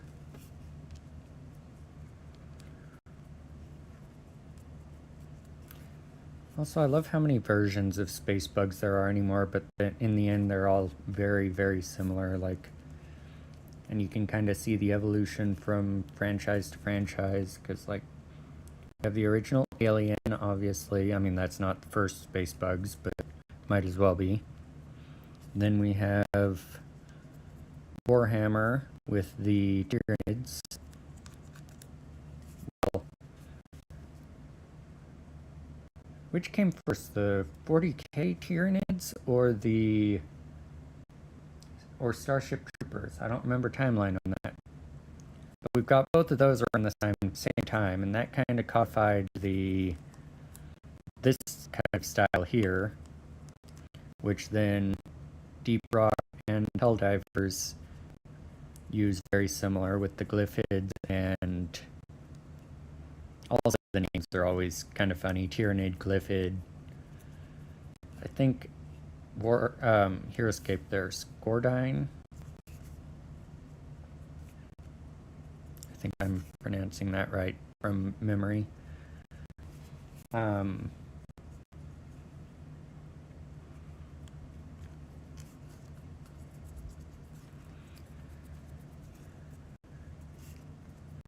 But yeah, this has kind of become the standard, but they all have just the little changes, all the same but different.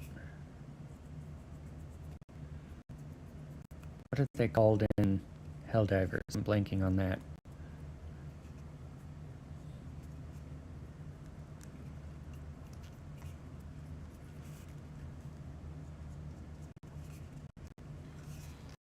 Okay, its face and horn need to be brown too. If I got into 40K, which, I mean, with the backlog I have of what I have, I'm not going to, both cost and time. But Tyranids are probably one of them that I would most consider playing. I do like Zorks as well, and I think it's the Tau. Are they the robot kind of thing?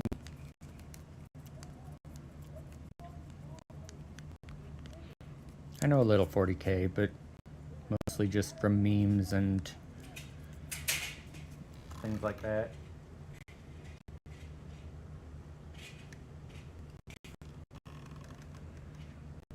I think that gets good coverage on brown.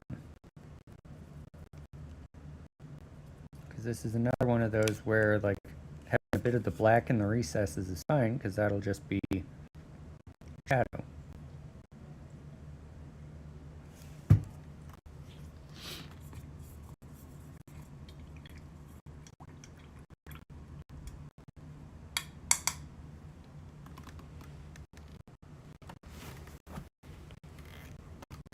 I really need a rack for brushes.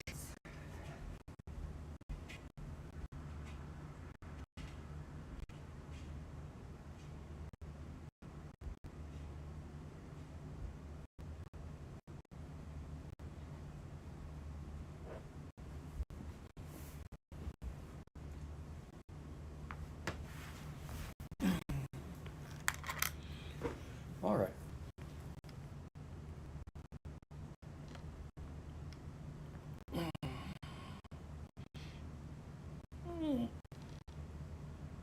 Ow. Stretch break. Wait, why did I lose my other camera again?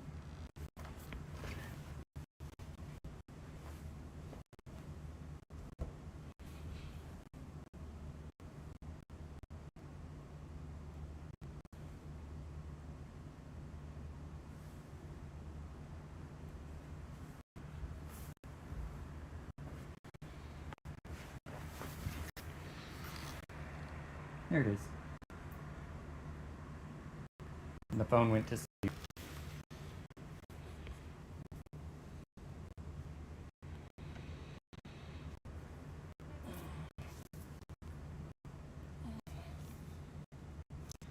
All right. So maybe orange next. That's going to be kind of detail-y and hard to pick out.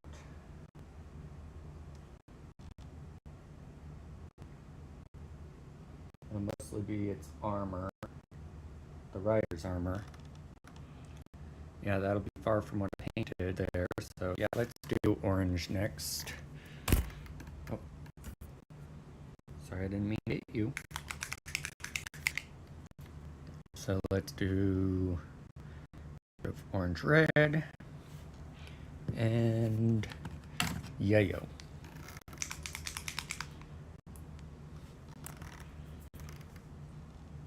Since it's orange red and not just red, I probably don't need that much yellow. And I want a detail brush. Mixy. A little more yellow than that.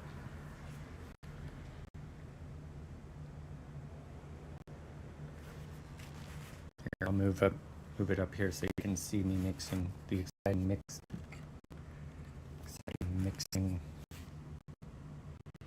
That way you see something at least. Oh yeah, yellow is a pretty weak color compared to red, so I am gonna need a fair bit. There, it's starting to look orange. I want kind of a neon orange though. So I guess I do need quite a bit of yellow. I'm gonna do this. Just add a bit of, do it in reverse of what I have been.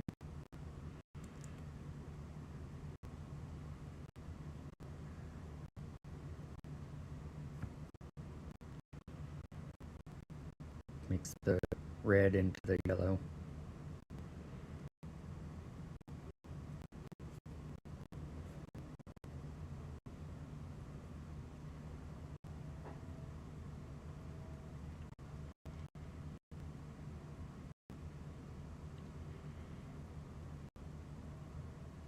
I think that's pretty good.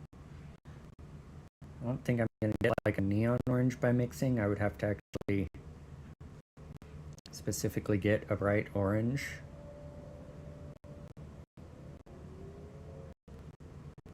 Which, I mean, they do have things of like safety orange, which would be appropriate, but I want to get that just for this.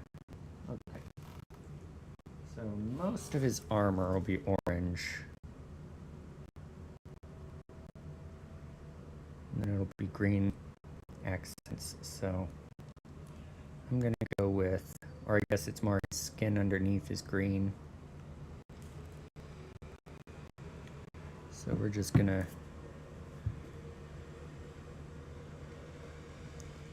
paint most of it orange and then go over it again green. In which case, I'm going to switch brushes to a slightly bigger one.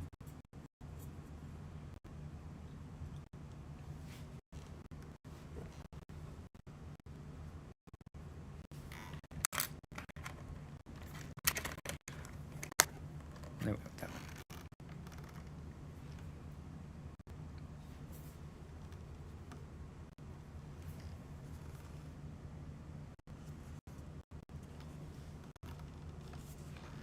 And then there will be some metallics over the orange, but and this will definitely, I really should have actually based this in magenta so the orange would pop more, but I didn't think about that in time, and now I might as well just do multiple coats of orange. Oh well.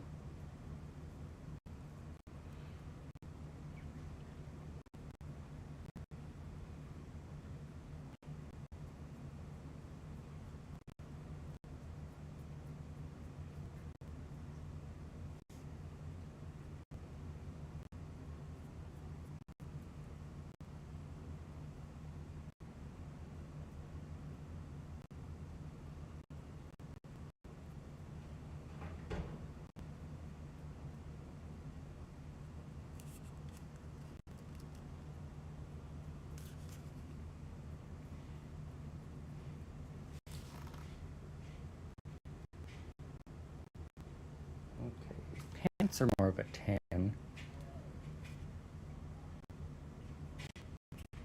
So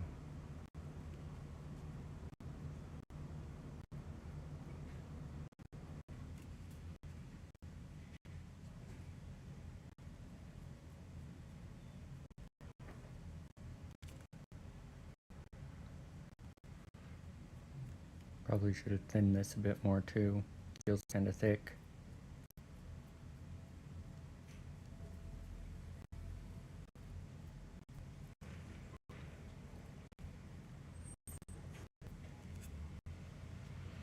I'll do that for the other coat and just try to apply this as thinly as possible.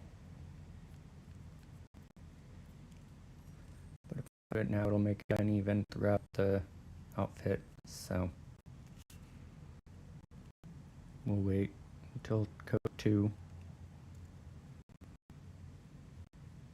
Hopefully this won't make it look too gummy.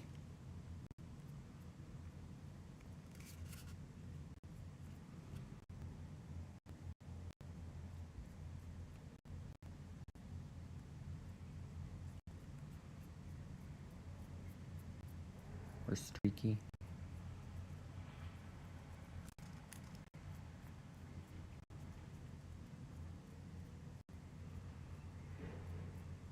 Again, the second coat should help save it quite a bit. Help hide any brush strokes if I thin it properly.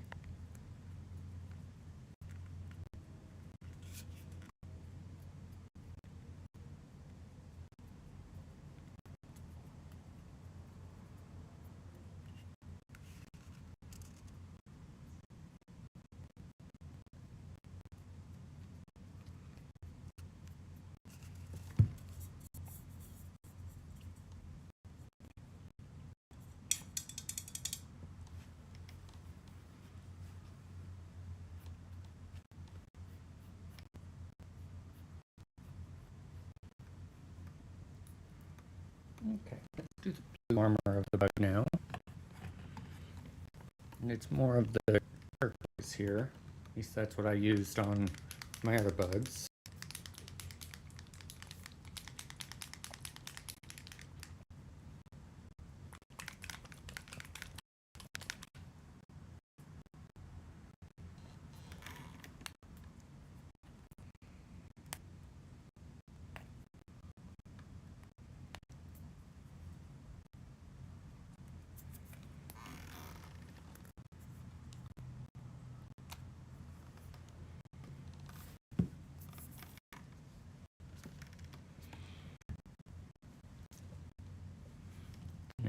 a little bit.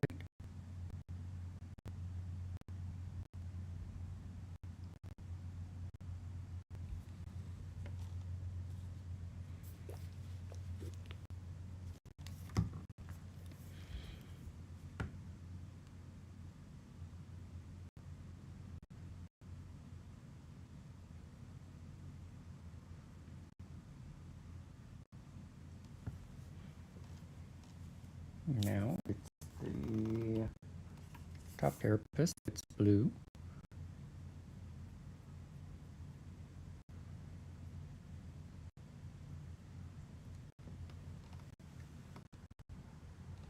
I guess really just the, not just top.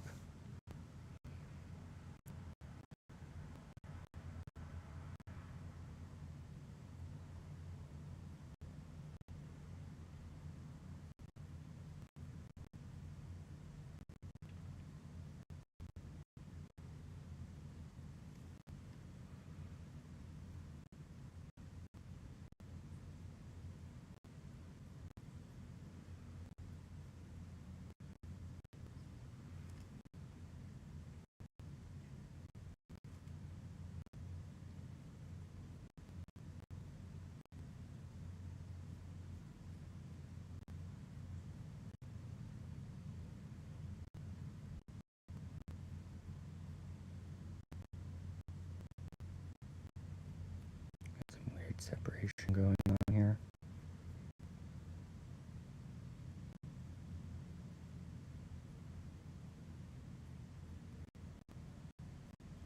Probably because of how humid it is today. It's okay. Again, neutral thin coats helps fix these problems.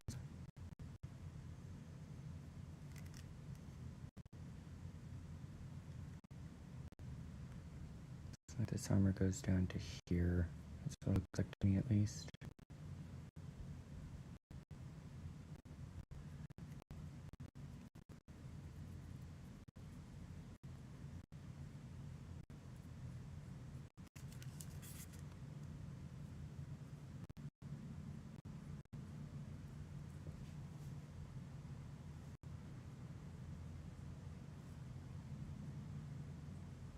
And the prime on this wasn't the greatest. It's a touch tacky, but I wasn't too concerned since the paint's going to go over it.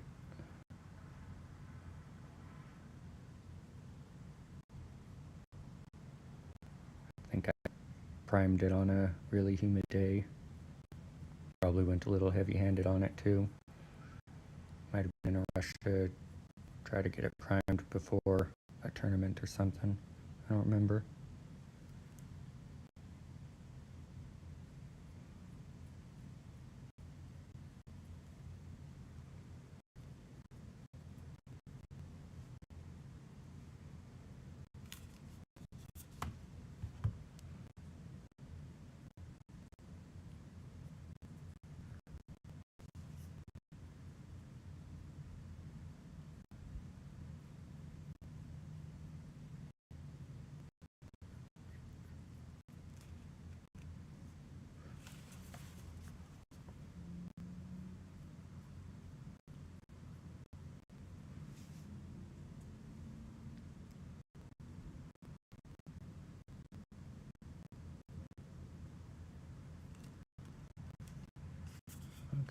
What parts of the underneath? Pictures don't really show that well. But looking at the sculpt, I'm going to go with up to about here.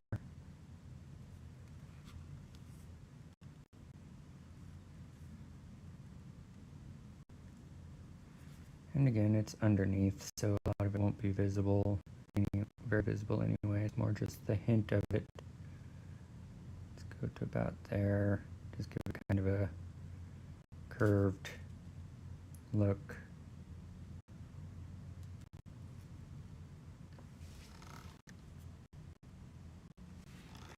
Maybe have it wrap around here. This looks like it's part of it.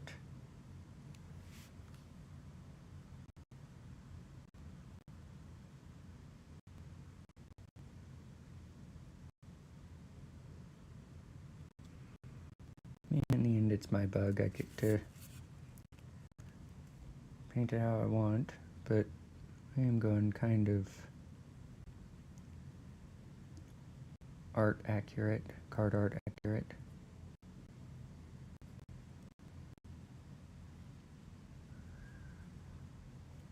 Getting a little sloppy there with the legs, but oh well.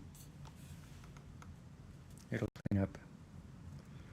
Got a little bit of the carapace here that needs blued.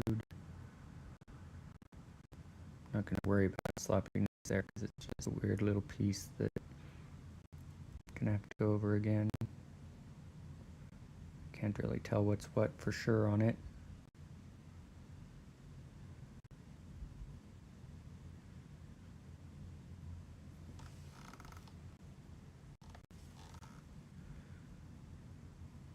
Here like that, I like that. There we go. No, stay on there. That's what the primer is for, is so the paint sticks.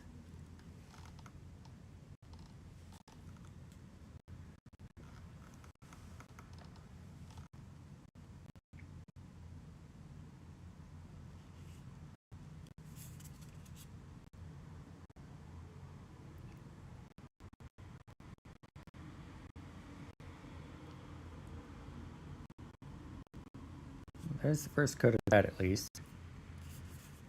Definitely gonna need a second one with it not sticking, right? Are we good for coat 2 if you want? Just far.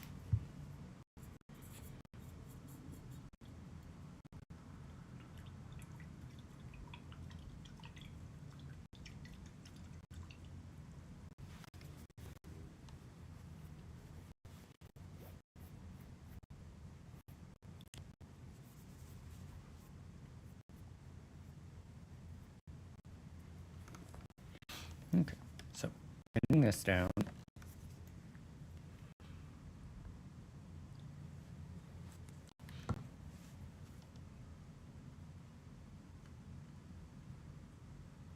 Maybe a little too much, but we'll see.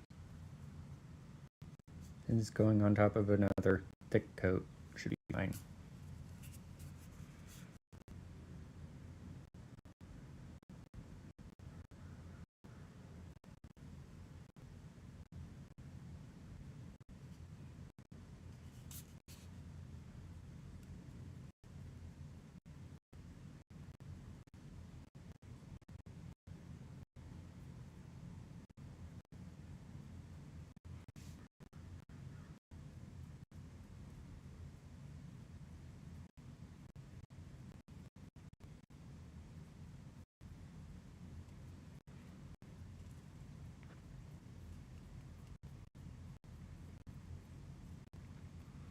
Orange gets covered pretty easily, so not worried about getting orange on other places. It'll go pretty easily. Darn it, I didn't want to get it on the blue that I already painted though. That was a little overly sloppy on my part. Oh well.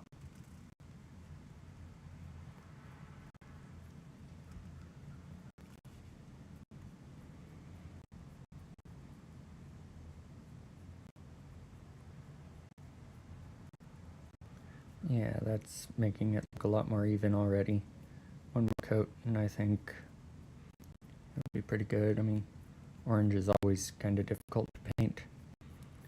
If I had started with magenta, it'd probably be quite a bit better. The contrast helps yellows and oranges stand out more.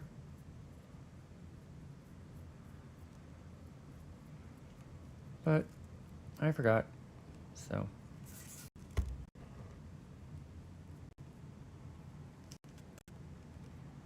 Not a big deal. Touching that up, but I think it's going to end up being green. It looks recessed, so I think it's part of his actual skin.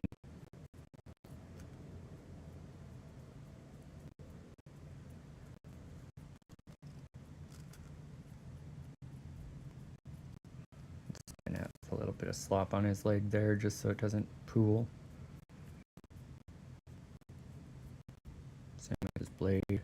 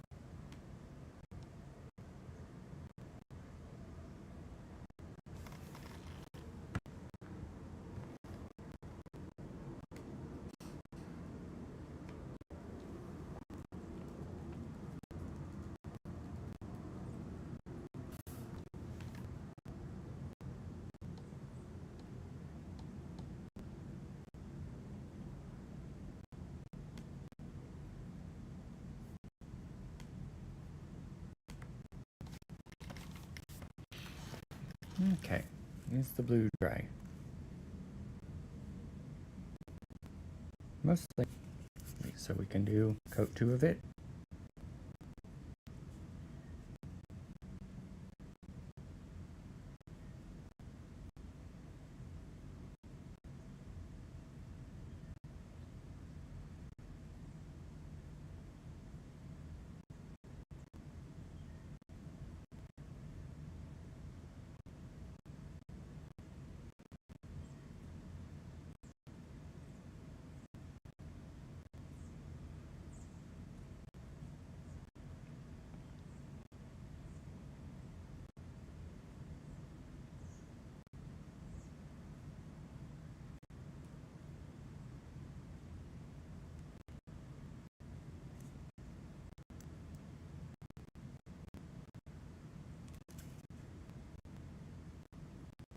Gotten too quiet, sorry. Kind of got focused. A little too focused.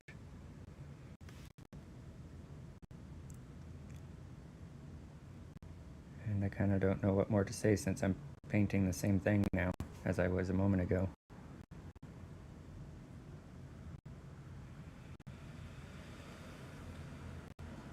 I'll be a little more careful now and get the edges.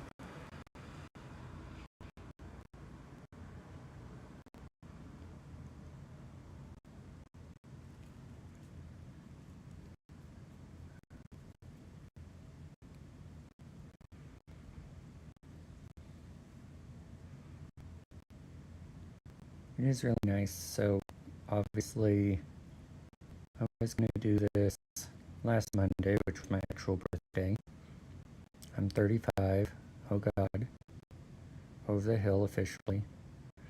But I got sick.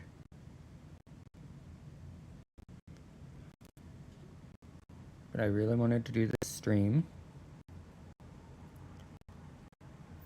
So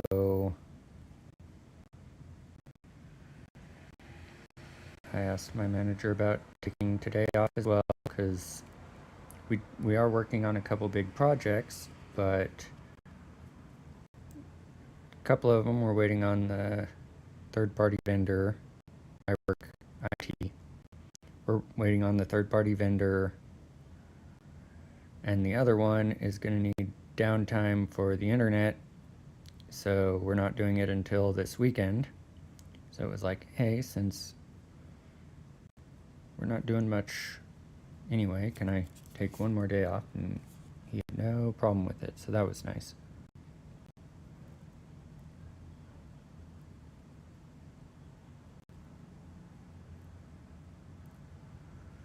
And yeah, it was kind of crazy of me to think that I was gonna start this stream at 7.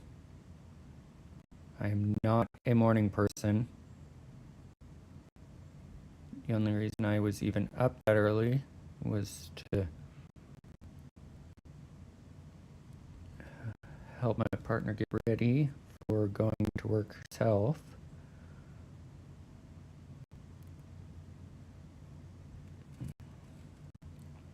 I really don't know how I want to do the underside there. Whether I want to do the blue all the way down or not.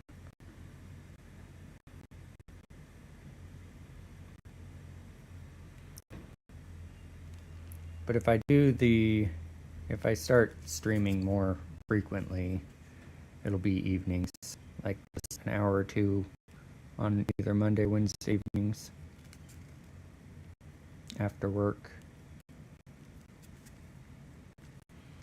I'll set things up so that all I have to do is press a couple buttons and start, so that I don't have technical issues and I'm more motivated to actually do it, because when there's a lot of prep, it's less likely to get done.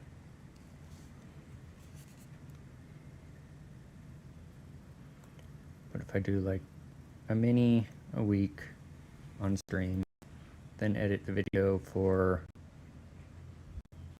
actual post, then I can have another day of the week that I work on non-mini stuff like dioramas and other projects. Like, for example, I'm hoping to have something done for the 22nd for Fallout Day.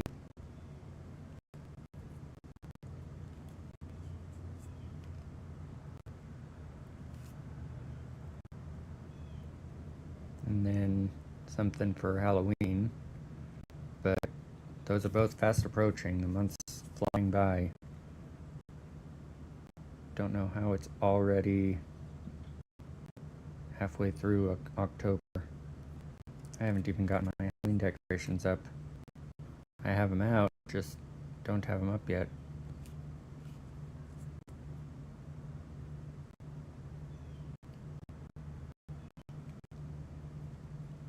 I mean, it doesn't help that I was sick for a solid week at the beginning of the month, but oh well. Running out of paint, but out of blue paint on my palette, but I think I'm pretty well done with this coat anyway. The thing about the blue over carapace, though, is any places that it's a bit thinner, it just looks like battle damage and wear and tear. So the imperfections actually help. I mean, any other direction, if I get blue on parts that aren't supposed to be blue, it doesn't look right. But otherwise it looks like it's just broken off and the underbit is more visible.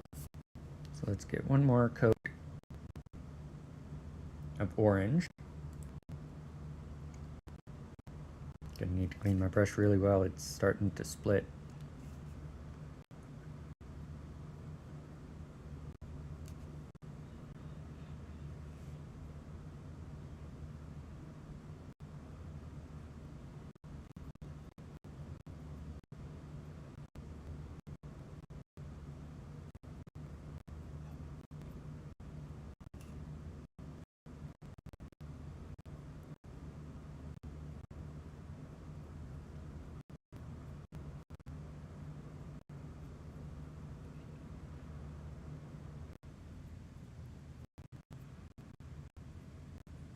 The writer is looking decent. He's really not liking it so far.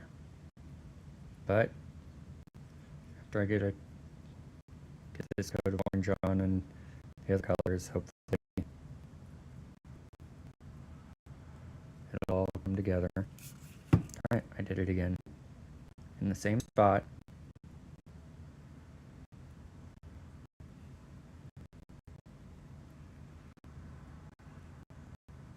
I think I'd learned my lesson.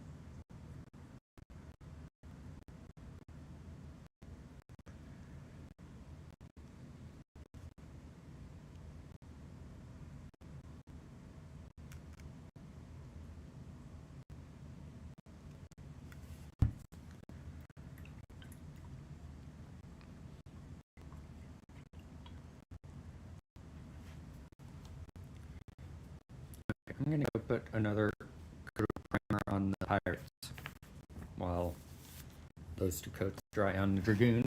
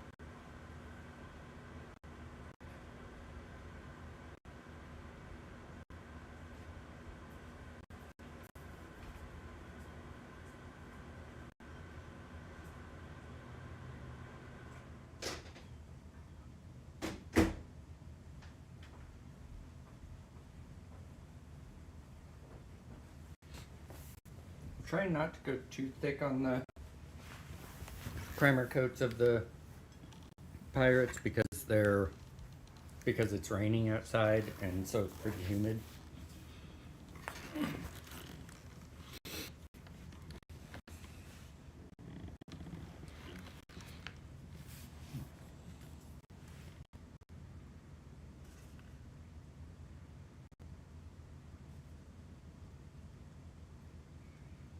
Got the cat hair.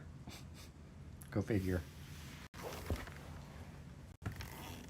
Speaking of cat, I'm surprised she's not up from her nap yet. She always naps around noon. Is usually up around 2. She'll probably come whining to me in exactly 3 minutes for lunch, because 3 o'clock when I give her lunch.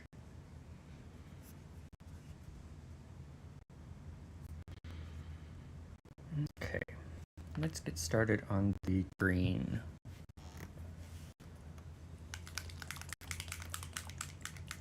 At least on the bug. I mean, they're both bugs, but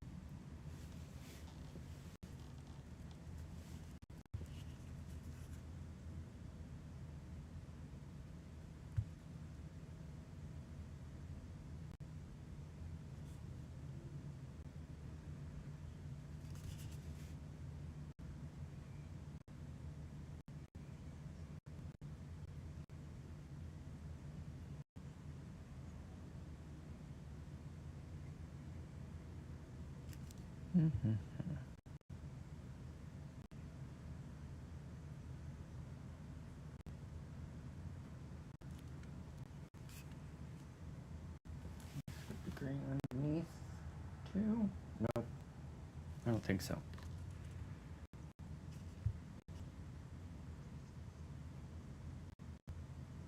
I think it's just kind of a top armor piece.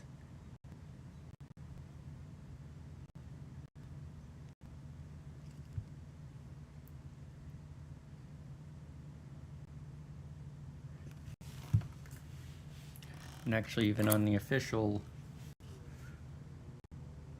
thing here, these little top ridges aren't completely painted in.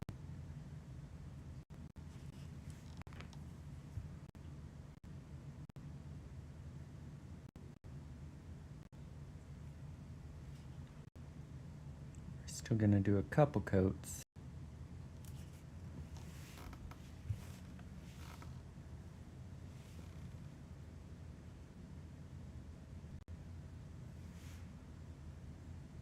Especially with how thin this ended up. Didn't add that much water, but oh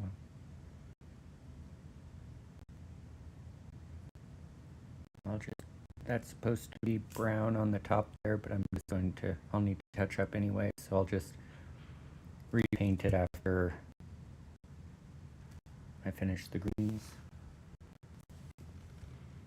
That'd be the easiest way to do it.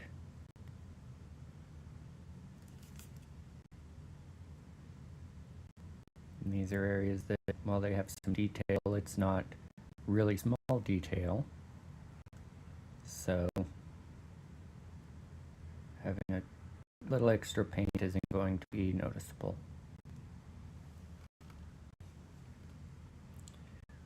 How far down does this go, and how far down do I want it to go?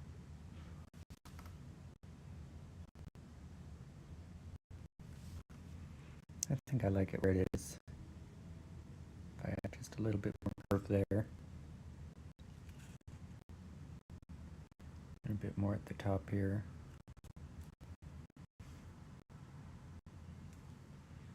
The green can stand to be a bit of a more neon. Well, actually, given what I'm gonna do at the end here, I'll probably just go get another green to go over this. You'll see what I mean here soon. Okay, this goes to about there. There's, well, let's leave it about there. Like that.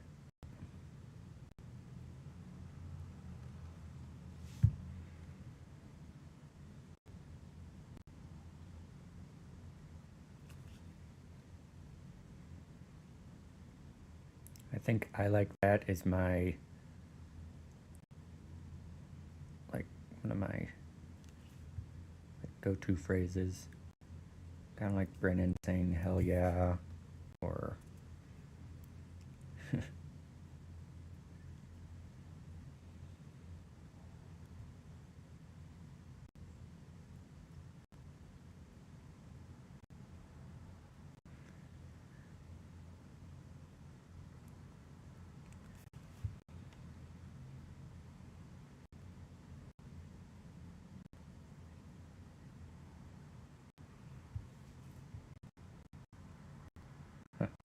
interesting. Yeah, this is having trouble sticking in the same places that the brown did. As you can see, it's darker and black still there. Don't know what was off about the prime, but it's doing the opposite of what it should. But it'll be okay.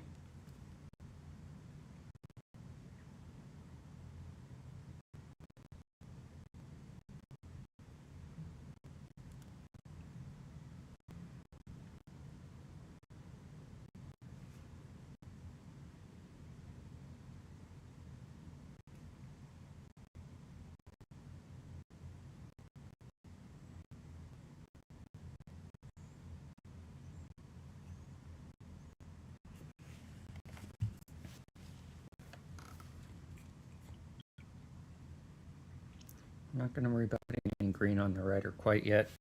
I want to make sure the orange is nice and dry and that I won't need another coat.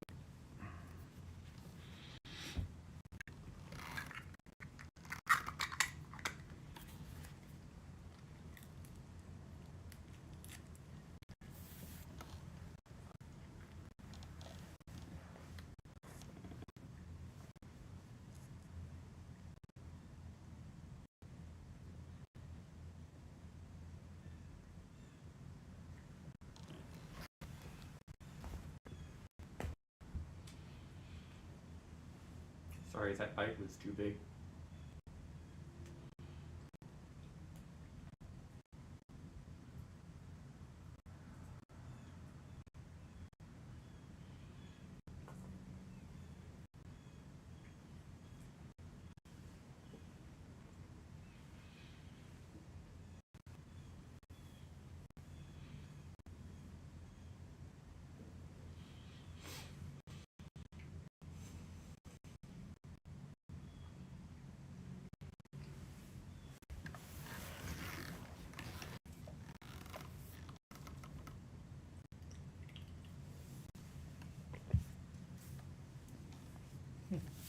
Okay.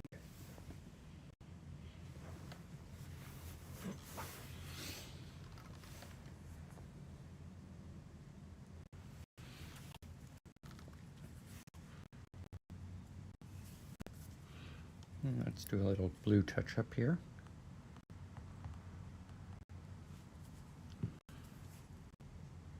Mostly where I had some slop.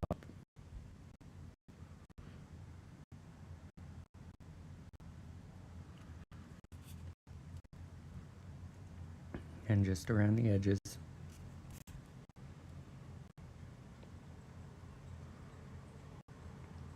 Deciding where exactly I want my borders.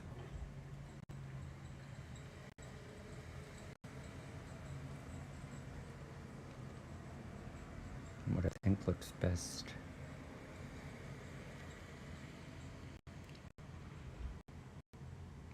Maybe down around like that a bit.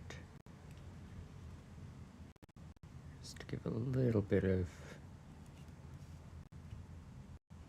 color down there.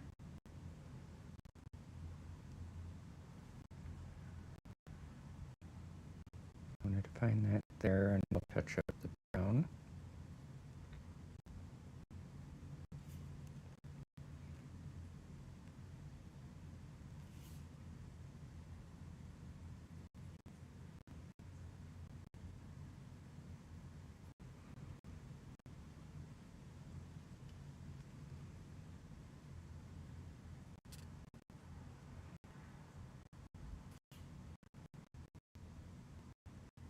horn makes a good bracing point for my hand.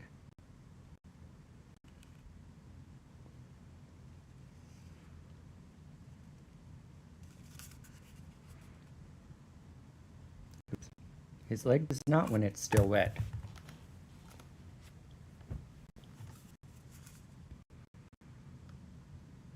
Need to get to where I can paint ambidextrously so I could just do this side with my right hand.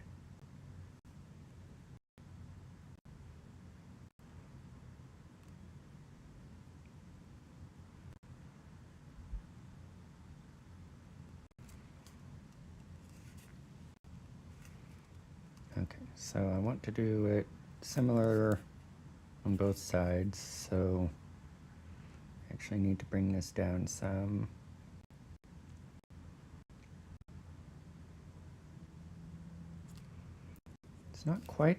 It's not defined in quite the same way on this side.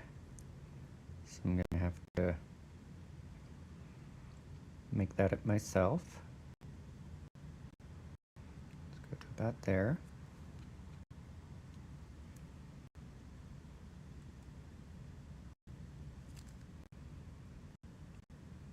It's not quite what I want there. I'll have to touch that up, but that's okay.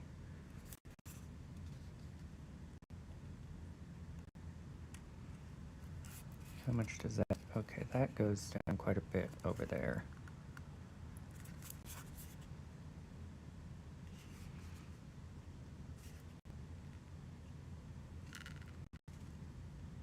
The way its legs are positioned makes it kind of hard to tell sometimes what's what. But I think that's fairly even looking. Looks right to me. Okay, where else did I mess up any on the blue that I need to fix with blue? Oh, underneath its shell, or the front of its shell right here.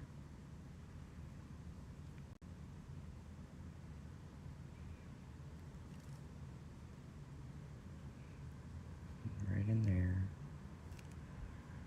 Underneath there.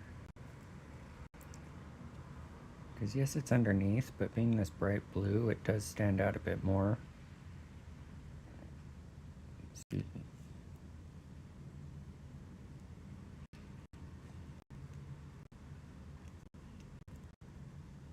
Right on the lid there. Just a little bit. Oh, a bit too much, but that's okay. I do want to touch up a bit of this here so it's not quite as much.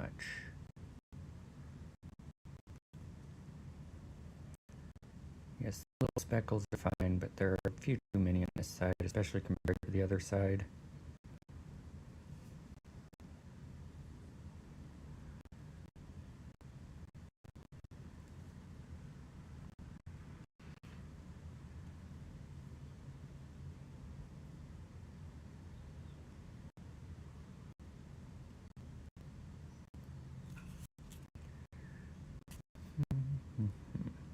Oh. Yeah, this is one of those cases where it was kind of hard to tell what. Okay, actually, that's part of the chair, I think. So this just barely needs a little more there and there.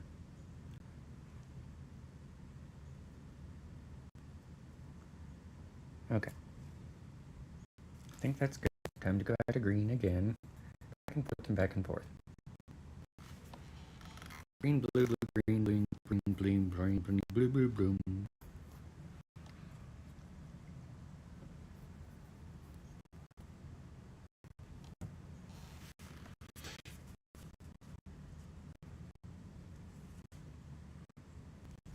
I remember growing up, because this was before, I mean, I'm talking elementary school, so this was before we could just look it up on the internet easily.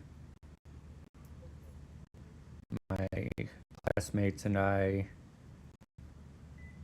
we thought that the lyrics for Dabudi, I'm blue, were if I was green I would die. Which, I mean, does make more sense than Dabudi Dabu die, since that doesn't mean anything. But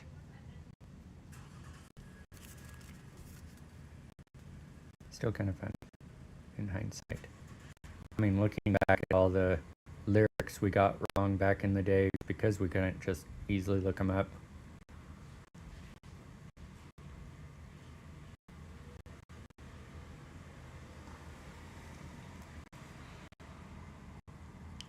What song is it? One of the more infamous ones, Blinded by the Light. Yeah. Partly because Cut Loose Like a Deuce, Another Runner in the Night is a very niche thing that it's like a very regional thing. I mean, Cut Loose Like a Deuce, not so much. I mean, if you know anything gambling related or cards, but the whole runner thing, I think Boston is what that's specific to. But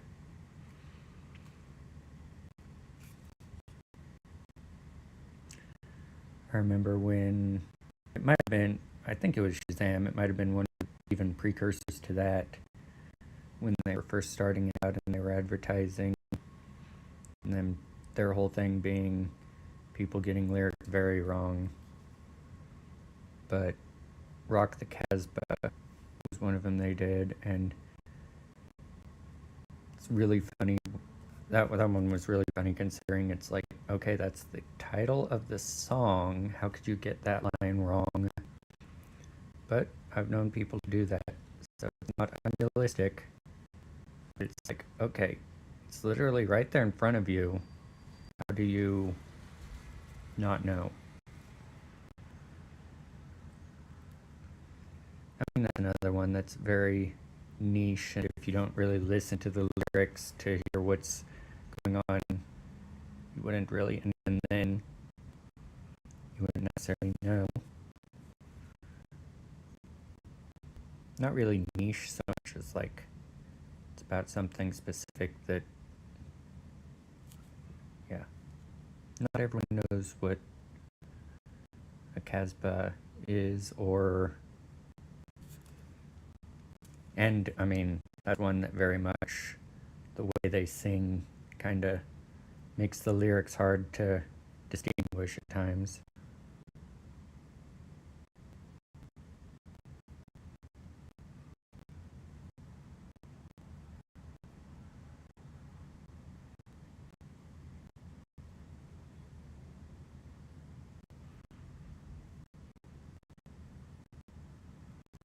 And there's the eternal argument of the original Pokemon, well, the original American English, I mean, Pokemon theme song. Is it Teach Pokemon? Yes, it is. Teach Pokemon to understand. That's what it says in the official soundtracks booklet. Fight me.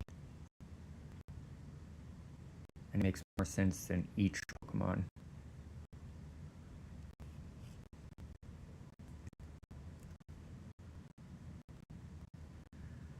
I'm hoping to finish some more Pokemon miniatures here soon too. Just,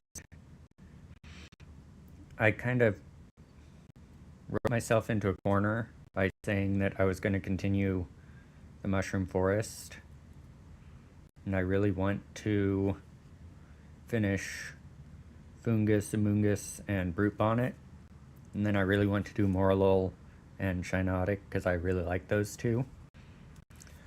But they are okay. Amoonguss and Brute Bonnet, I'm not having too much trouble on. Morlul and Fungus. Okay, actually no, Fungus is plain enough.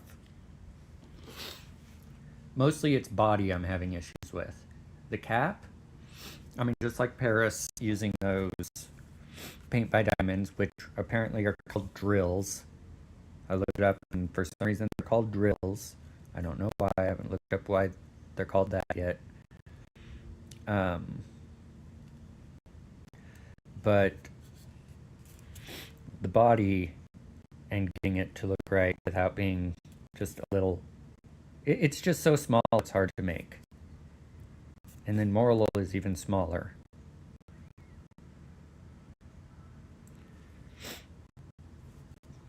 But in the future, I'm not going to go heavily themed between videos, just so I don't get locked into doing something in case I run into issues. Unless I like do the whole block before I release them. So what I'll probably do is more freeform stuff for a bit, and then build up a backlog of themed stuff.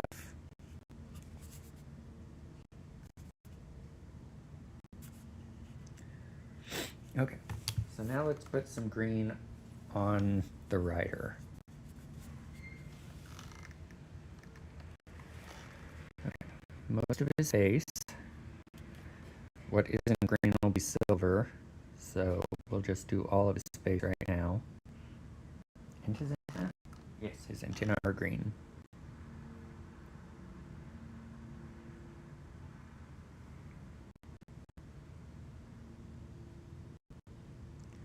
Probably should have looked up the lore on this to make sure I'm properly gendering them.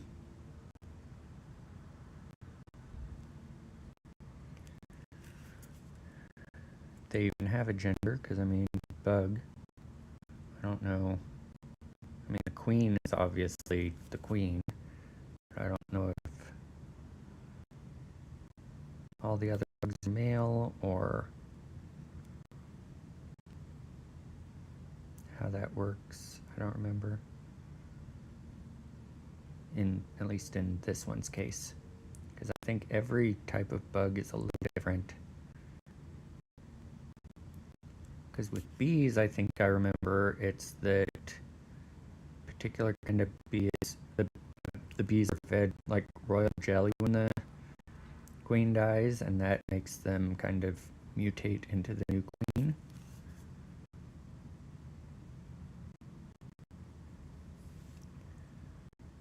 Ants, I think, which I think are closer to what the Scordyne, because I remember reading on the queen that there was something about she went off to form her own hive, which is what ants do, I think, is when there's a new queen born, they'll go off and start a new colony. I remember that's what it said for the queen, that she went off to start her own colony. So, presumably then, there's one queen and most of the others are male until the new queen is born.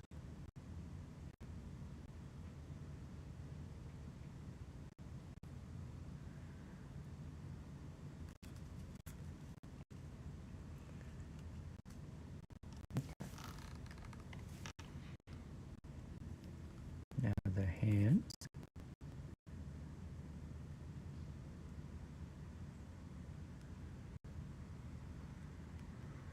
Almost feel like I need my magnifiers here. Might need to go grab them, as goofy as they look.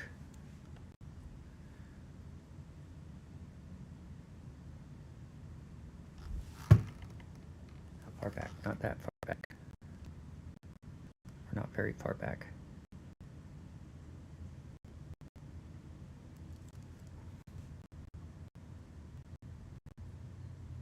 Am I in frame? Yeah, I am. Good.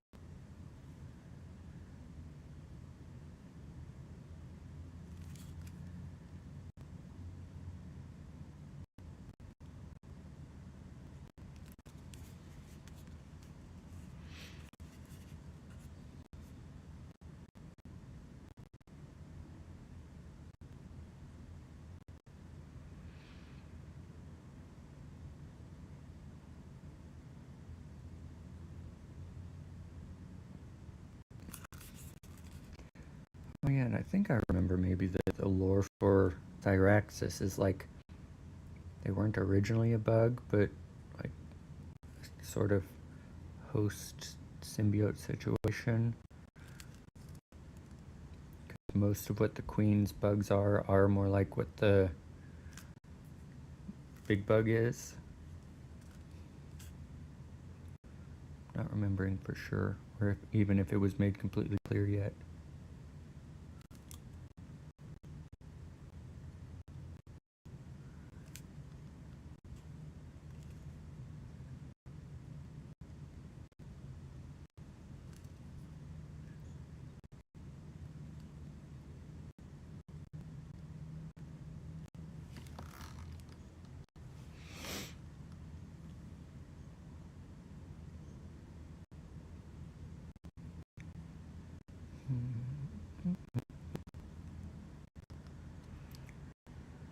Dab, dab, dab.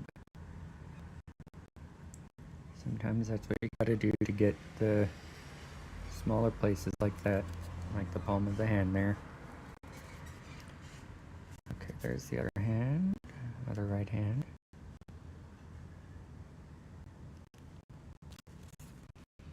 And after I get the green on here, I'll probably be off a little bit. I need to go back over with some orange to make it look right. Because again, it's kind of hard to tell what's what when it's all one color. See where borders are supposed to be and that sort of thing. But I think I'm seeing, I think it just clicked with me how this hand goes. It goes to about there. That looks about right. And on the back to about right there. Yeah. Cool. I think I went a little too far on that one.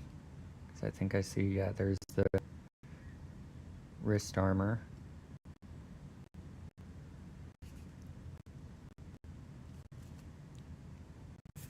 Need a little bit more on the inside though, I can see.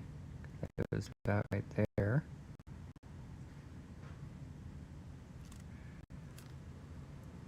In that hand, a little bit more there. There we go. Starting to parse it properly. Goes about there.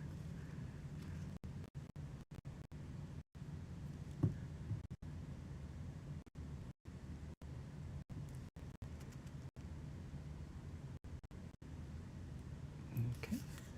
Now one more hand. Oh, gotta get a little more on his thumb there.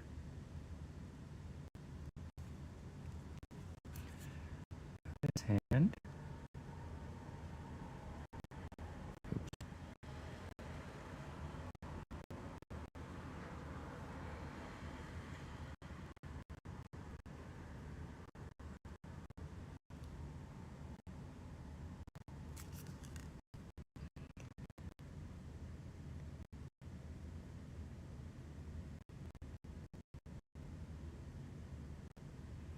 There we go. Bit of his arms green. Elbows are okay, so there's the line right there. And right there.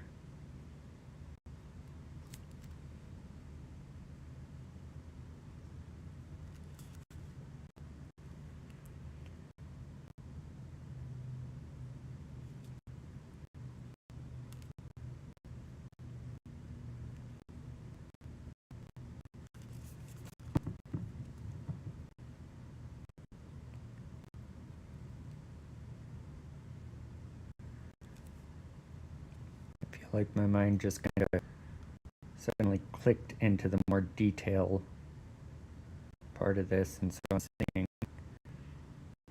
the lines better.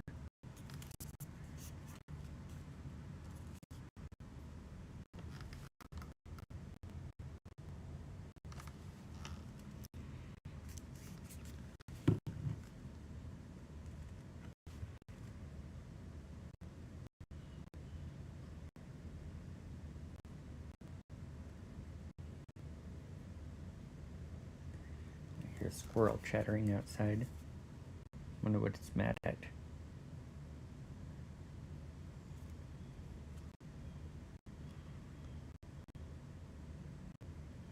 The trees are a little ways away, so obviously it's quite mad and being quite loud.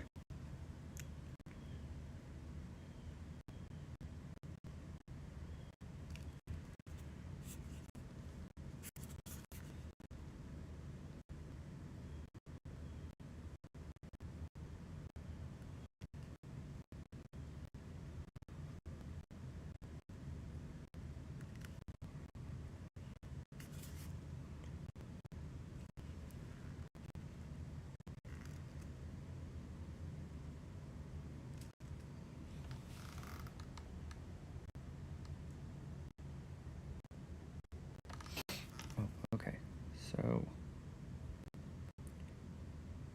the green of his arm actually goes all the way down here. Those are just pauldrons on top. Cool.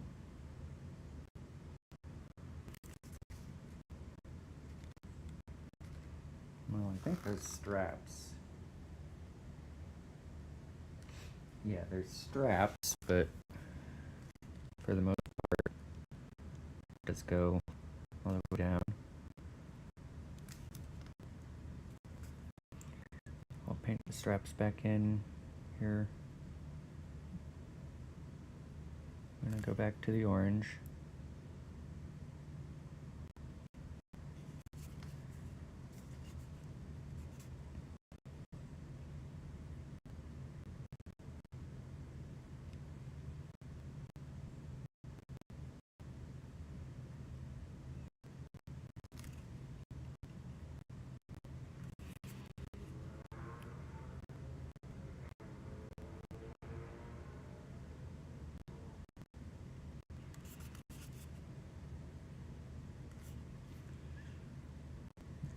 That little bit there. Those are a lot closer together, so they don't really. Okay, on the underside they do.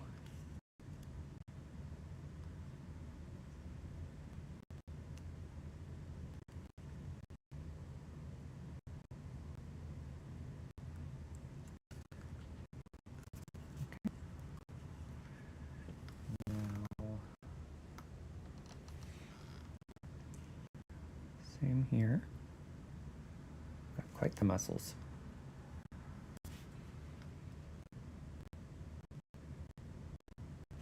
Quite the biceps.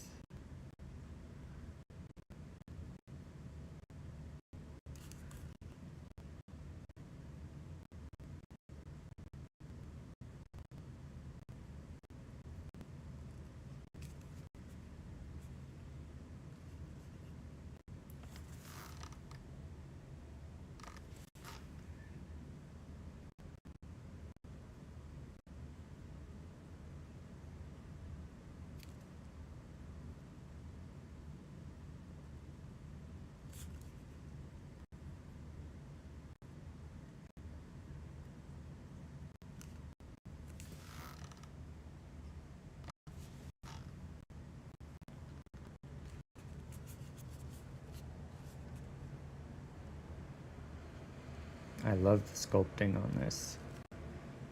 It's got some really nice detail on those arms. The sculpting in the new sets has been outstanding overall.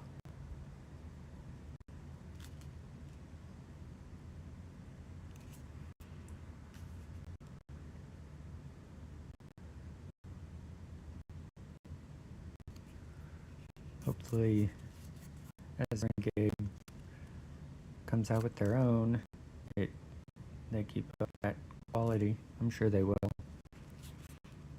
These initial ones, as far as I've heard, are the sculpts that Avalon Hill originally did. So, and they were wanting to redo it. But okay, I think I'm gonna call that good for. Oh no, his legs need some green.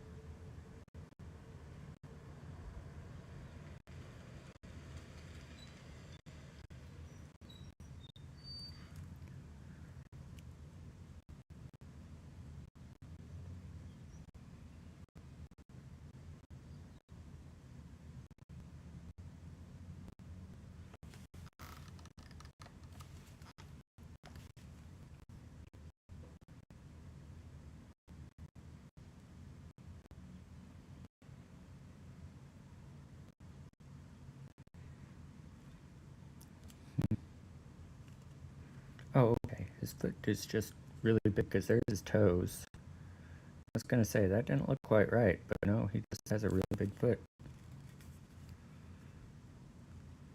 I understand it now.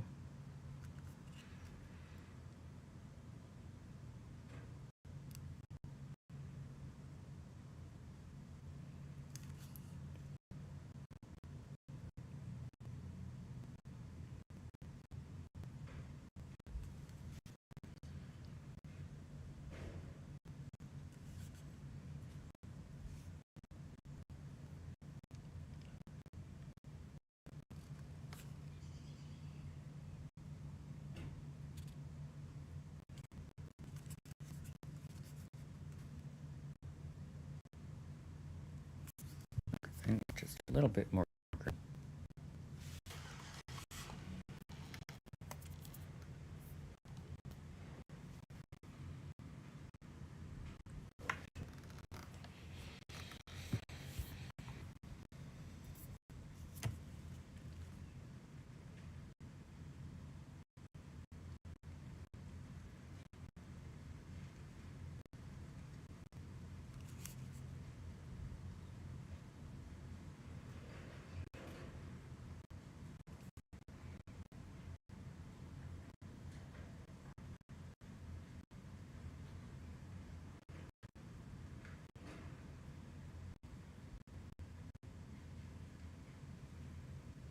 A little too high that time. My bad.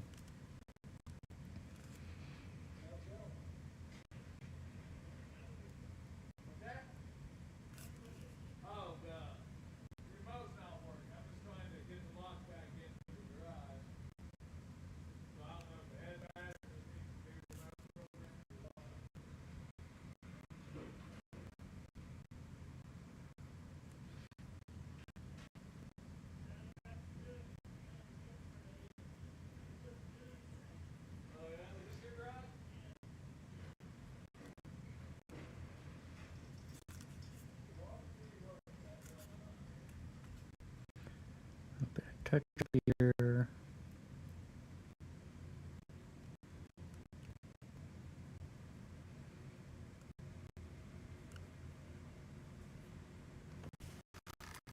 In the upper part of his lip somewhere. Okay. Right in. Oh no, that's his arm. Okay. So that's it for the green, I think. Except for maybe touch-ups after the rest. Cool. Getting close.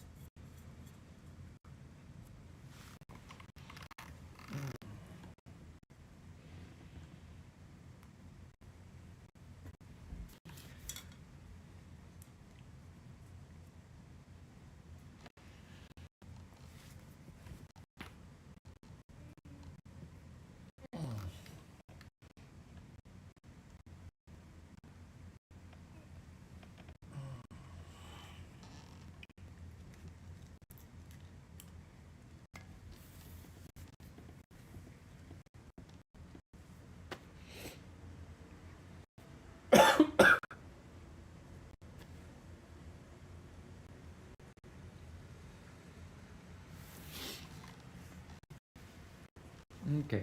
Short break again. Go put another coat on the pirates and restroom.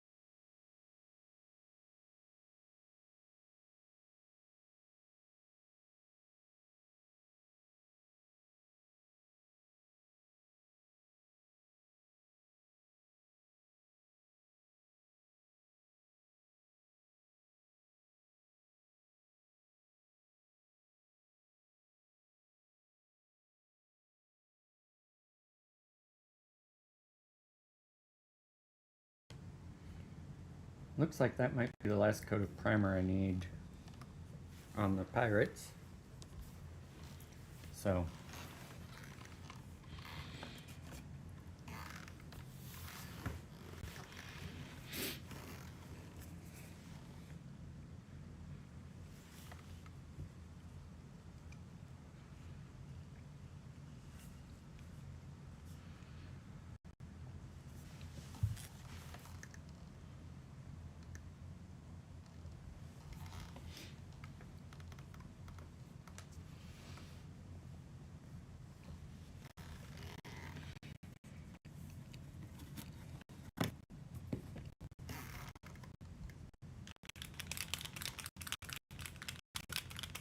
okay, let's do our metallics.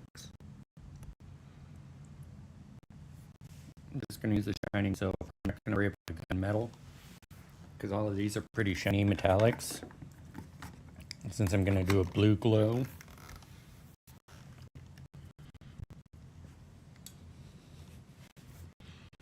I don't think darker gunmetal will really be necessary or look good. So we're just going to go straight to the bright.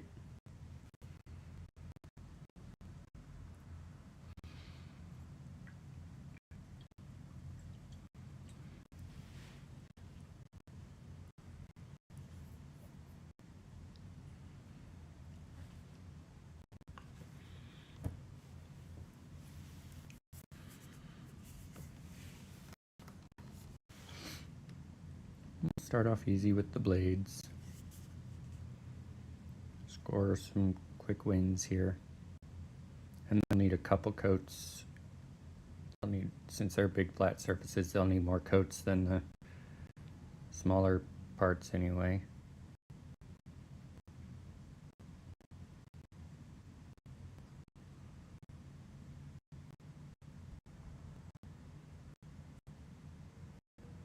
Okay, definitely need to thin it a bit.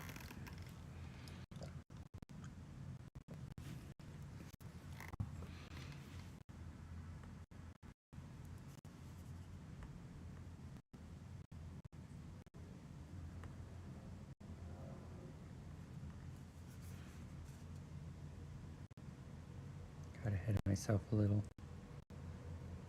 Just wanted to see it shiny.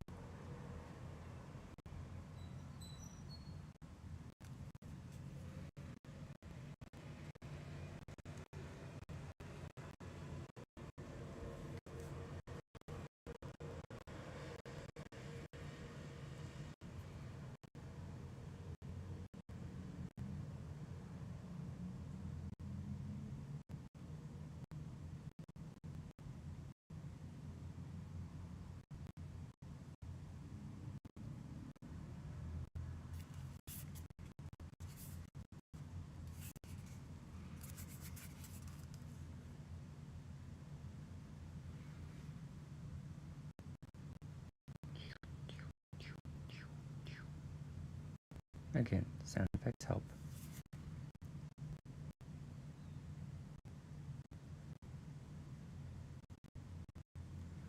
Though I guess for these it should be more of sharpness than a sci-fi pew kind of noise.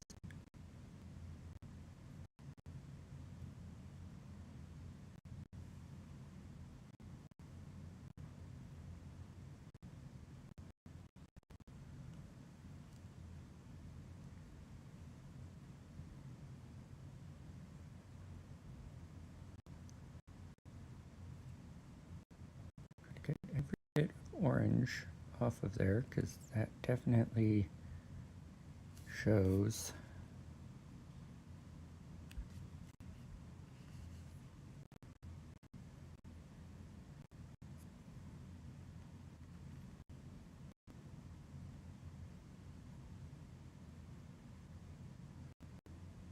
I might go over the underside of the blades with some gunmetal to make it a touch darker. We'll see how it looks in the end.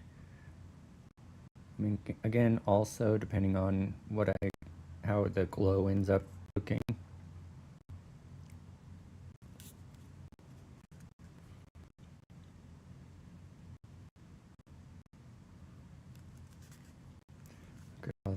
orange on this blade.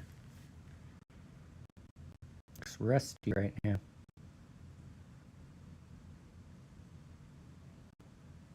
There's no place in the Queen's Army for rust.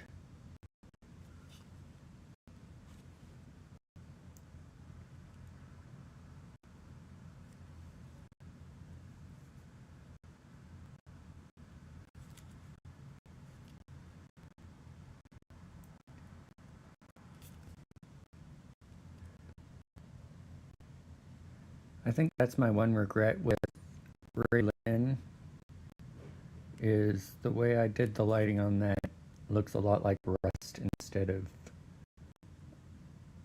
lighting. But I think it still looks good.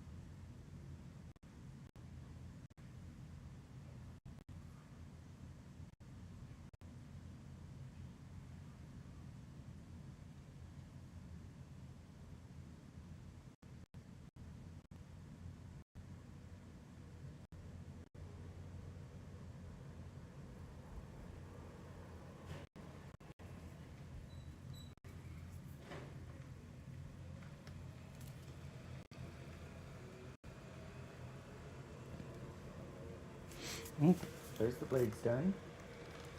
Okay, now they're wearing a helmet that is silver. Looks like it goes up to there.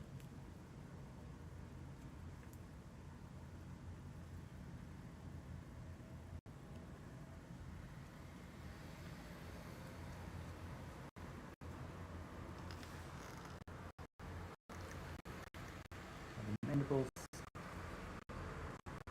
Can't tell if the mandibles are silver.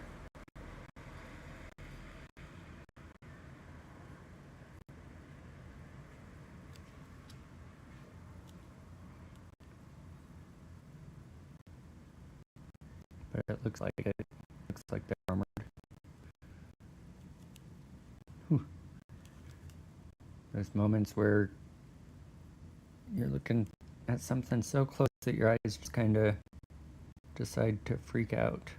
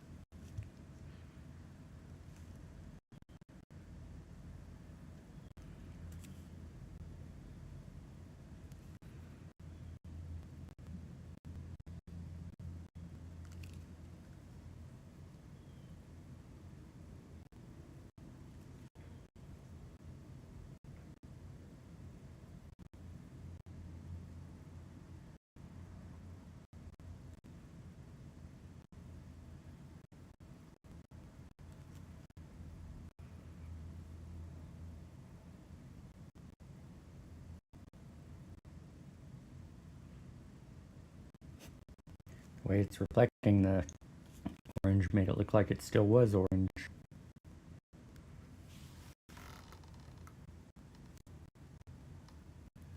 Okay, the tops of the shoulder pads.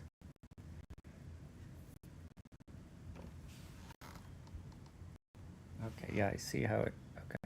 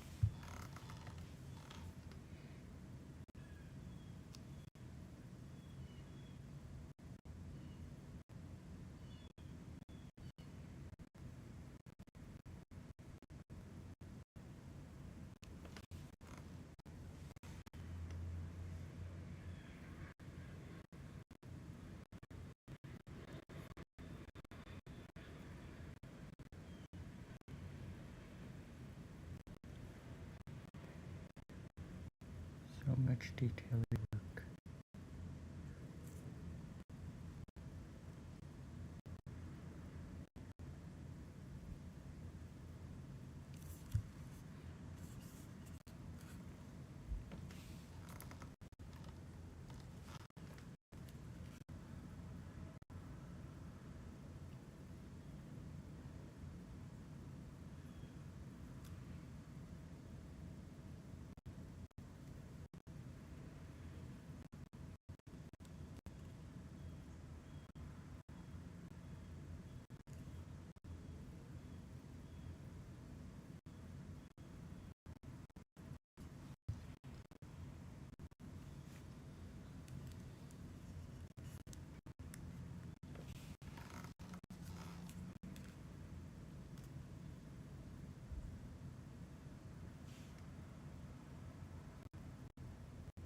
Probably gonna have to do a couple coats of the silver.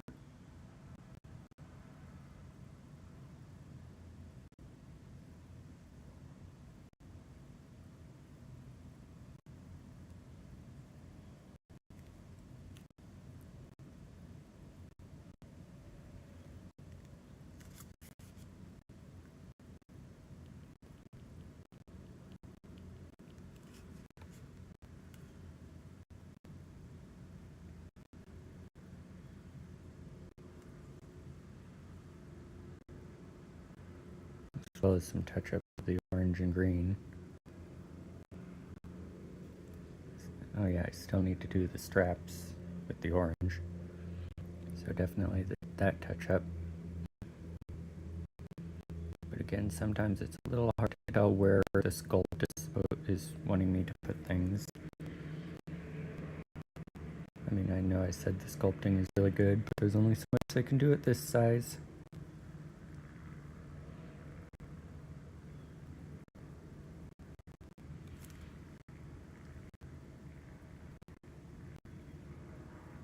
But I mean, that goes both ways. There's only so much that'll show what I do, so.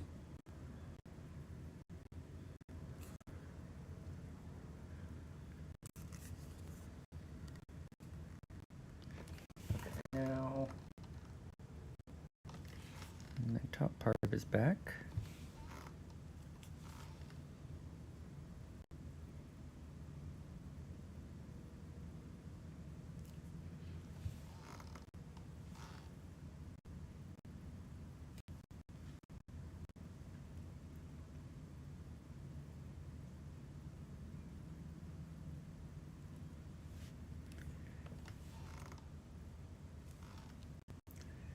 Then like stripe down here.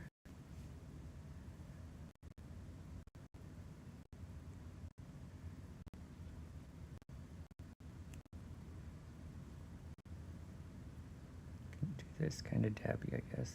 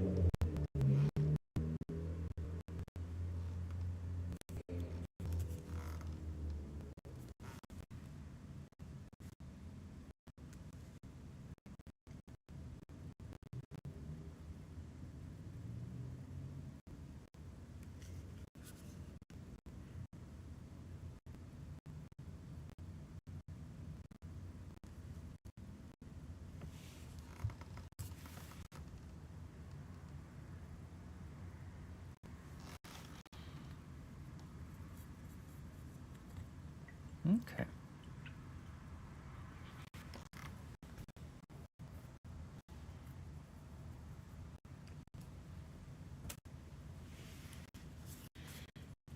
Let's get our orange straps in here.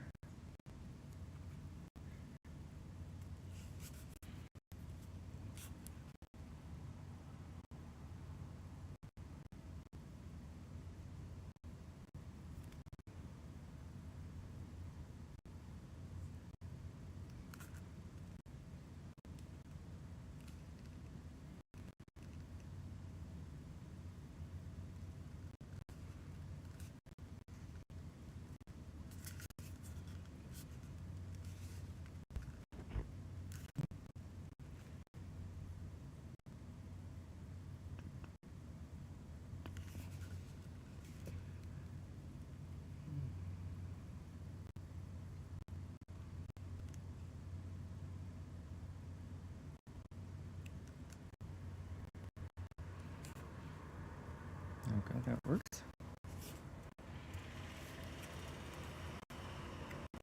Oh. That on needs the straps added again.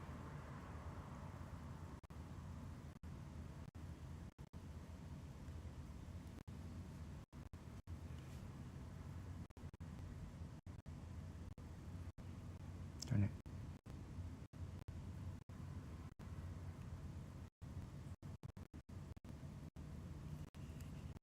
We'll see how that looks when it dries. It's on the underside of an arm, so it might be okay.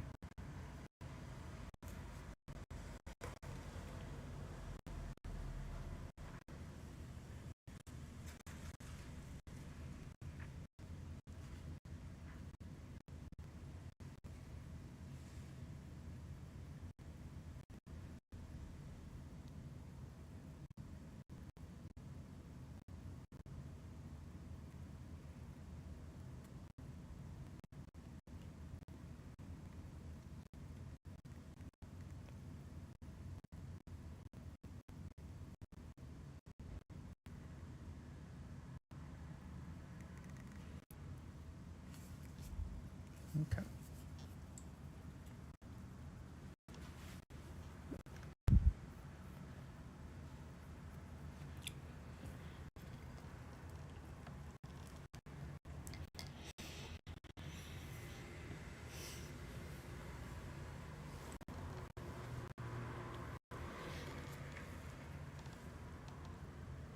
Okay, his eyes need to be blue, so let's do a little touch of the blue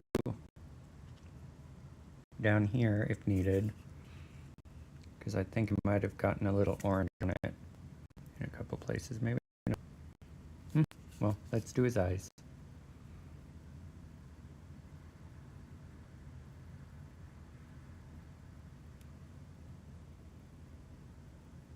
They'll definitely need a couple coats to stand out.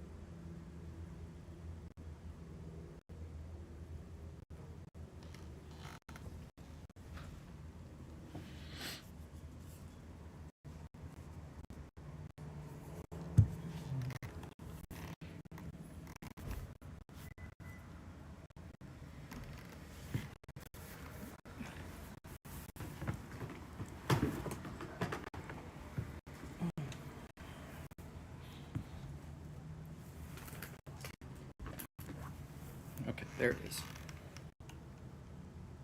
No.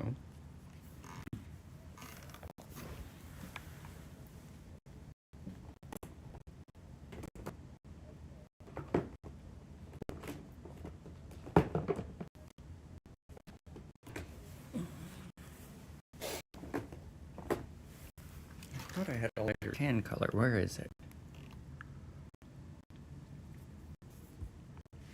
Am I thinking my tanned flesh? That's not what I want to use. Well, I guess I did go darker than Monster Brown for the main body. So if I go Monster Brown for his pants, it'll still look plenty light. Yeah, that actually looks about the right color.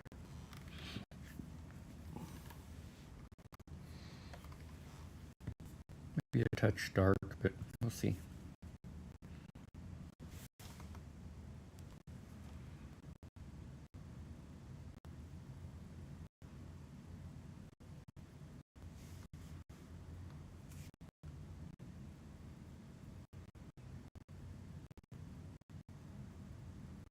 Yeah, definitely a bit dark, but once I highlight up, it should be fine.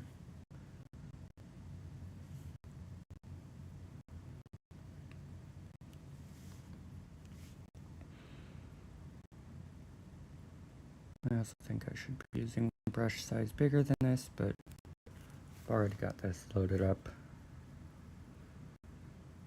working okay. Oh yeah, this needs to become matte too. Almost forgot about that.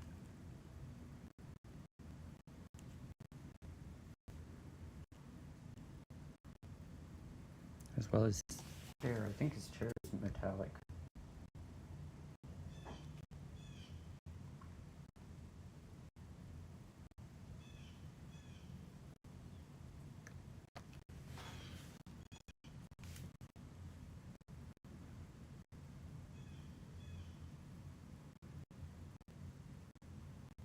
Saddle, whatever.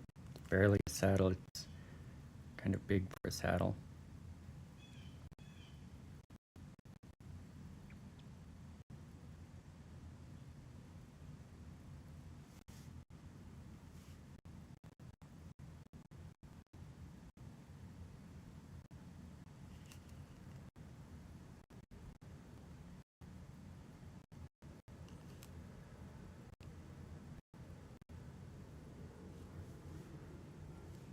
Okay, and I forgot to thin this enough.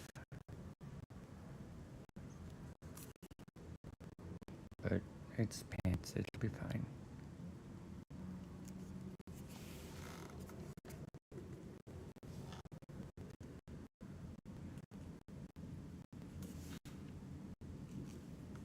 Let's use this for the hilt of his swords. I think it's supposed to be a little darker, but I think this will be just fine.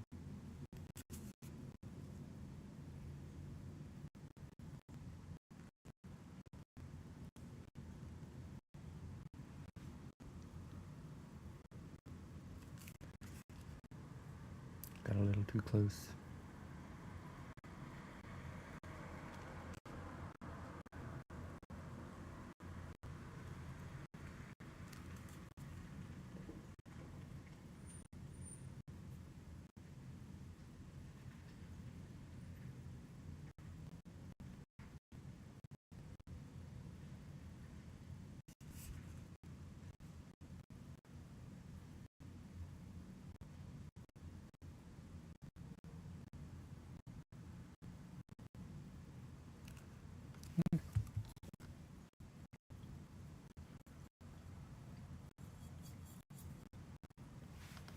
Let's mix up a bit of our dark brown again to do some touch up. We're out of that.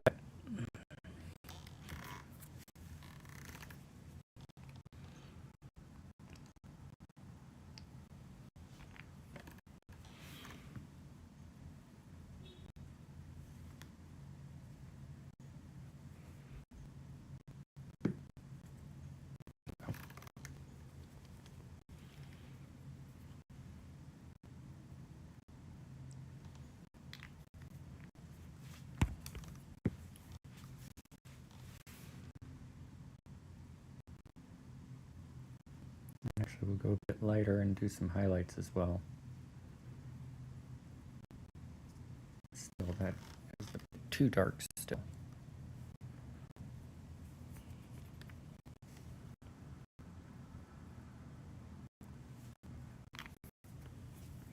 Or too light.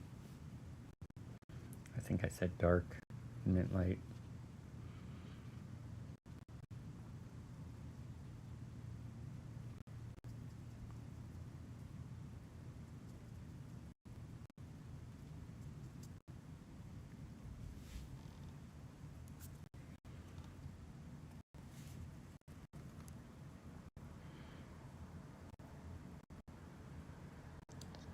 Fix up some of our little oopsies here.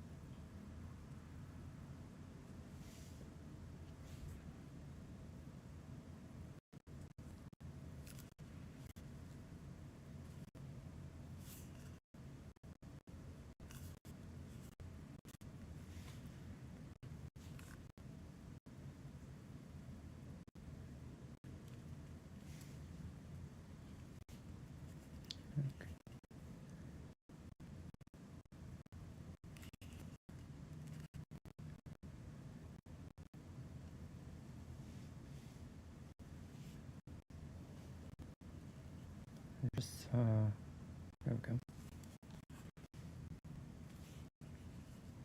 Quite a big Uzi there.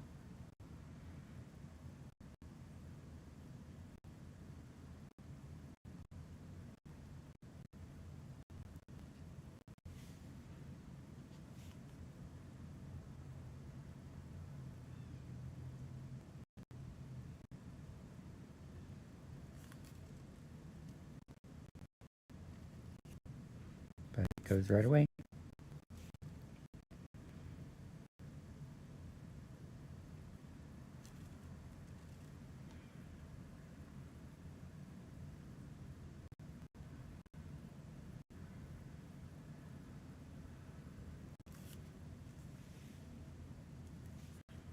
You see, kids, it's okay to make mistakes. We can always fix them.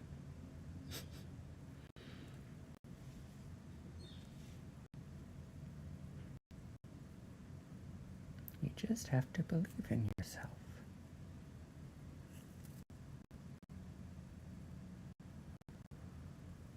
And you too can command giant bug armies.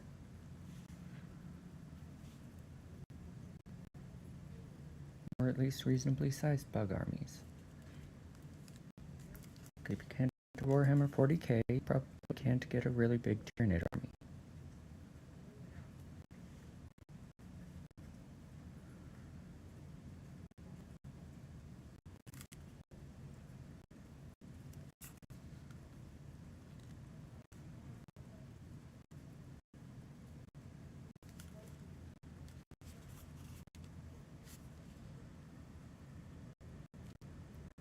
And right now there are no common squads for the bugs, so you can't have a really big bug army. Just like maybe half a dozen.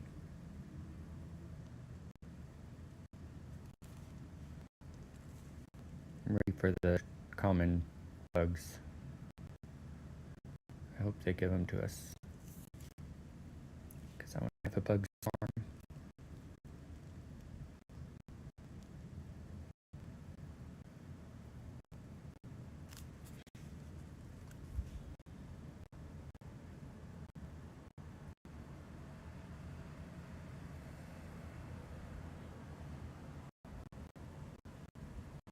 I do like the bug ball though.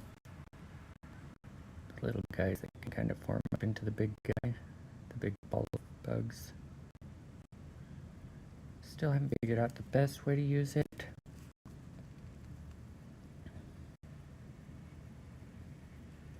Really, any of the bugs. Still working on the play style for them.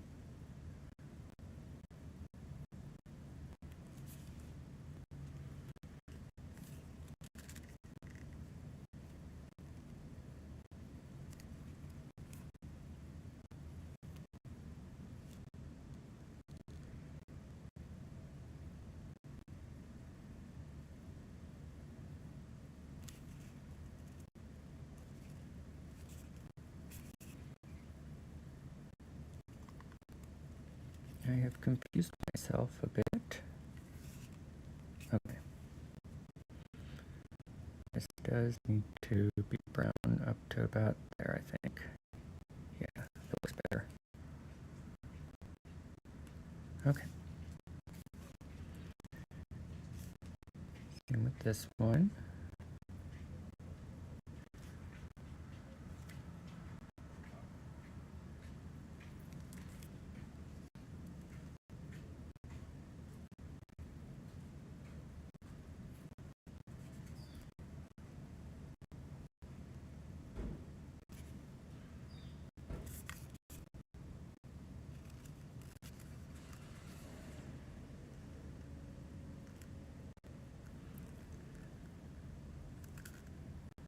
Down here to fix up.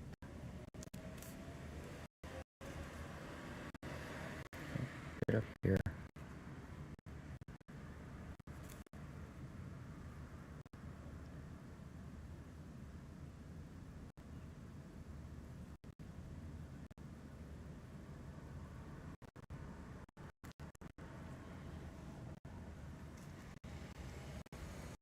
I just want to give another coat on the horn here to lighten it up a bit, since I'm already doing this.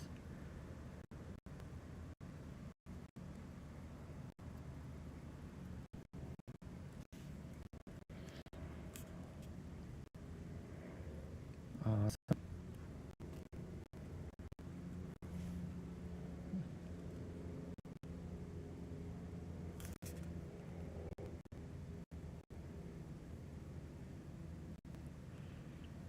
Okay. Let's break out the metallic again.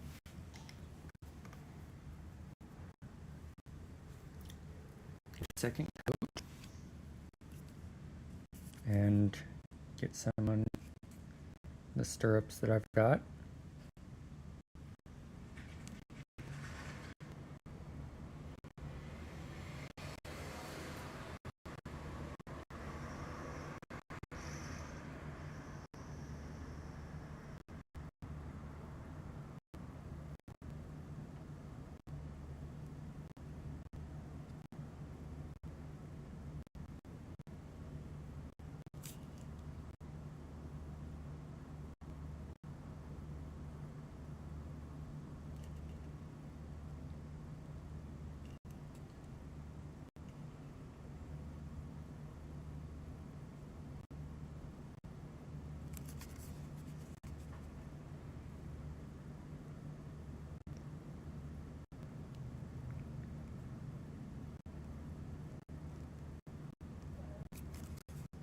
Stir up some triple here.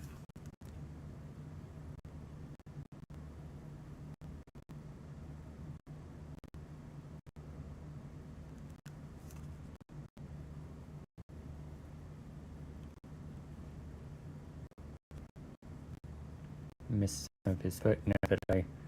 Now that I got the stirrups, I can see that I can parse his foot a little more. He's oh, what's the word? Like a horse or something, he has the extended ankle that's, so he has the, yeah, digitigrade or whatever. So I need to add a bit of green to his foot there.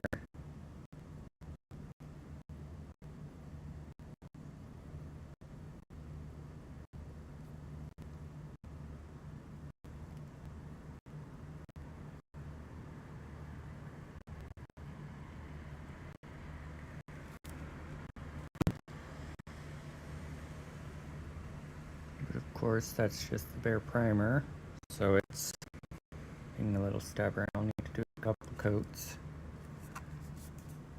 That's okay.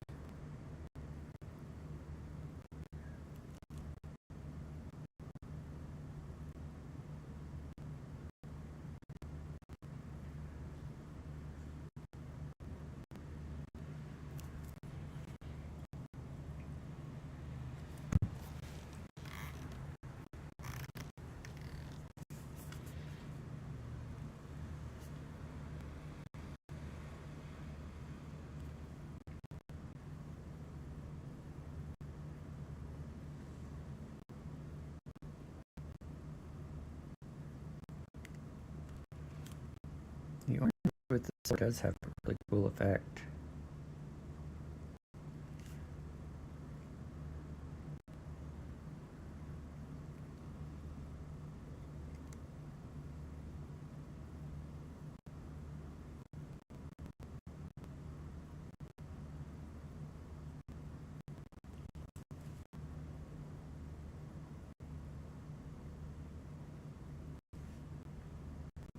Very thin silver, I think so. It feels like it. I don't remember.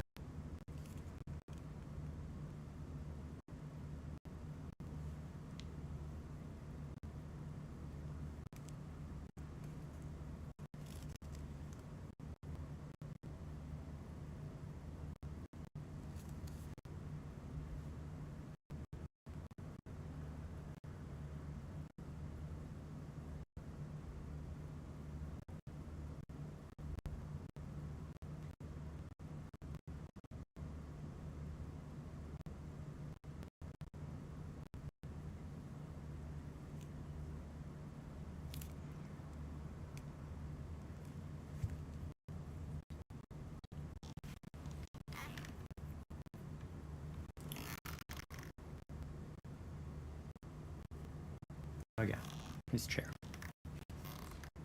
His chair is silver, right? It's not explicitly marked on here, but it looks like the same silver color.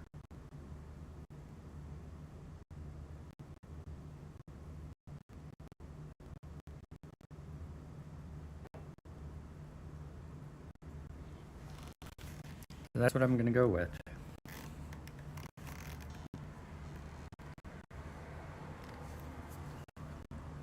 With a bigger brush since it's a big flat surface.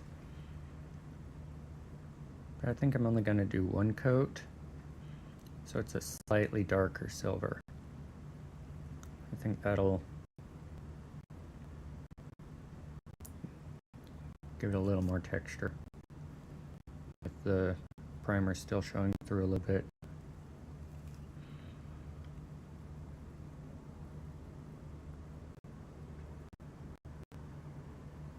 And we'll see how it looks once it dries. Whether the brush strokes show too badly. Because right now they sure do.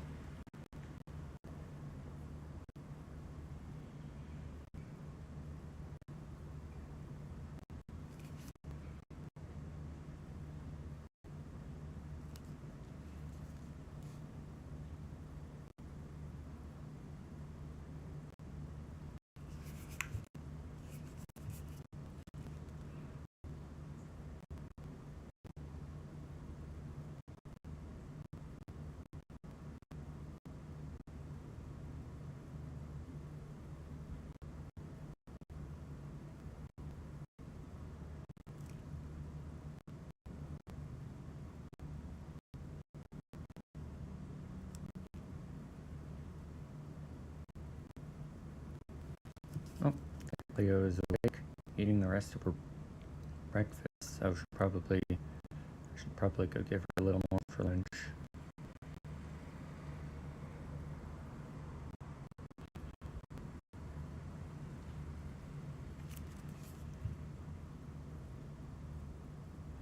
That's why she didn't whine at me for lunch, is she hadn't eaten all of her breakfast.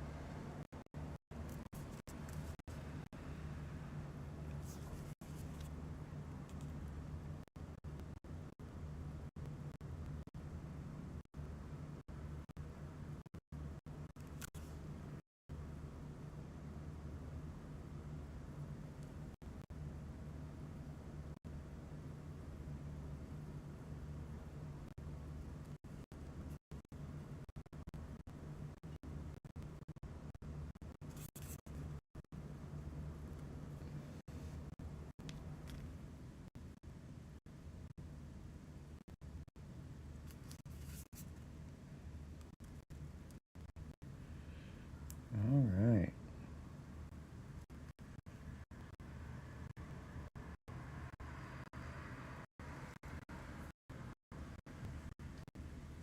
I think we're good for the silver.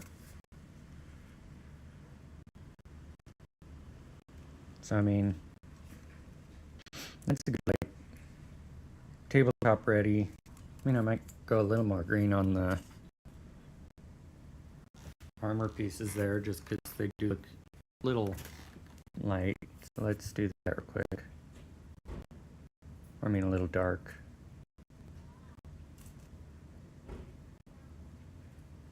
A little desaturated. There we go.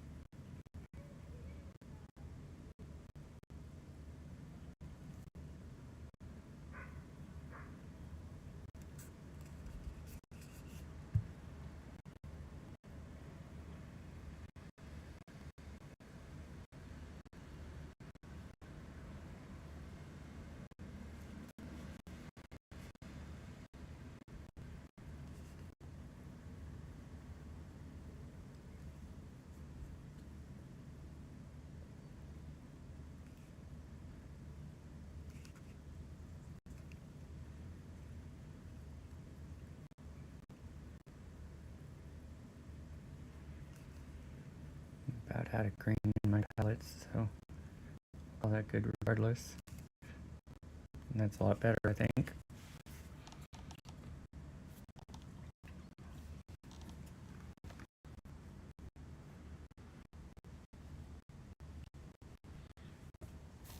Hi, Cleo. Did you have a good nap? Did you have enough to eat?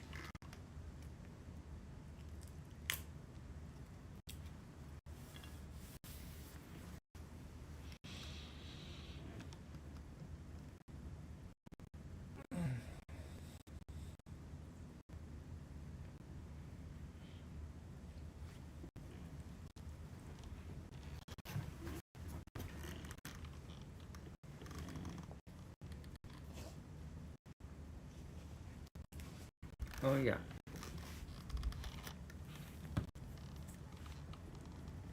Let's break out the white and do the teeth.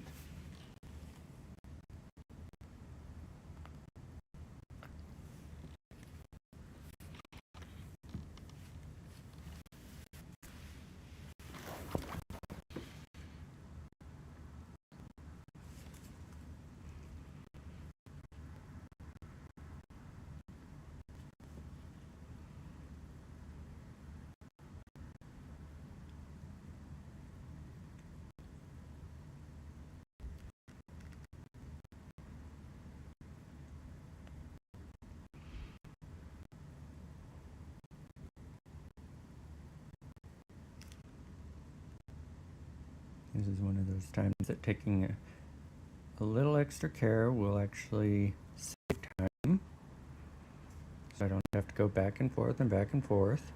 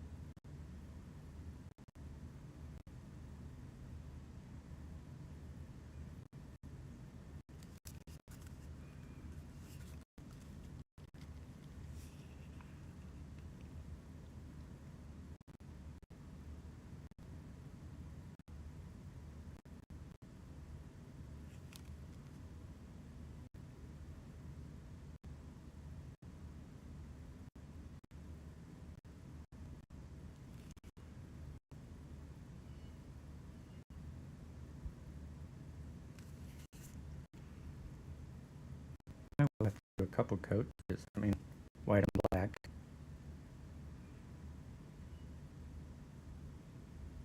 But all the more reason to take care and only have to do it once per coat.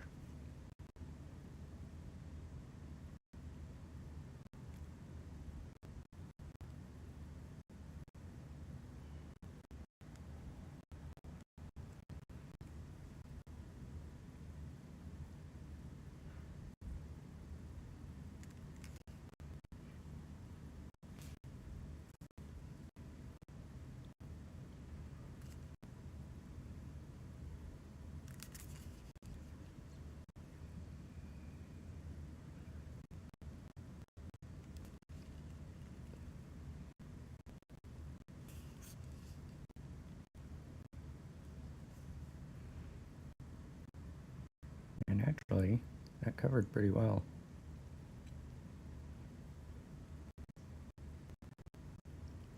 I think that might be good on the teeth. They are bug teeth. They don't need to be super shiny and everything.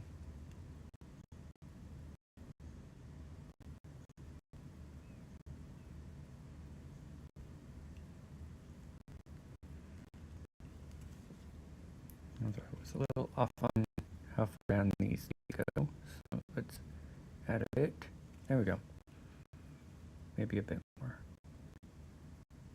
Yep, there we go. Darn it. One little spot I'm gonna have to fix. But,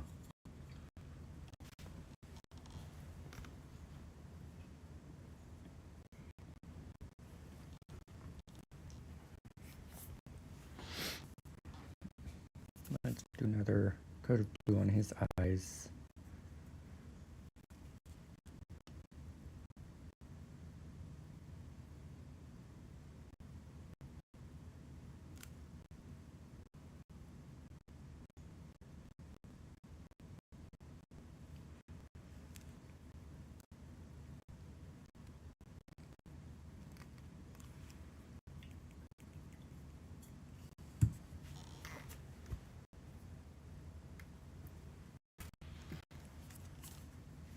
Now a little bit more touch up on just tiniest little places I just noticed. Or like a couple places where I did green and overdid it again.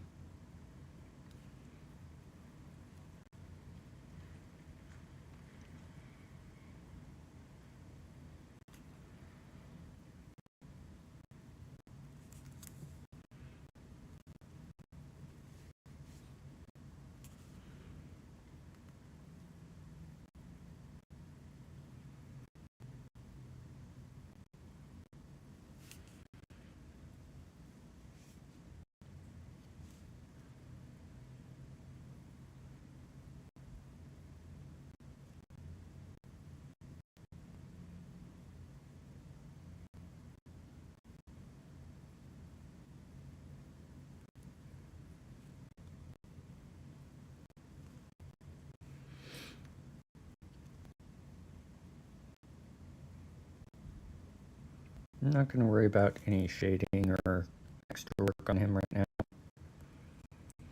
since I am going for like trying to get a bunch of minis done. I'm not doing the greatest at speed already, but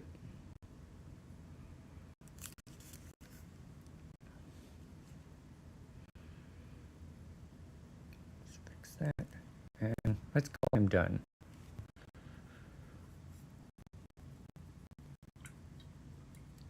For now. He's at least tabletop ready now.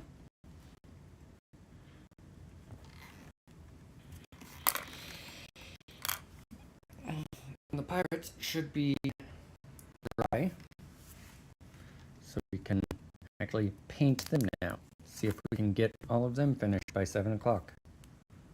We've got 2.5 hours.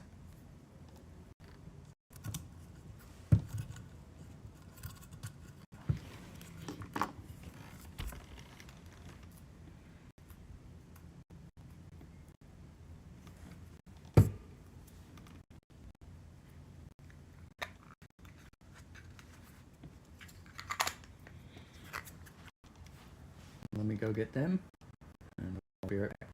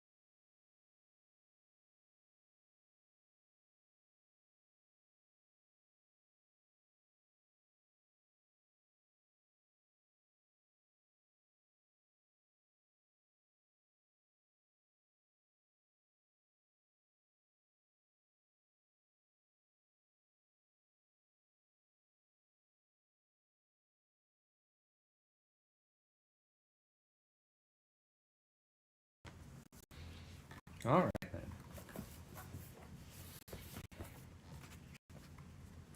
Ooh.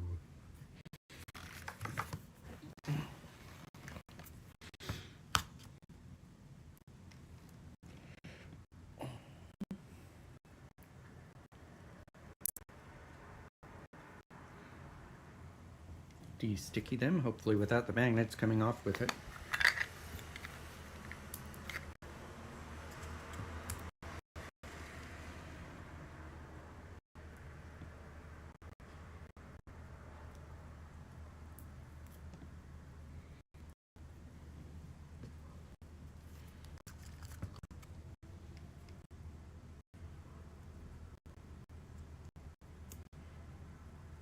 Magnet came off with that one.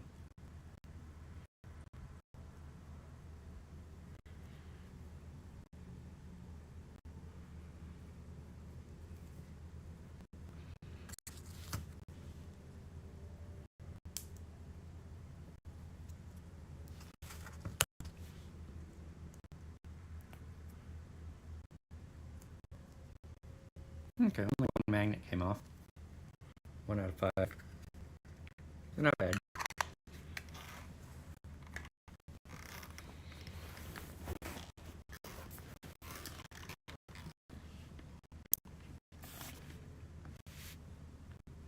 Which one was it?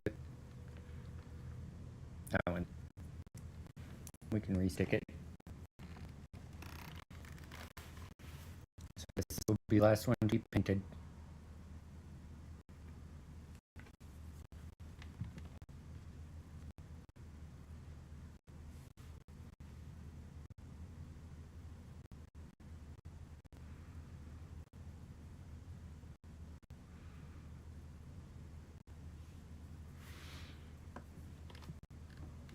No, I almost used my tweezers, which are metal.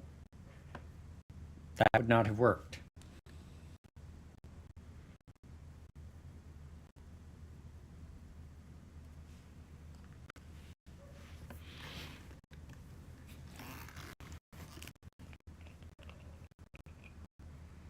I'm glad I thought of that before I actually did it. Bit of accelerator. Now we'll take one of these clamps wherever I put them. There they are. We'll just do that. That way it's upside down and the... There we go. That works. So it seems fitting to start with the hero. We'll start with Killian. Find him on the page here.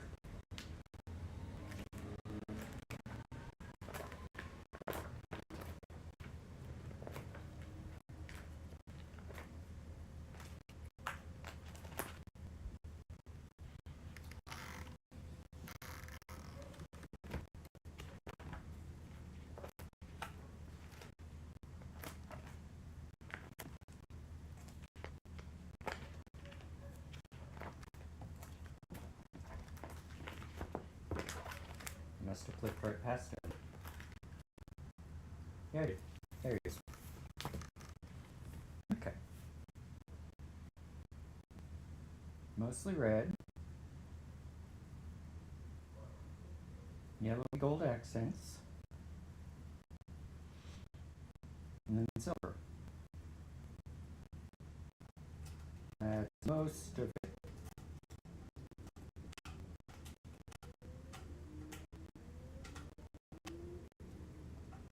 Okay.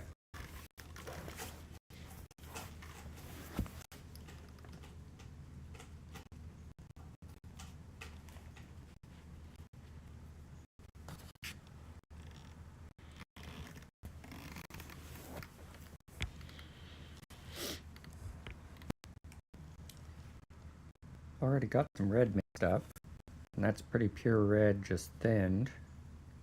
So, go ahead and use that for his cloak.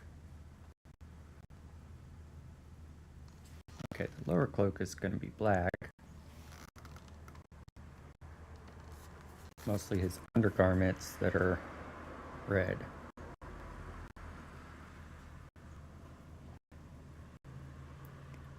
And we'll go ahead and try to be kind of careful just to, because yellow doesn't go on things as well.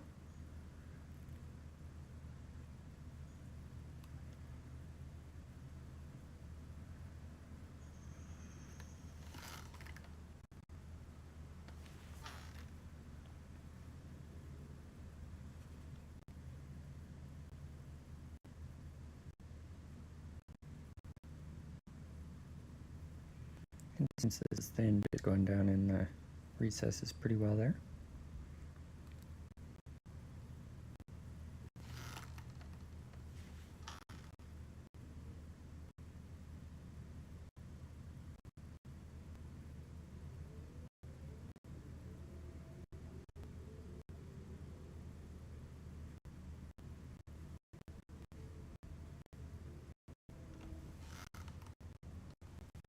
His hat is red.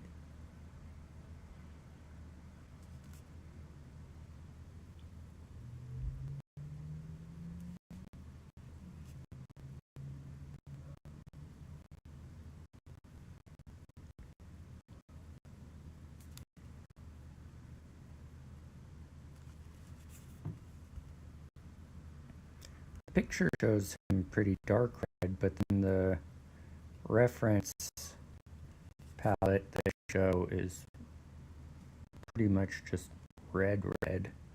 So we're gonna go with this normal red, but just thin over black, so we'll see how that looks. Getting quite a bit of pooling in the recesses of his hat here. Don't want that.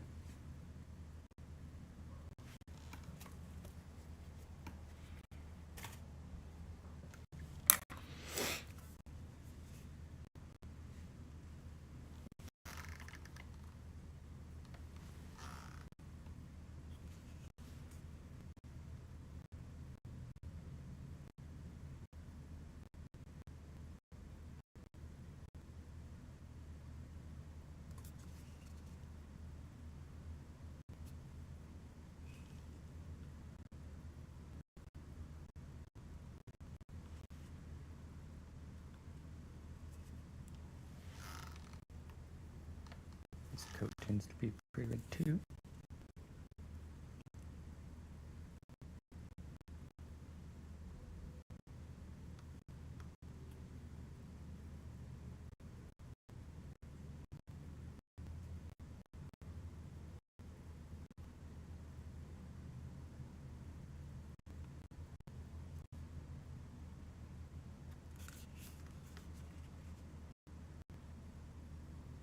So we'll just do the majority of his coat in red and then pick out the details in the other colors after I can tell what's going on. Because this is flat black, so it really makes it hard to see. Most of what's going to go over it is silver. So I want the undersides to be red when it go down into everything. Anyway, so I think that's actually what I'm gonna do here, is just kind of slather on a nice thin coat of red to get down into all the nooks and crannies, or a couple thin coats like that. Then I can dry brush over in the silvers and golds. I don't know if I want to go with yellow or an actual gold. I think I'll probably go yellow, because otherwise it'll be too much metallics with the silver as well. And the parts that are gold look more like they're like gold fabric than actual gold. So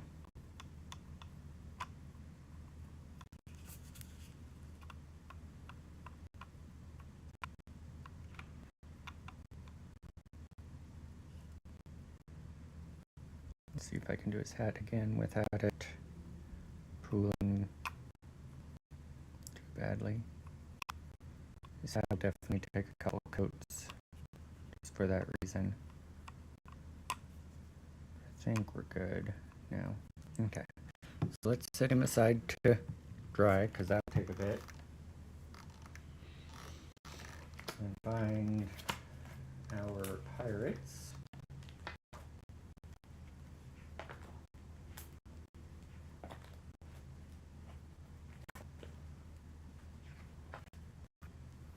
There we go. There's the first one. This one very green.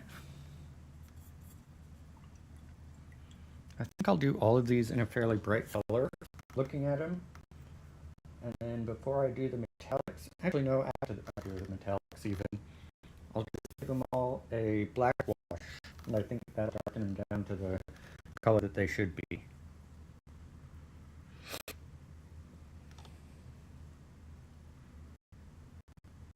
Is this first one the one I had to remagnetize? No?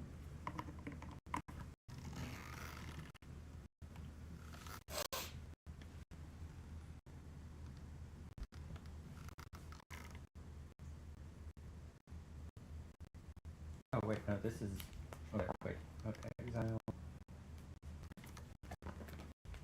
Okay, there are 4 of them.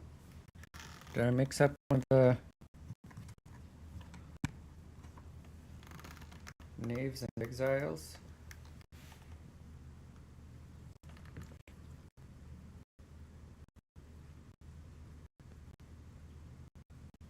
Is this one supposed to have a grenade? Okay, I think this one's actually one of the knaves in exile. I think I... Wait, no. Ah, okay, I see. That's not a grenade, it's... Okay. The back view...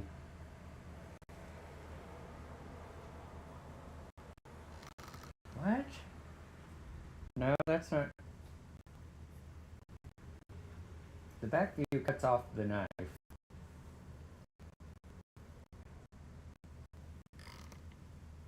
But I still think I did mix this up a bit.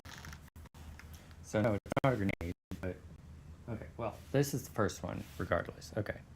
So it cuts off his sword on the back view, and that's what confused me.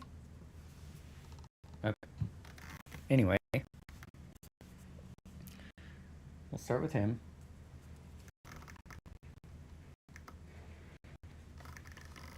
Gonna go mostly green.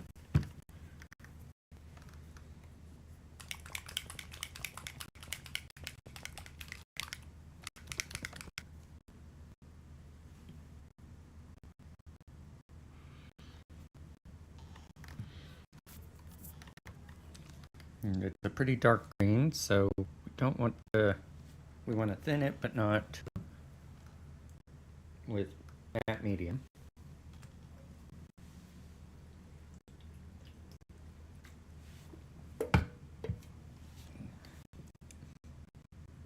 Just with water. And I'm going to do the same with him that I did Killian, and just kind of give all of his outfit a nice green, then we'll pick out details after. He looks, I mean, like this, he kind of looks like a predator. His sword is green too, so we'll be sure to do that.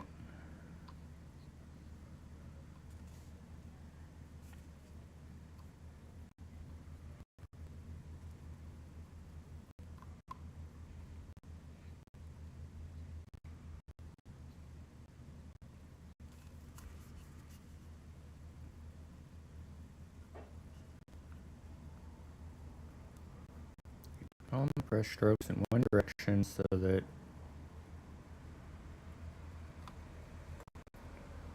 we don't have any weird streakiness even with the paint sand down.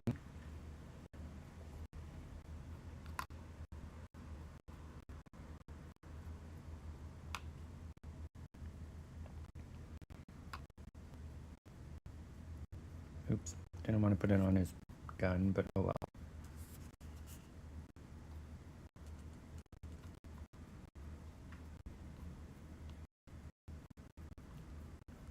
probably overdid it with him, but it'll be okay.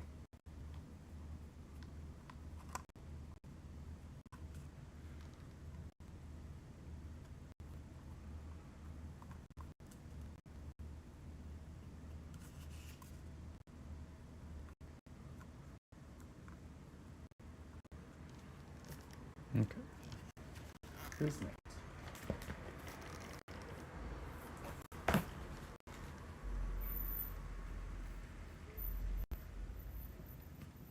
Okay. This is her. No. This is her.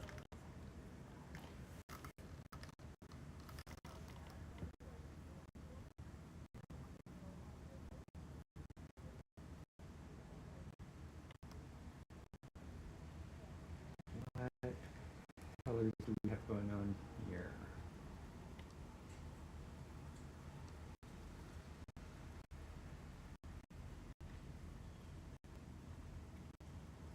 Kind of a, yeah, this is kind of an olive drab as well, but it's very dark grayish olive drab. I think all the exiles are kind of on the green side. He's got blue. Yeah, all the exiles have kind of a green thing going on. Okay. We'll just paint them all green. That's fine with me.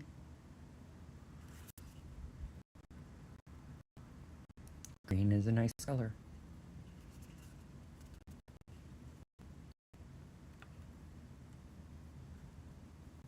Especially a nice dark green.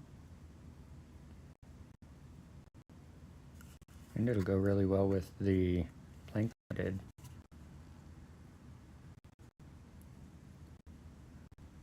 Have them a nice brown that contrasts well.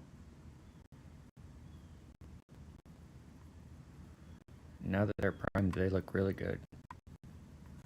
Making everything cohesive like that.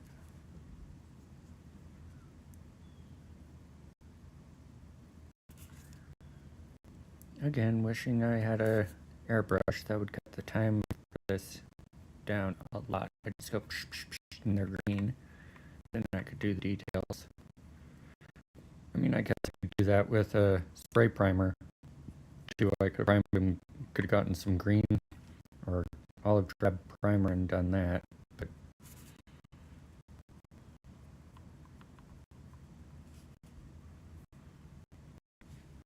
okay, so I guess it doesn't matter what order I do them in now that I know that they're all going to be green. And that one is an exile. It's the last one of the bunch. I just got confused by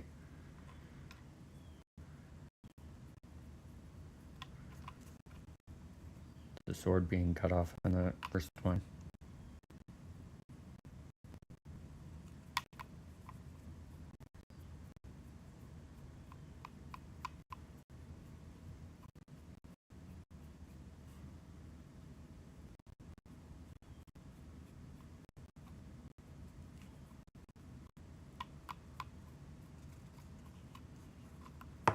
Oops. Magnet's not the strongest, which is fine. I mean, I don't want it to be impossible to take off of something, but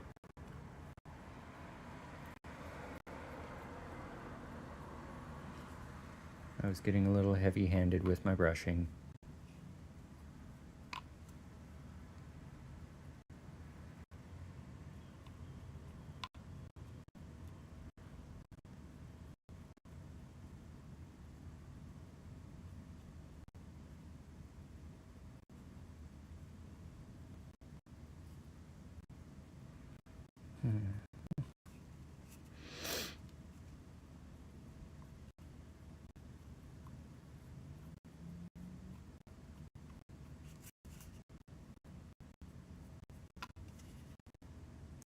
Gotta get the underside of her hat.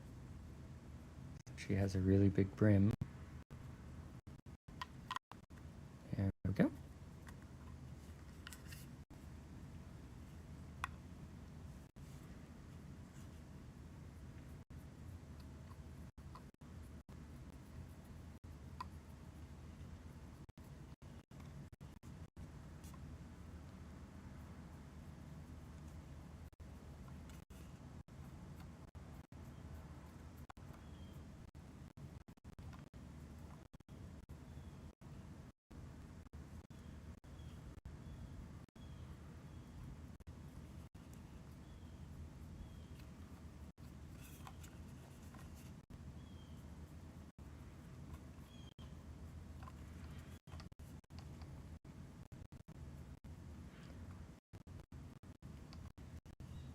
probably gonna, even if I do finish them a little early, call it good after I finish these pirates. I'm getting tired. But realistically, it's probably gonna be pretty close to 7 when I finish them.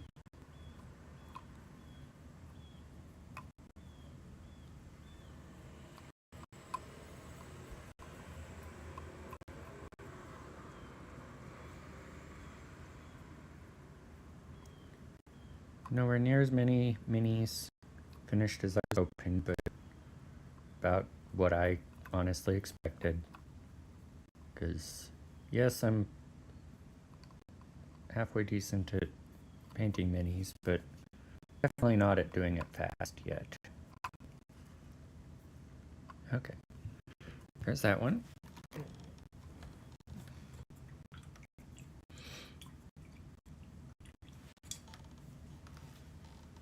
But speaking of, I need to change my little thing here again.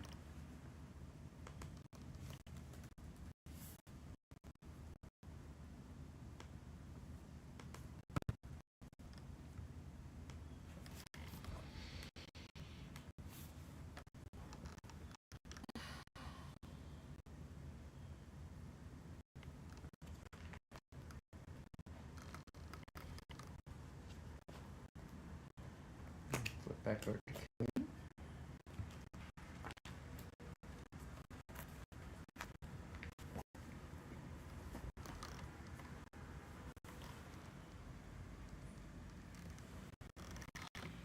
And how is he looking? Looking like he needs a little more dry time. But the shade of red is actually not too bad, at least in the recesses. Oh.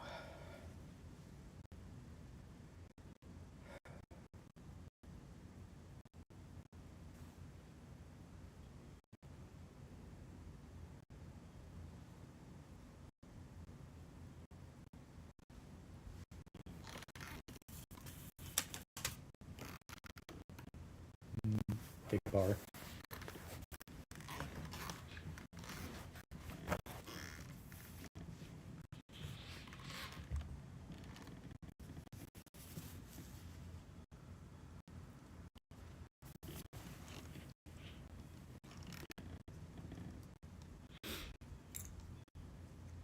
We've also got this guy that he's pre-painted, but I need to finish the base. So let's do that while we wait for those guys to dry.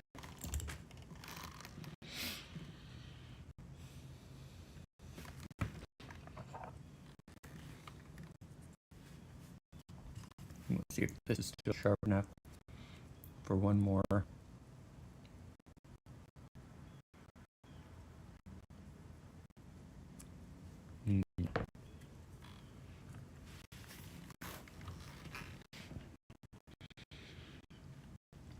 Where are my fresh blades? Right there.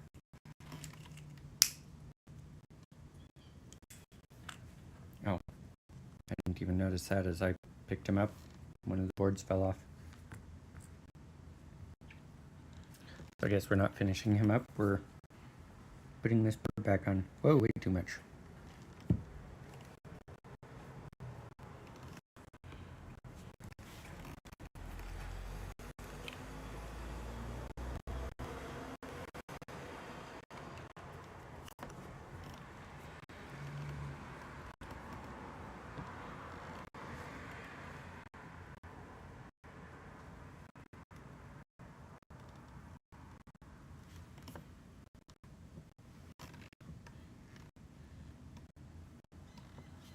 There.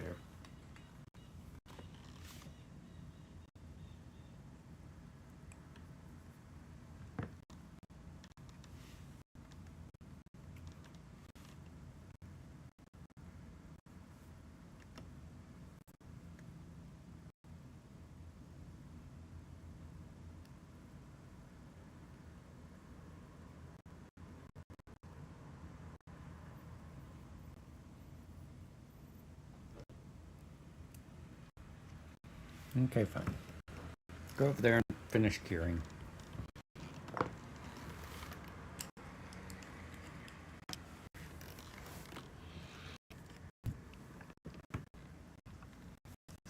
Jillian can take another coat of paint here.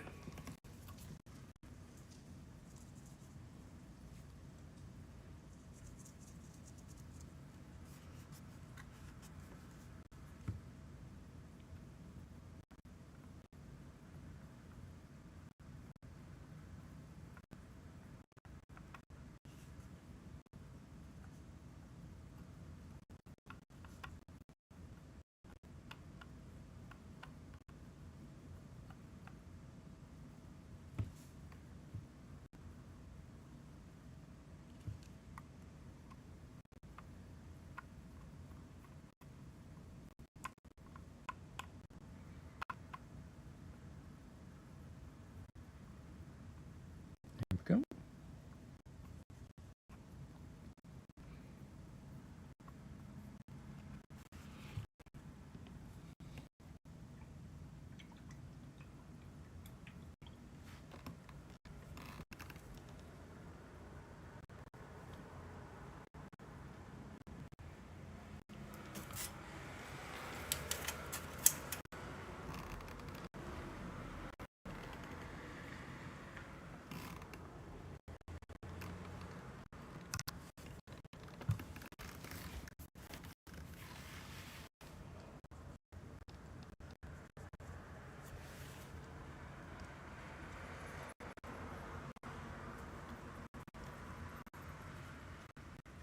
This green covered really well.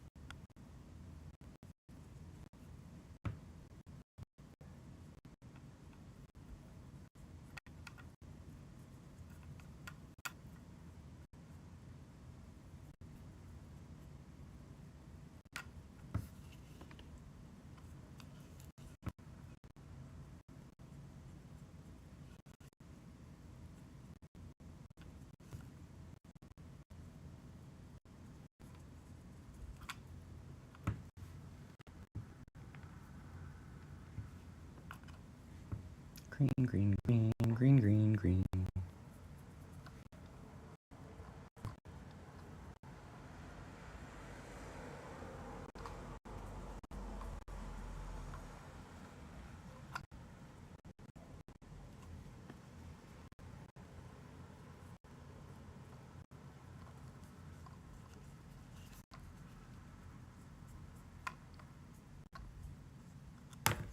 Oops. Sorry. Down it went.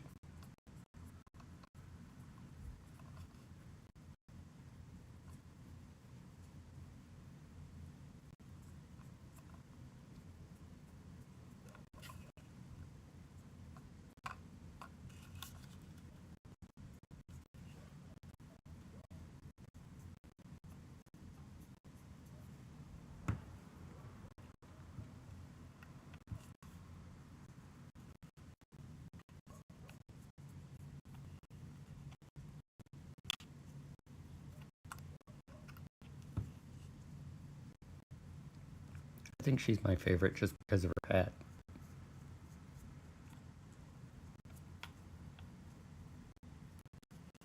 She's got the coolest hat of the bunch.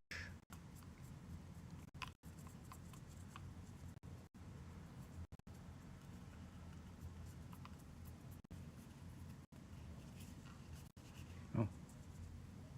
I completely didn't get that side of her sword painted.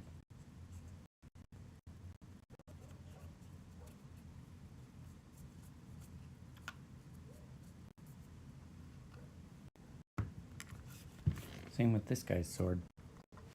I know all their swords are green, so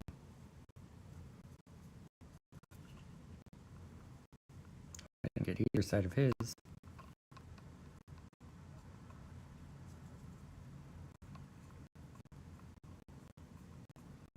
Don't know why their swords are green, but it's still cool. Everyone needs a green sword.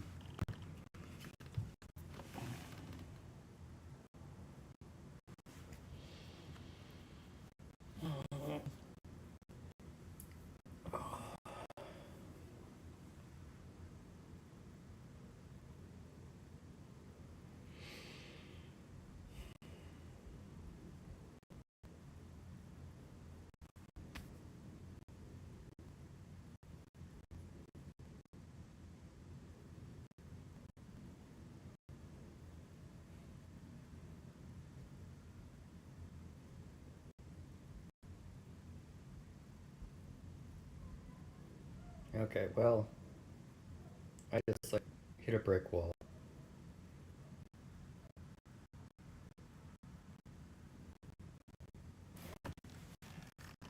I am enjoying the live stream things, so I think I am going to start doing it more often, but more like an hour at a time.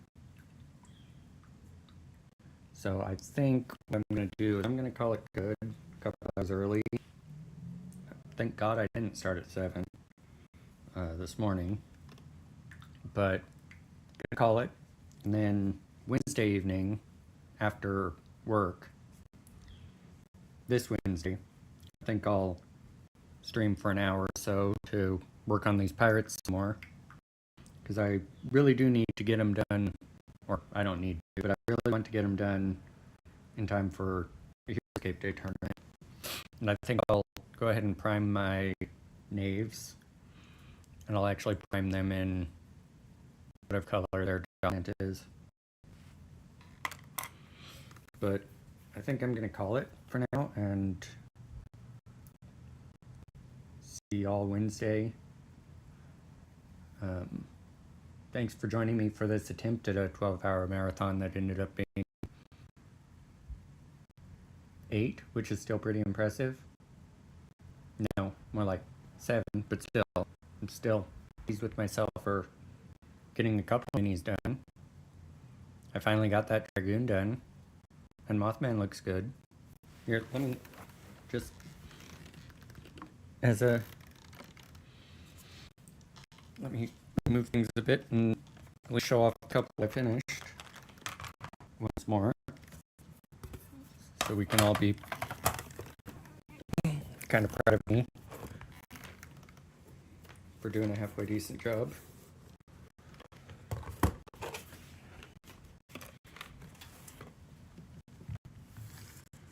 Okay, everyone else out of the way. It's Dragoon's time to shine.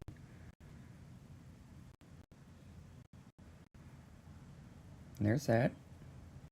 And maybe next week after the tournament, I'll work on my bugs some more, because I still need to finish the queen, or I still need to start the queen. I've only primed her, and I need to finish all of them. Here, real quick, let me go grab the others. Let me show you what I'm doing with them special, because I teased it, but I don't want to be hanging. Where are they?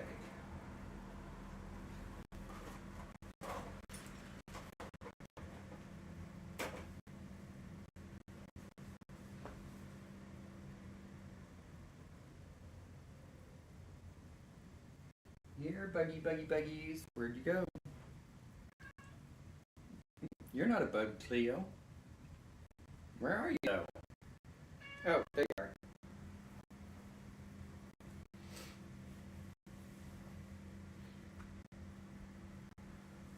Are they in the office still by my computer? Yeah, there we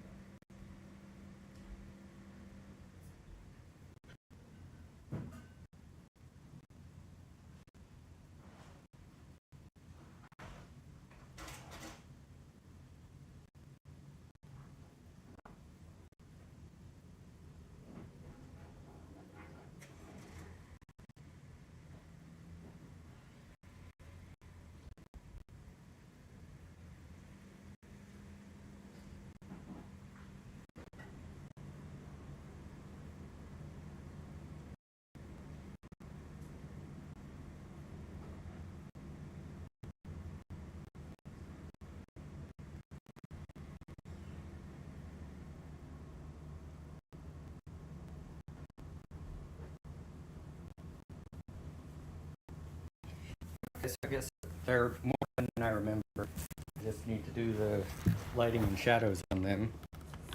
But the main thing I'm doing, yeah, see the queen is primed, but still needs painted. But main thing I did, I got some color shift paint to paint their carapaces in a kind of shiny blue, kind of like, I'm forgetting what kind of beetle it is, but there's that really shiny blue beetle. I'm thinking I think the way this is supposed to work to get the full color shift is you're supposed to do a coat of one color and a coat of another. I need to do some more research. But I'm thinking about a thin coat of a darker blue to get more of that flash and closer to this shade, because I kind of like the lighter, but not completely. Oh, I also need to kind of give them a brown, because they're a little too black for their main body, and the bases need a little finishing. Oh, yeah, that's what I was working on the bases. Oh yeah, this is one I've been a separate, completely trying to figure out execute. Surprisingly hard to find egg-shaped beads of that size. But yeah, here's my bugs so far. The ball. This one was mostly difficult, just figuring out what was what. But there's the bugs. The dragoon stands out quite a bit right now with different coloring, but I'll put the color shift on him too. But that's for later.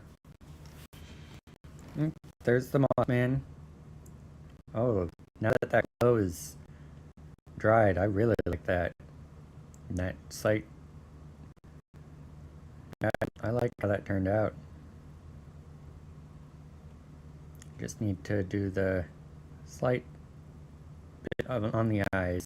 I don't think I want to go pure white, more like a pink. So there's the two I managed to finish at least. Oh, there we go. Bugs. That's all I did, I guess. I finished 2 or 3 bugs. And the packs are getting there. Oh wow.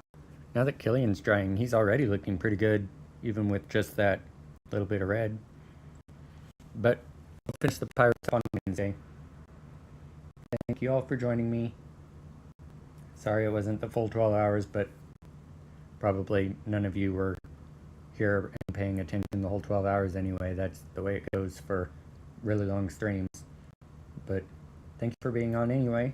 And so have a good rest of your day and good week, and hopefully see you Wednesday.